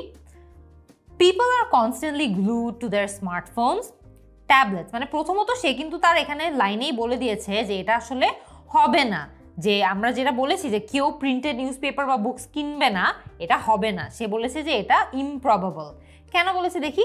People are constantly glued to their cell phones, smartphones, tablets and laptops for free entertainment and free educational resources, মানে তার টপিক সেন্টেন্স হচ্ছে যে মানুষজন তাদের স্মার্টফোন ট্যাবলেটসে খুব গ্লুড থাকে, মানে সারাক্ষণ দেখা যায় যে সে সেই স্মার্টফোনের ভিতরেই ডুবে থাকে।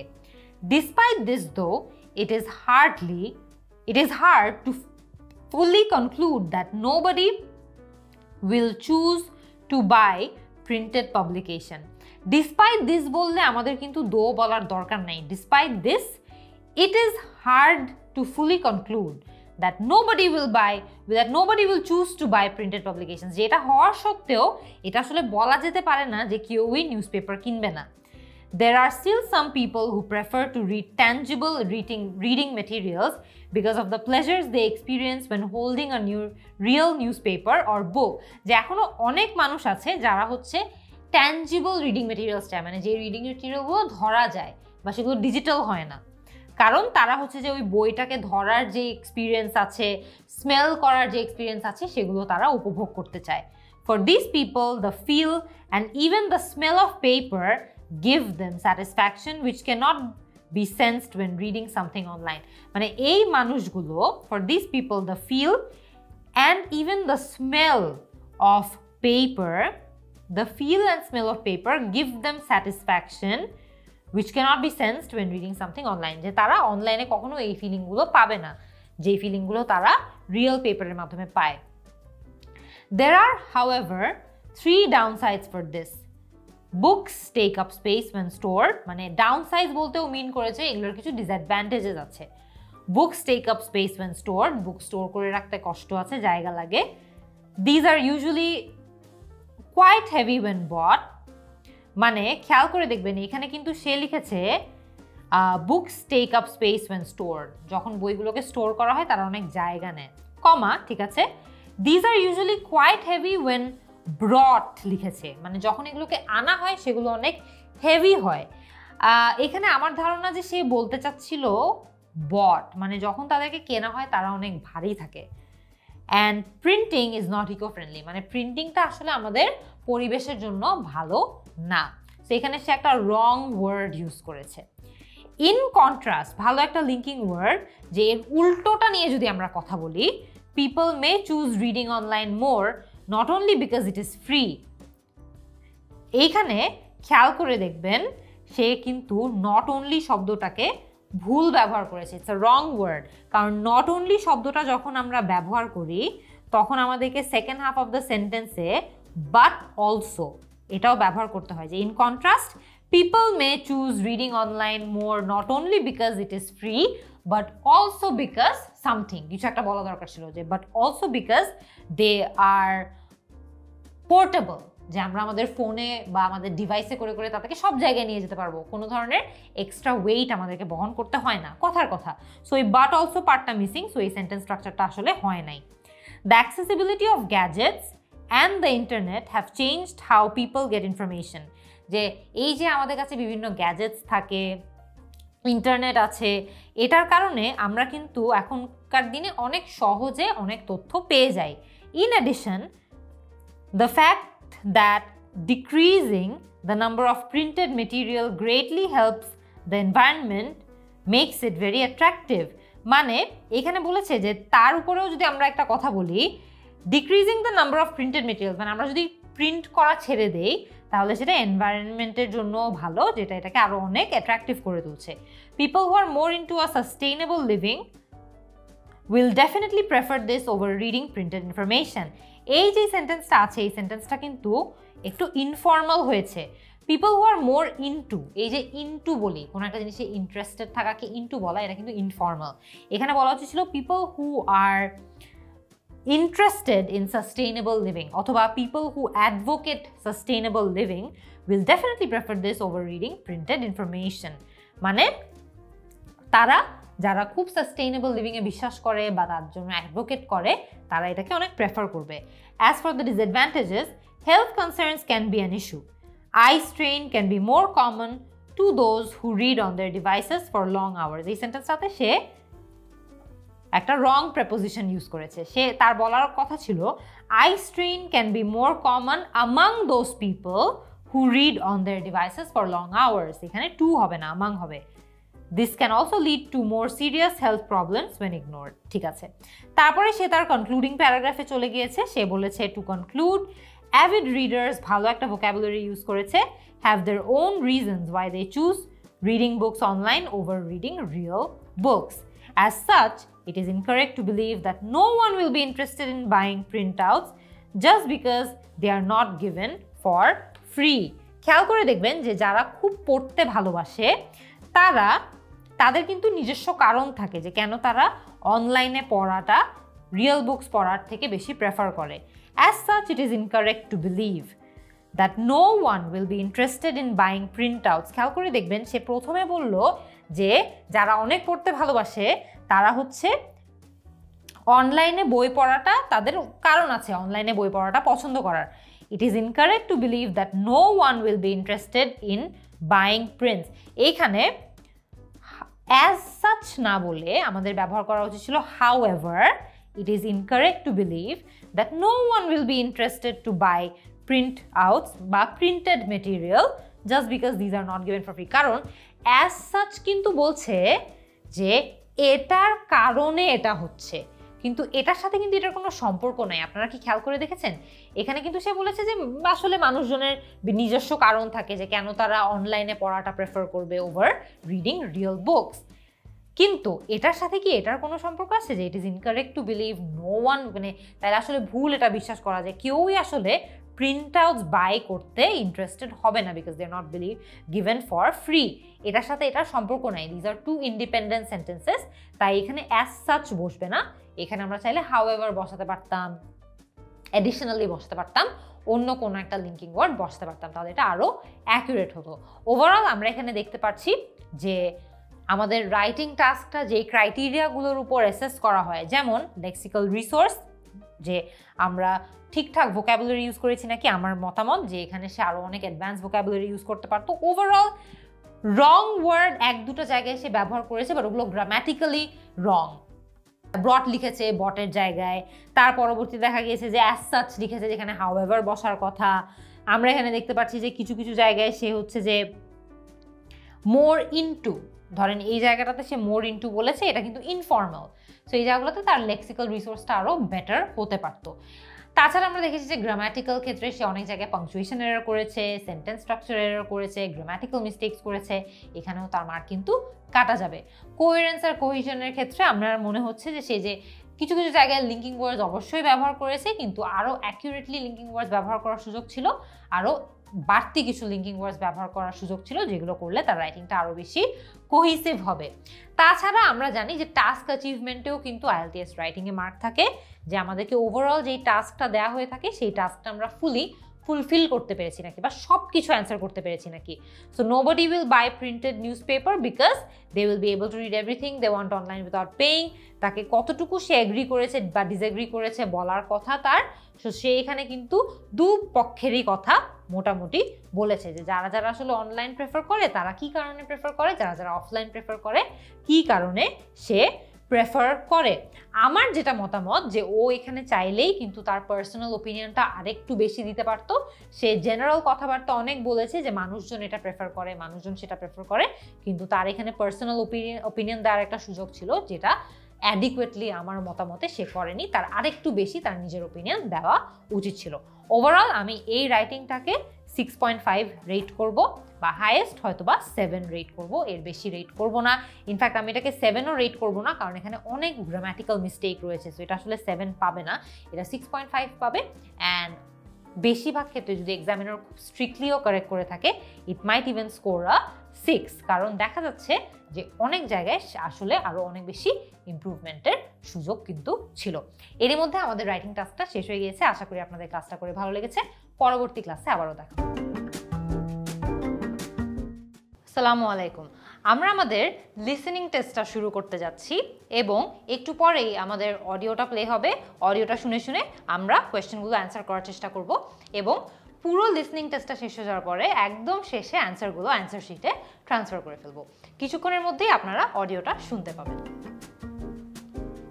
IELTS 15. Test 3.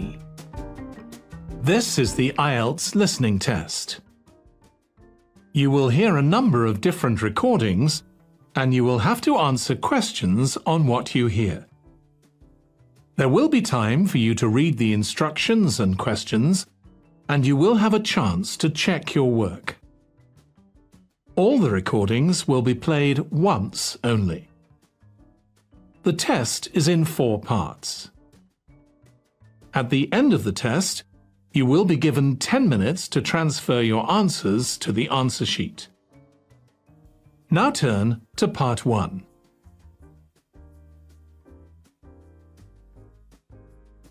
Part 1. You will hear a woman who works at an employment agency talking to a man about jobs he could apply for. First, you have some time to look at questions 1 to 5.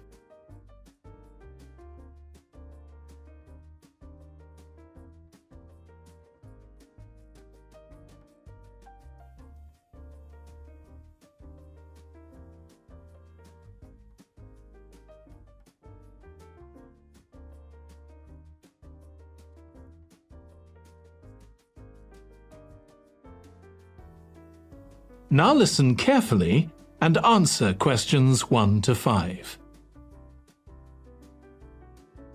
Good morning. Thanks for coming in to see us here at the agency, Joe. I'm one of the agency representatives, and my name's Sally Baker. Hi, Sally. I think we spoke on the phone, didn't we? That's right, we did. So thank you for sending in your CV. We've had quite a careful look at it, and I think we have 2 jobs that might be suitable for you. Okay. The first one is in a company based in North London. They're looking for an administrative assistant. Okay. What sort of company is it? They're called Home Solutions, and they design and make furniture. Oh, I don't know much about that, but it sounds interesting. Yes, well, as I said, they want someone in their office, and looking at your past experience, it does look as if you fit quite a few of the requirements. So on your CV, it appears you've done some data entry? Yes. So that's one skill they want. Then they expect the person they appoint to attend meetings and take notes there. Okay. I've done that before, yes. And you need to be able to cope with general admin. Filing and keeping records and so on. But that should be okay. And in my last job, I also had to manage the diary. Excellent. That's something they want here too. I'd suggest you add it to your CV. I don't think you mentioned that, did you? No. So, as far as the requirements go, they want good computer skills, of course, and they particularly mention spreadsheets. That should be fine. And interpersonal skills, which would be something they'd check with your references. I think that should be okay, yes. Then they mention that they want someone who is careful and takes care with details. Just looking at your CV, I'd say you're probably all right there. I think so, yes. Do they want any special experience? I think they wanted some experience of teleconferencing. Oh, I've got 3 years' experience of that. Let's see. Yes, good. In fact, they're only asking for at least 1 year, so that's great. So is that something that might interest you? It is, yes. The only thing is, you said they were in North London, so it would be quite a long commute for me. Okay. Before you hear the rest of the conversation, you have some time to look at questions 6 to 10.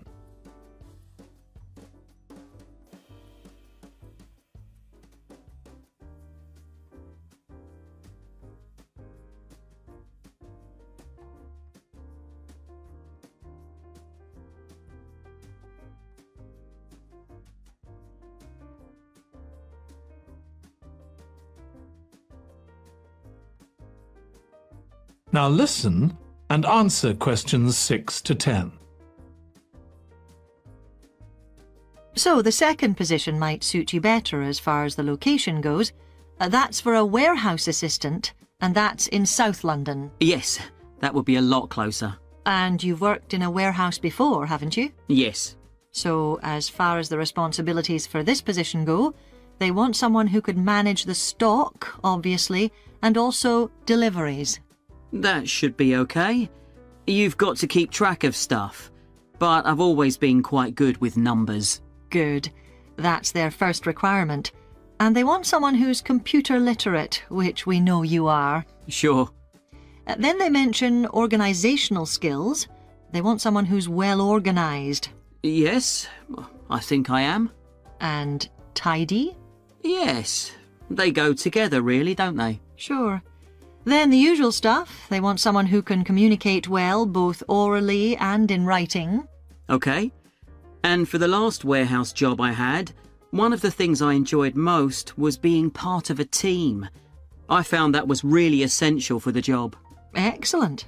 Yes, they do mention that they want someone who's used to that, yes. Now, when you were working in a warehouse last time, what sorts of items were you dealing with? It was mostly bathroom and kitchen equipment, sinks and stoves and fridges. So you're okay moving heavy things? Sure. I'm quite strong and I've had the training. Good. Now, as far as experience goes, they mention they want someone with a licence and that you have experience of driving in London, so you can cope with the traffic and so on. Yes, no problem. And you've got experience of warehouse work. And the final thing they mention is customer service. I think, looking at your CV, you're okay there. Right. So, what about pay? Can you tell me a bit more about that, please? That is the end of part 1. You now have 1 minute to check your answers to part 1. আমাদের section 1টা শেষ হয়ে গিয়েছে। আমরা এর আগে যেগুলো answer করেছি সেটাকেও এখানে নিয়ে আসলাম। এখন আমরা অডিও স্ক্রিপ্টের সাথে মিলিয়ে অ্যানসারগুলো চেক করব। খেয়াল করে দেখবেন আমরা এতক্ষণ যে অডিওটা শুনেছি ঠিক সেই অডিওর পুরো লিখিত আকারে স্ক্রিপ্টটা আমাদের সামনে রয়েছে। আপনাদের একটা জিনিস মনে রাখতে হবে, মেইন এক্সামে কিন্তু আমাদেরকে এরকম অডিও স্ক্রিপ্ট দিবে না। আমরা শুধুমাত্র আজকে চেকিং এর সুবিধার্থে এই অডিও স্ক্রিপ্টটা পাশে রেখেছি। আমরা এখন মিলিয়ে আমাদের অ্যানসারগুলো কারেক্ট হয়েছে নাকি চেক করে দেখব। আমরা এখানে প্রথম জবের ক্ষেত্রে কি দেখতে পাচ্ছি যে অ্যাডমিনিস্ট্রেটিভ অ্যাসিস্ট্যান্টের একটা চাকরি ছিল, একটা কোম্পানিতে চাকরি ছিল যেখানে কোনো একটা জিনিস তৈরি করা হয়। আমরা অ্যানসার দিয়েছি ফার্নিচার। খেয়াল করে দেখবেন they are called home solutions, এটা স্যালি বলেছিল, and they design and make furniture. খুব সরাসরি একদম প্রথম অ্যানসারটা দেয়া ছিল। তারপরে খেয়াল করে দেখবেন রেসপন্সিবিলিটিস নামের একটা সেকশন আছে যেইখানে তারা মূলত তার দায়িত্ব কি হবে সেগুলো নিয়ে কথা বলেছে। প্রথমে ডেটা এন্ট্রির কথা বলেছে।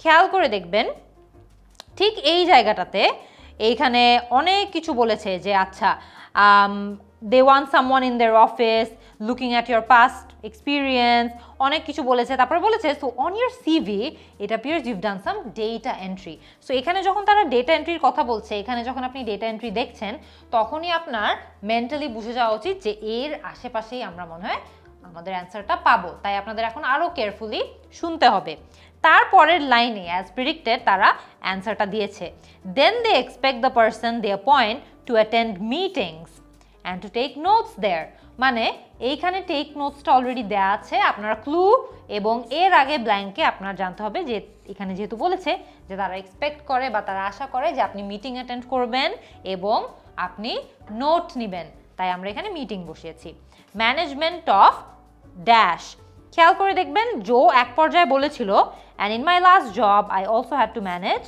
the diary তার মানে ম্যানেজমেন্ট অফ ডায়েরি অ্যান্সার হওয়ার চান্স আছে কিন্তু আমরা এখনো কিন্তু শিওর না শিওর হব কিভাবে অডিওতে তার এই লাইনটার পরেই স্যালি বলেছে excellent that's something they want here too এখন আমরা আমাদের অ্যান্সারটা নিয়ে একদম নিশ্চিত হয়ে গেছি যে হ্যাঁ তার মানে এটাও তারা চায় ম্যানেজমেন্ট অফ ডায়েরি তারা চায় good computer skills including spreadsheet আবারও আপনাকে ক্লু দিয়েছে অডিওতে কিন্তু ঠিক এইখানে খেয়াল করে দেখবেন স্যালি বলেছিল as far as the requirements go they want good computer skills এখানে good computer skills already আমাদেরকে দেয়া আছে তারপরে বলেছেন of course they particularly mention spreadsheets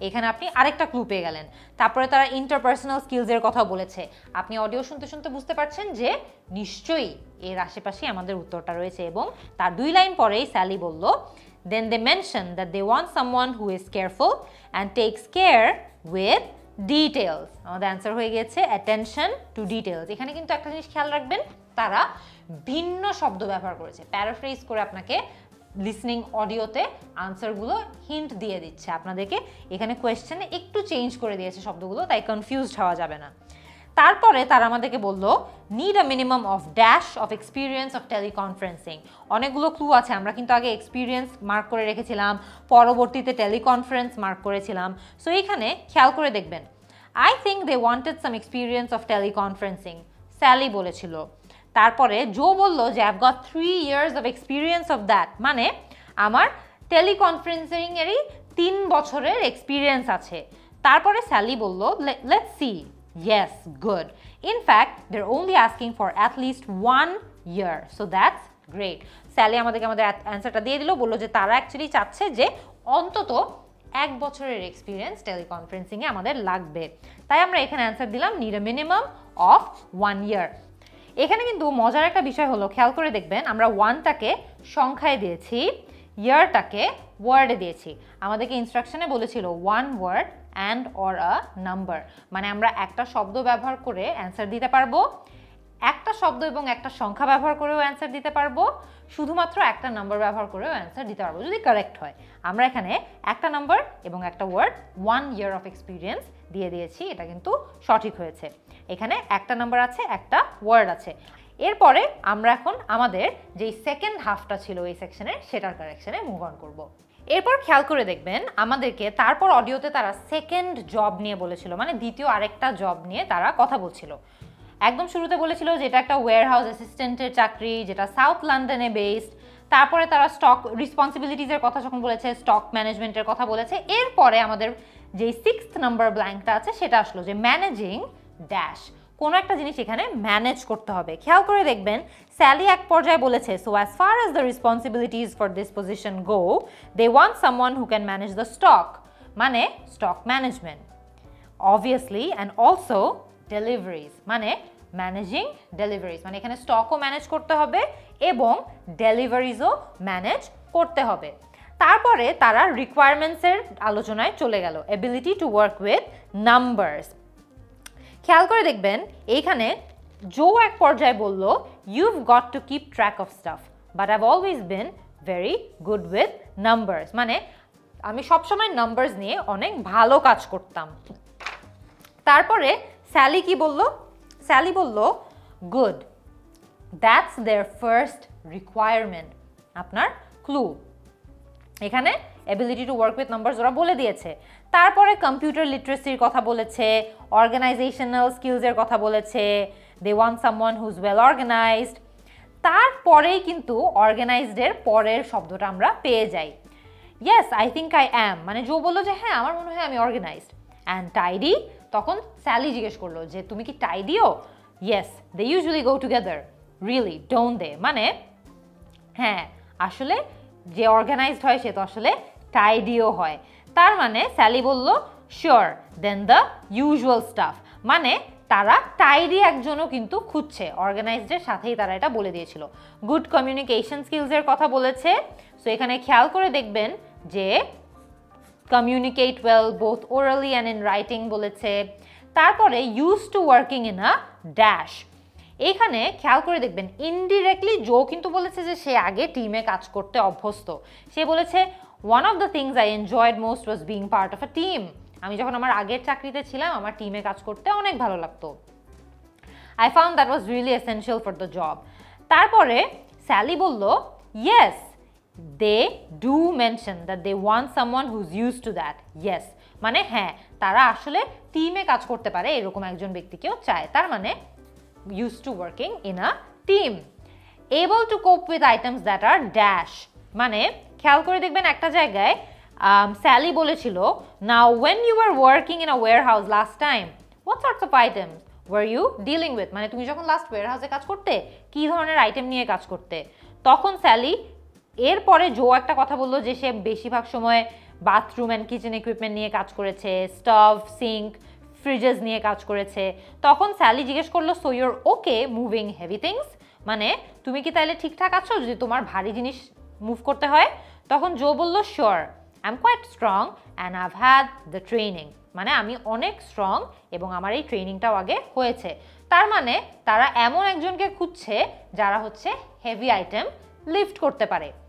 একদম লাস্ট নাম্বারের ব্ল্যাঙ্কটাতে খেয়াল করে দেখবেন তারা এখানে মূলত কথা বলছে কি কি ধরনের অভিজ্ঞতা তাদের প্রয়োজন। তারা বলেছে and you've got experience of warehouse work, Sally বলেছে একদম লাস্টের দিকে। And the final thing they mention is customer service. এইখানে সার্ভিস হচ্ছে আমাদের কিওয়ার্ড, সার্ভিস আমাদের কিওয়ার্ড যেটা মিলে গিয়েছে। তার আগে তারা যেহেতু কাস্টমার সার্ভিস বলেছে আমরা এখানে কাস্টমার সার্ভিস বসিয়ে দিয়েছি। এটা দিয়েই কিন্তু আমাদের সেকশন 1 লিসনিং এর সেকশন 1 যেটা ছিল প্রথম সেকশন সেটা কারেক্ট করা শেষ হয়ে গেছে। আমরা এখন আমাদের লিসনিং সেগমেন্টের পার্ট 2টা শুরু করতে যাব। অল্প কিছুক্ষণের মধ্যেই অডিওটা প্লে হবে, আমরা অডিওটা শুনে শুনে অ্যানসারগুলো লিখে ফেলব। Part 2. You will hear a woman called Alice Riches talking on the radio about a scheme which involves closing streets to traffic to allow children to play. First, you have some time to look at questions 11 to 16.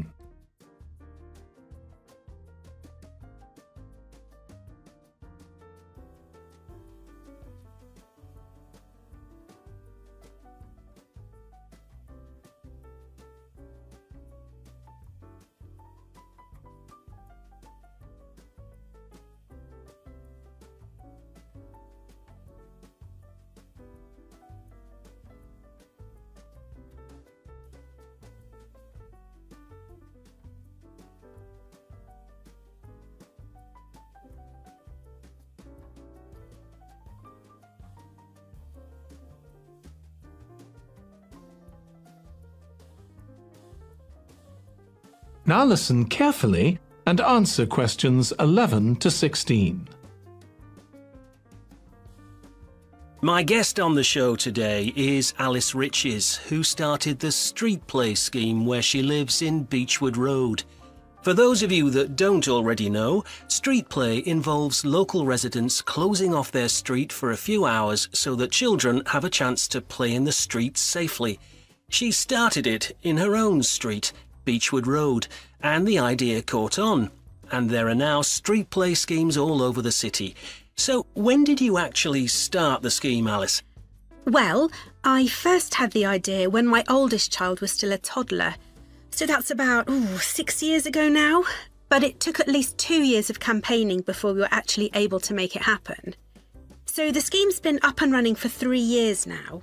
We'd love to be able to close our road for longer, for the whole weekend, from Saturday morning until Sunday evening, for example. At the moment, it's just once a week. But when we started, it was only once a month. But we're working on it. So what actually happens when Beechwood Road is closed? We have volunteer wardens, mostly parents, but some elderly residents too, who block off our road at either end. The council have provided special signs, but there's always a volunteer there to explain what's happening to any motorists. Generally, they're fine about it. We've only had to get the police involved once or twice. Now, I should explain that the road isn't completely closed to cars, but only residents' cars are allowed. If people really need to get in or out of Beechwood Road, it's not a problem as long as they drive at under 20 kilometres per hour. But most people just decide not to use their cars during this time, or they park in another street. The wardens are only there to stop through traffic. So, can anyone apply to get involved in street play? Absolutely. We want to include all kids in the city, especially those who live on busy roads. It's here that demand is greatest. Obviously, there isn't such demand in wealthier areas where the children have access to parks or large gardens, or in the suburbs where there are usually more places for children to play outside. I'd recommend that anyone listening who likes the idea should just give it a go.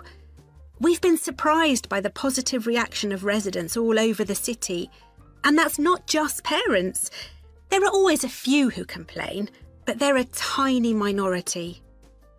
On the whole, everyone is very supportive and say they're very happy to see children out on the street, even if it does get quite noisy. Before you hear the rest of the conversation, you have some time to look at questions 17 to 20.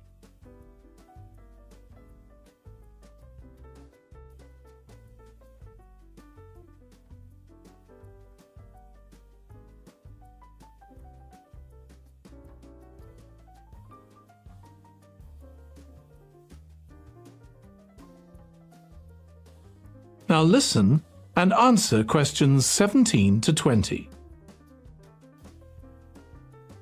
There have been so many benefits of street play for the kids. Parents really like the fact that the kids are getting fresh air instead of sitting staring at a computer screen, even if they're not doing anything particularly energetic. And of course, it's great that kids can play with their friends outside without being supervised by their parents. But for me, the biggest advantage is that kids develop confidence in themselves to be outside without their parents. The other really fantastic thing is that children get to know the adults in the street. It's like having a big extended family. It certainly does have a lot of benefits.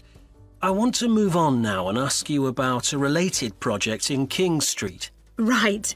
Well, this was an experiment I was involved in, where local residents decided to try and reduce the traffic along King Street, which is the busiest main road in our area, by persuading people not to use their cars for one day. We thought about making people pay more for parking, but we decided that would be really unpopular. So instead, we just stopped people from parking on King Street, but left the other car parks open. It was surprising how much of a difference all this made. As we'd predicted, air quality was significantly better. But what I hadn't expected was how much quieter it would be, even with the buses still running.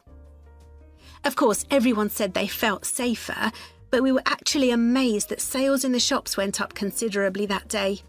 We thought there'd be fewer people out shopping, not more. That's really interesting. So the fact that the street was...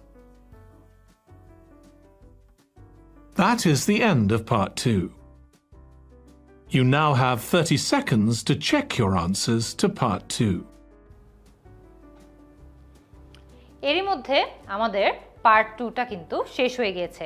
আমরা এখন আমাদের part 2তে আগে আমরা যেগুলো answer করেছি সেগুলো এখানে নিয়ে আসব এবং আমাদের যে অডিও স্ক্রিপ্টগুলো রয়েছে সেই অডিও স্ক্রিপ্টের সাথে আমরা এখন কম্পেয়ার করে দেখব যে আমাদের অ্যানসারগুলো সঠিক হয়েছে নাকি সঠিক হয়নি। খেয়াল করে দেখবেন এইখানে তারা আমাদেরকে একদম প্রথমে কি জিজ্ঞেস করেছিল।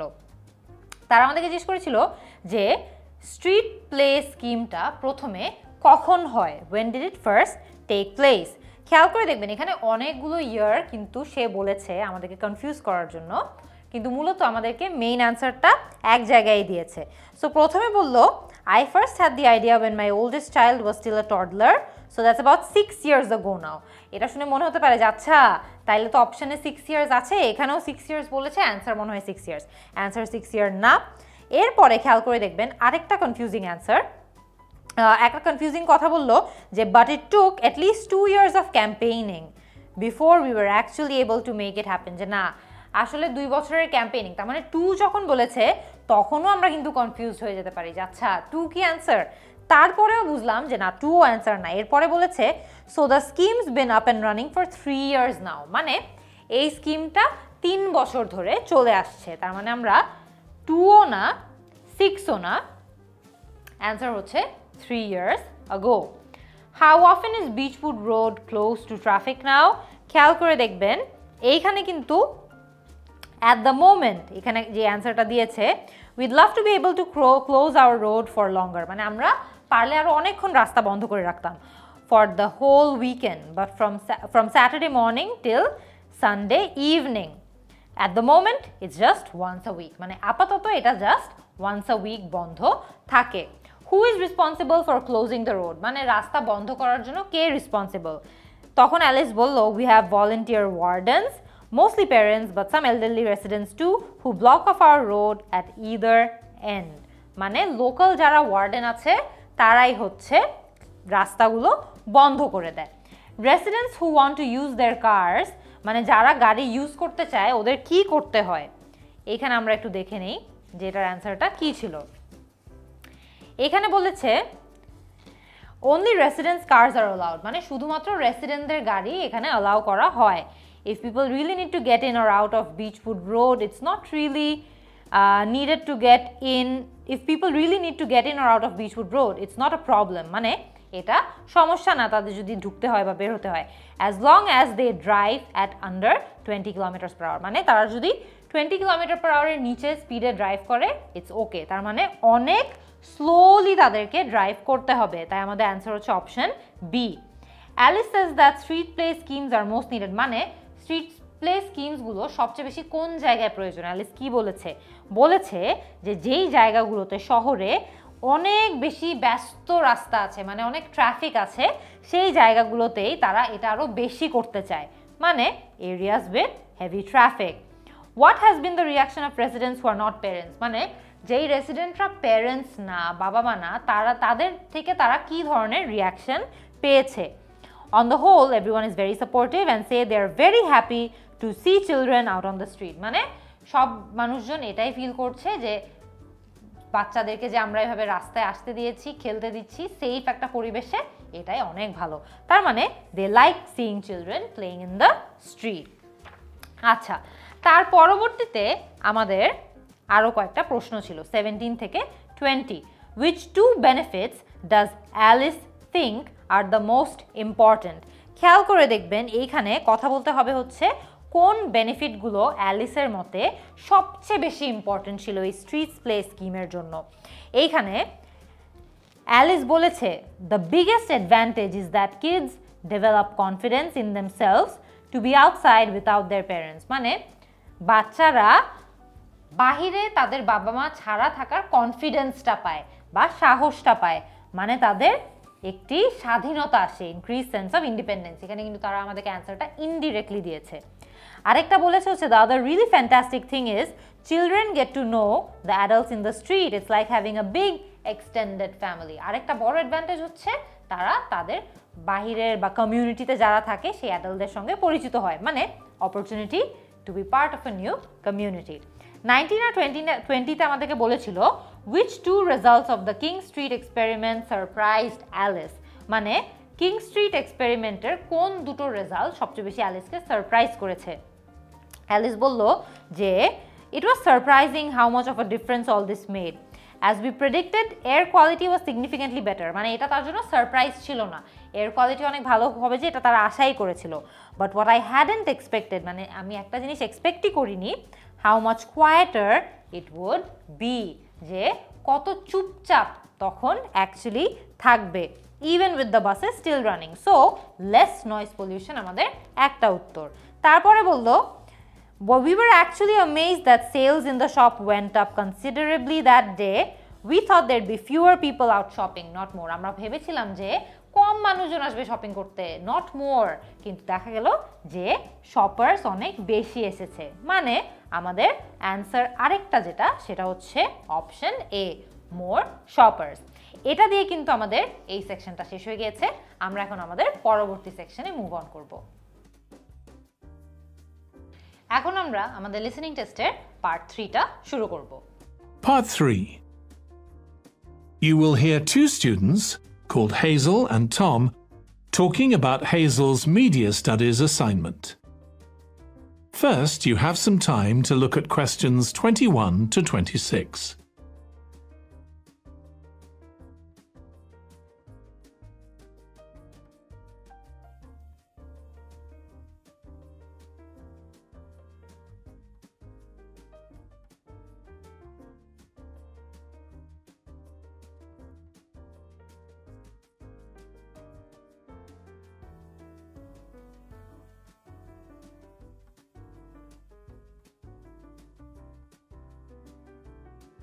Now listen carefully and answer questions 21 to 26. Tom, could I ask you for some advice, please? Yes, of course. If you think I can help. What's it about? It's my first media studies assignment, and I'm not sure how to go about it. You must have done it last year. Is that the one comparing the coverage of a particular story in a range of newspapers? That's right. Oh, yes. I really enjoyed writing it. So, what sort of things do I need to compare? Well, there are several things. For example, there's the question of which page of the newspaper the item appears on. You mean because there's a big difference between having it on the front page and the bottom of page 10, for instance? Exactly.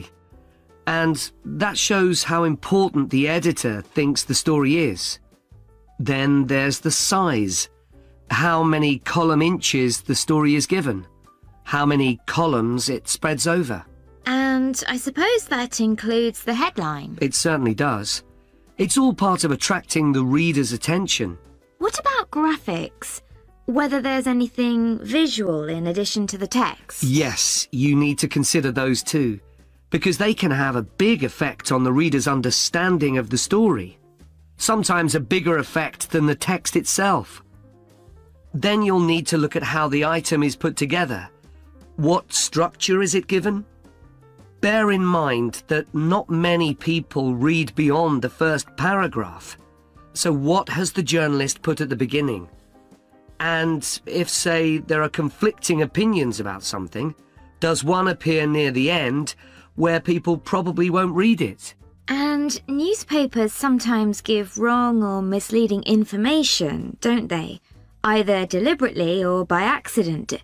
Should I be looking at that too? Yes, if you can. Compare what's in different versions. And as far as possible, try and work out what's true and what isn't. And that relates to a very important point. What's the writer's purpose? Or at least the most important one. If they have several, it may seem to be to inform the public, but often it's that they want to create fear or controversy, or to make somebody look ridiculous. Gosh, I see what you mean. And I suppose the writer may make assumptions about the reader. That's right. About their knowledge of the subject, their attitudes, and their level of education, which means writing so that the readers understand without feeling patronized. All of that will make a difference to how the story is presented.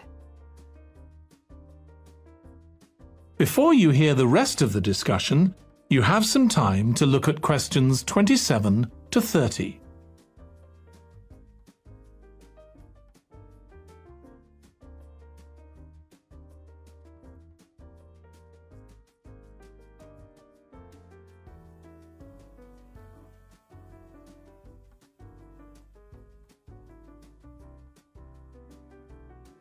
Now listen and answer questions 27 to 30.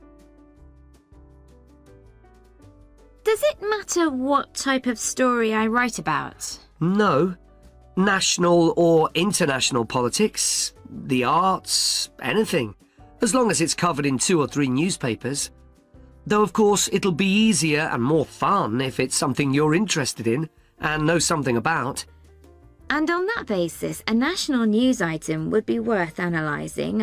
I'm quite keen on politics, so I'll try and find a suitable topic. What did you choose for your analysis, Tom?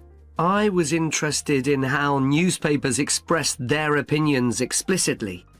So I wanted to compare editorials in different papers, but when I started looking, I couldn't find 2 on the same topic that I felt like analysing. In that case, I won't even bother to look.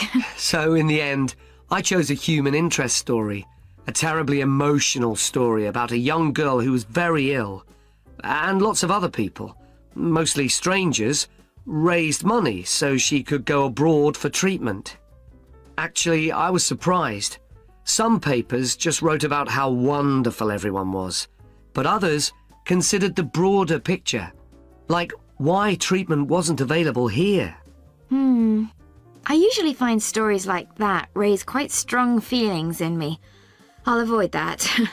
Perhaps I'll choose an arts topic, like different reviews of a film or something about funding for the arts. I'll think about that. Yes, that might be interesting. Okay, well, thanks a lot for your help, Tom. It's been really useful. You're welcome. Good luck with the assignment, Hazel. That is the end of part 3.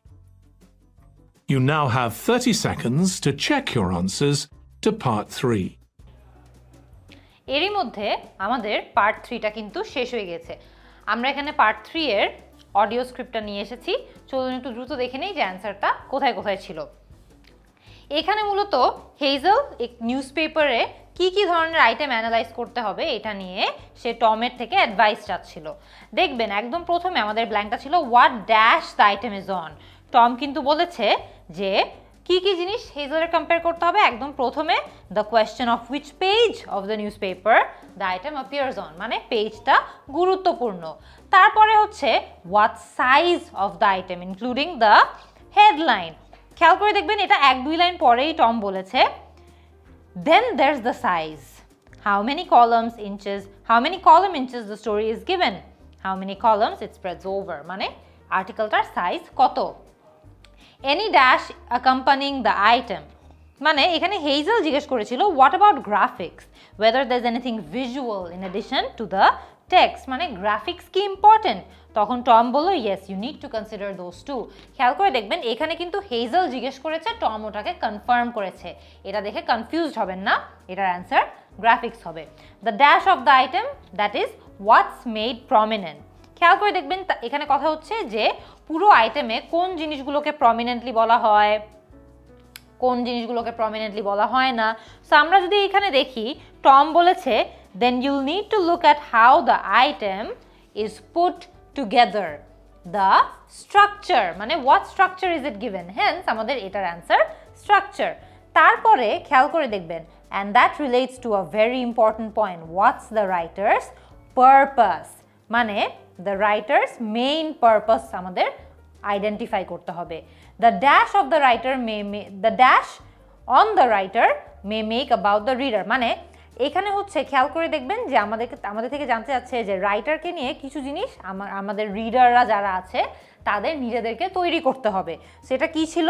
Hazel বলেছে and I suppose the writer may make assumptions about the reader, মানে writer reader সম্পর্কে কিছু assumptions বা ধারণা তৈরি করতে পারে। the assumptions the writer may make about the reader। তারপরে 27 থেকে 30তে আমাদেরকে ইন্টারেস্টিং টাইপের একটা প্রশ্ন দিয়েছে, বলেছে what does Hazel decide to do about each of the following types of articles, মানে এই যে টাইপ অফ আর্টিকেলগুলো আছে national news item, editorial, human interest, arts, এগুলো নিয়ে হেজেল কি করার সিদ্ধান্ত নিয়েছিল। অপশন এ হচ্ছে যে সে ডেফিনেটলি এগুলো নিয়ে খুঁজবে, অপশন বি হচ্ছে যে সে হয়তোবা একটা সুটেবল আর্টিকেল খোঁজার চেষ্টা করবে, আর অপশন সি হচ্ছে যে সে কোনোভাবেই এটা খোঁজার চেষ্টা করবে না। আমরা এখানে দেখলাম যে যখন এই বিষয়ে কথা হচ্ছিল তারা খুব ক্লিয়ারলি এটা বলে দিয়েছে। হেইজেল একদম প্রথমে ন্যাশনাল নিউজ আইটেম সম্পর্কে বলেছে, A national news item would be worth analyzing. I'm quite keen on politics, so I'll try and find a suitable topic. মানে হেইজেল নিজে থেকেই বলল যে আমি পলিটিক্স নিয়ে অনেক বেশি আগ্রহী, তাই আমি ন্যাশনাল নিউজ আইটেম নিয়ে খুঁজবো। তার মানে she will definitely look for a suitable article, মানে এটার অ্যান্সার এ। এডিটোরিয়াল সম্পর্কে টম বলেছে, I wanted to compare editorials in different papers. So এটা টম বলেছে যে সে এডিটোরিয়াল খুঁজতে চায়। তারপরে বলল, টম নিজেই বলল যে যখন আমি খোঁজা শুরু করেছি I couldn't find two on the same topic, মানে আমি এডিটোরিয়াল তেমন একটা ভালোভাবে খুঁজে পাইনি। তখন হেজেল বলল, in that case I won't even bother to look, মানে এটা হলে আমি আসলে খোঁজারই চেষ্টা করব না। hence she definitely won't look for an article, মানে এডিটোরিয়াল সম্পর্কে সে খুঁজবেই না। অ্যান্সার হচ্ছে সি। তারপরে খেয়াল করে দেখবেন কথা হচ্ছে হলো হিউম্যান ইন্টারেস্ট নিয়ে। টম অনেকক্ষণ বলল যে সে হিউম্যান ইন্টারেস্ট নিয়ে খুবই ইন্টারেস্টেড। হেইজেল তখন বলল, I usually find stories like that raise quite strong feelings in me. I'll avoid that. মানে আমার মাঝে মধ্যেই মনে হয় যে এই ধরনের যে স্টোরিগুলো আছে এগুলো দিয়ে আমি খুব ইতস্তত বোধ করি, তাই আমি এগুলো অ্যাভয়েড করব। She will definitely not look for an article, মানে এটার অ্যান্সারও সি। আর্টস নিয়ে যখন কথা হচ্ছে তখন কিন্তু পরের লাইনেই হেইজেল বলেছে, Perhaps I'll choose an arts topic, মানে হেইজেল বলল যে আমি মেবি, পারহ্যাপস মানে হচ্ছে হয়তোবা আমি আর্টস নিয়ে একটা আর্টিকেল খুঁজবো। হেন্স আমরা এখানে অপশন বি সিলেক্ট করেছি, she may look for a suitable article। তাই আমাদের এই আর্টসের যে 30 নম্বর কোয়েশ্চেনটা আছে সেটার অ্যান্সার হয়েছে বি। এরই মধ্যে আমাদের পার্ট 3টা কিন্তু শেষ হয়ে গিয়েছে। এখন আমরা পার্ট 4-এ মুভ অন করব। আমরা এখন আমাদের লিসেনিং টেস্টের লাস্ট পার্ট মানে পার্ট 4 শুরু করতে যাচ্ছি। কিছুক্ষণের মধ্যেই আমাদের অডিওটা প্লে হবে, আমরা অডিওটা শুনে অ্যান্সারগুলো লেখা শুরু করে দিব। Part 4. You will hear part of a lecture on the early history of keeping clean. First, you have some time to look at questions 31 to 40.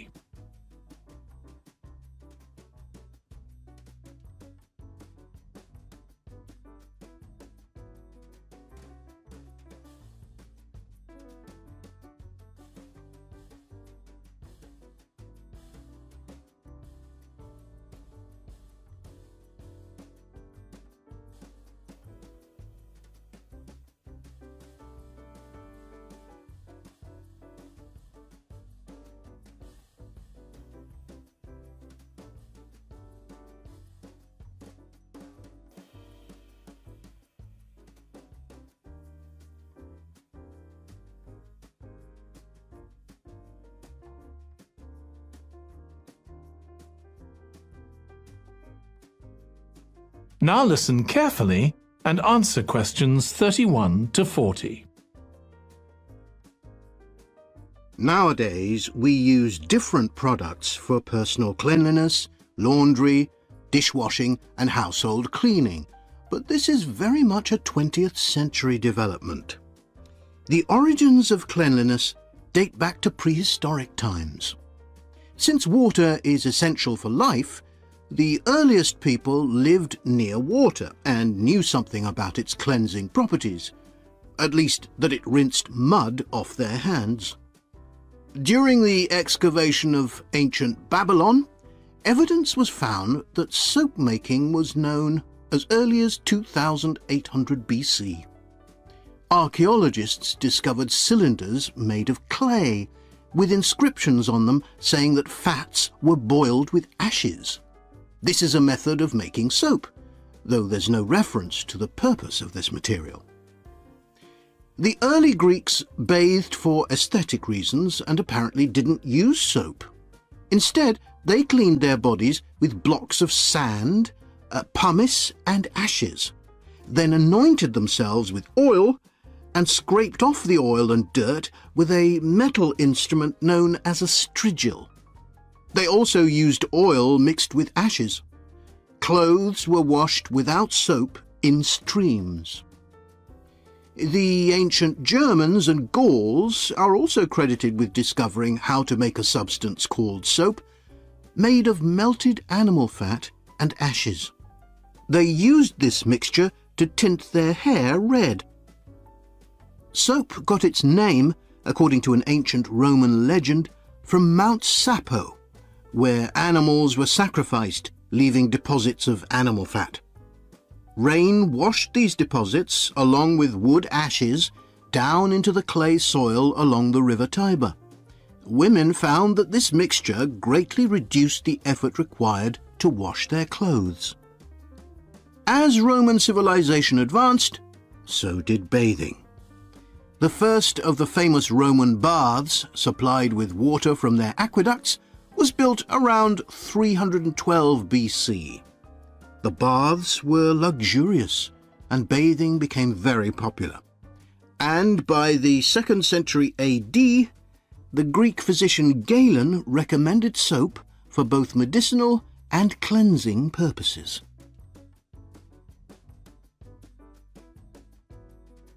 After the fall of Rome in 467 AD and the resulting decline in bathing habits, much of Europe felt the impact of filth on public health. This lack of personal cleanliness and related unsanitary living conditions were major factors in the outbreaks of disease in the Middle Ages, and especially the Black Death of the 14th century. Nevertheless, soap making became an established craft in Europe, and associations of soap makers guarded their trade secrets closely. Vegetable and animal oils were used with ashes of plants, along with perfume, apparently for the first time. Gradually, more varieties of soap became available for shaving and shampooing, as well as bathing and laundering. A major step toward large-scale commercial soap making occurred in 1791, when a French chemist, Nicolas Leblanc, patented a process for turning salt into soda ash, or sodium carbonate.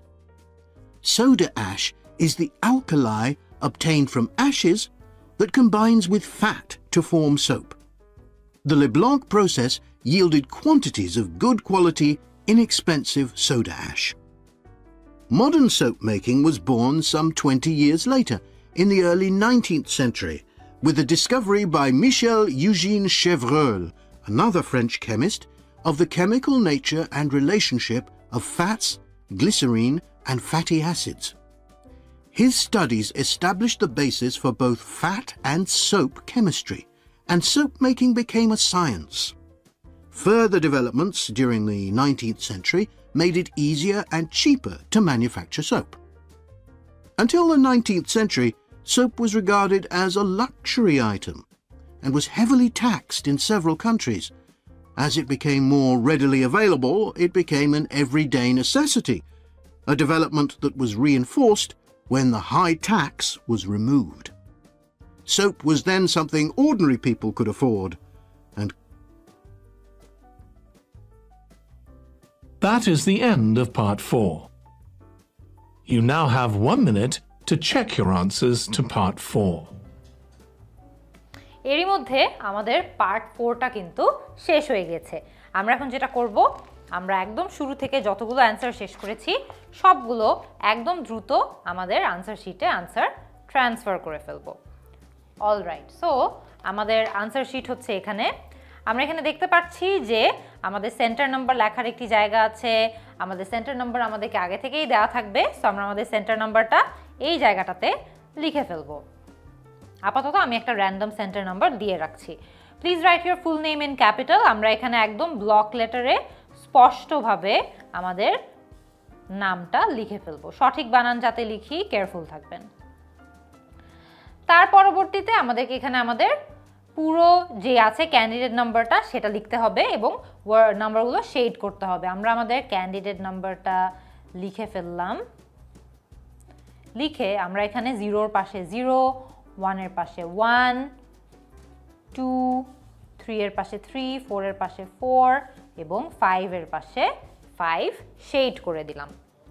ঠিক আছে, তারপরে আমাদেরকে আমাদের test date mark করতে বলেছে। আমাদের test date যদি মনে করেন 2nd of February হয়ে থাকে আমরা এখানে 2 for day, তারপরে ফেব্রুয়ারি দ্বিতীয় মাস hence 2 এখানে মান্থে শেড করব এবং ইয়ার যদি 2016 হয়ে থাকে আমরা এখানে 16 মার্ক করে দিব।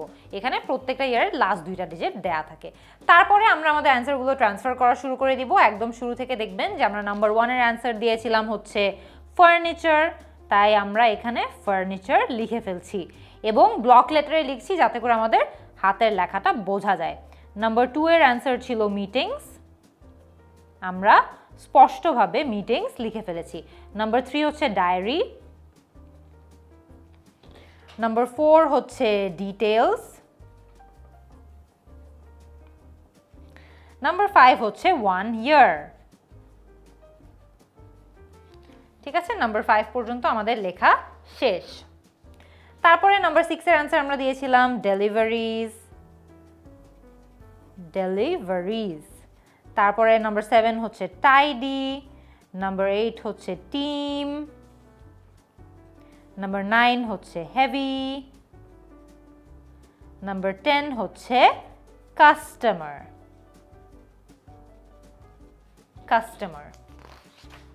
তারপরে পার্ট 2 এর অ্যানসার নাম্বার 11 থেকে, নাম্বার 11 আমরা অ্যানসার দিয়েছিলাম বি, নাম্বার 12 আমরা অ্যানসার দিয়েছিলাম এ, নাম্বার 13 আমরা অ্যানসার দিয়েছি, এখানে আমার এটা কিন্তু দেখে বোঝা যাচ্ছে না যে আমি এ লিখেছি, তাই আমরা এটা ইরেজ করে একটু স্পষ্টভাবে লিখে দিব। নাম্বার 12 এর অ্যানসার ছিল এ, নাম্বার 13 এর অ্যানসার ছিল সি, 14 এর অ্যানসার ছিল বি, 15 সি, 16 বি। অলরাইট, 17 এবং 18 এ আমরা দুটো মার্ক করেছিলাম। সো 17 এর অ্যানসার হচ্ছে বি, তারপরে 18 এর অ্যানসার হচ্ছে ডি, তারপরে 19 এর অ্যানসার হচ্ছে এ, 20 এর অ্যানসার হচ্ছে ই। অলরাইট, তার পরবর্তীতে পার্ট 3 এর অ্যানসারে চলে যাই। পার্ট 3 তে নাম্বার 21 এ আমরা অ্যানসার দিয়েছিলাম পেজ, 22 তে অ্যানসার দিয়েছিলাম সাইজ, 23 তে অ্যানসার দিয়েছি গ্রাফিক্স, তারপরে অ্যানসার দিয়েছি স্ট্রাকচার। কি দিয়েছি? স্ট্রাকচার। তার পরবর্তীতে আমরা দিয়েছি হলো পারপাস, তার পরবর্তীতে অ্যানসার দিয়েছি 26 অ্যাজাম্পশন। 27 থেকে 30 এ, সি, সি, বি। ডান। তারপরে বাকি থাকে হচ্ছে আমাদের পার্ট 4।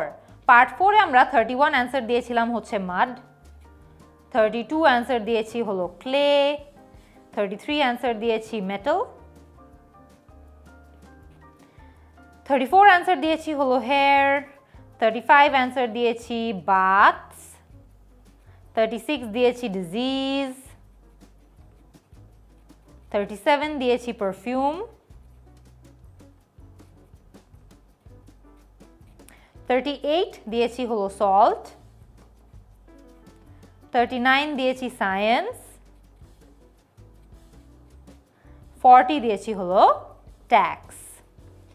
এবং এটা করেই কিন্তু আমাদের পুরো এই লিসেনিং টেস্টটা শেষ হয়ে গেছে। আমরা একদম ব্লক লেটারে ক্লিয়ারলি অ্যান্সারগুলো লিখেছি, পেন্সিল দিয়ে লিখেছি, সব কিছু ঠিকভাবে পূরণ করেছি এবং প্রত্যেকটা সেকশনের অ্যান্সার একদম ক্লিয়ারভাবে ট্রান্সফার করে ফেলেছি। এরই মধ্যে আমাদের এই লিসেনিং টেস্টটা শেষ হয়ে গিয়েছে। আপনার যদি এই মক টেস্ট সলিউশন ভিডিওটি পছন্দ হয়ে থাকে তাহলে আরও অ্যাডভান্স টিপস অ্যান্ড টেকনিক্স শিখে আইএলসে আপনার কাঙ্ক্ষিত স্কোরটি পেতে ভর্তি হয়ে যান আমার পূর্ণাঙ্গ আইএলস কোর্সে। কোর্সটি পেতে ভিজিট করুন 10minuteschool.com অথবা ডাউনলোড করুন 10 Minute School অ্যাপ। যে কোনো জিজ্ঞাসায় কল করুন 16910 নম্বরে।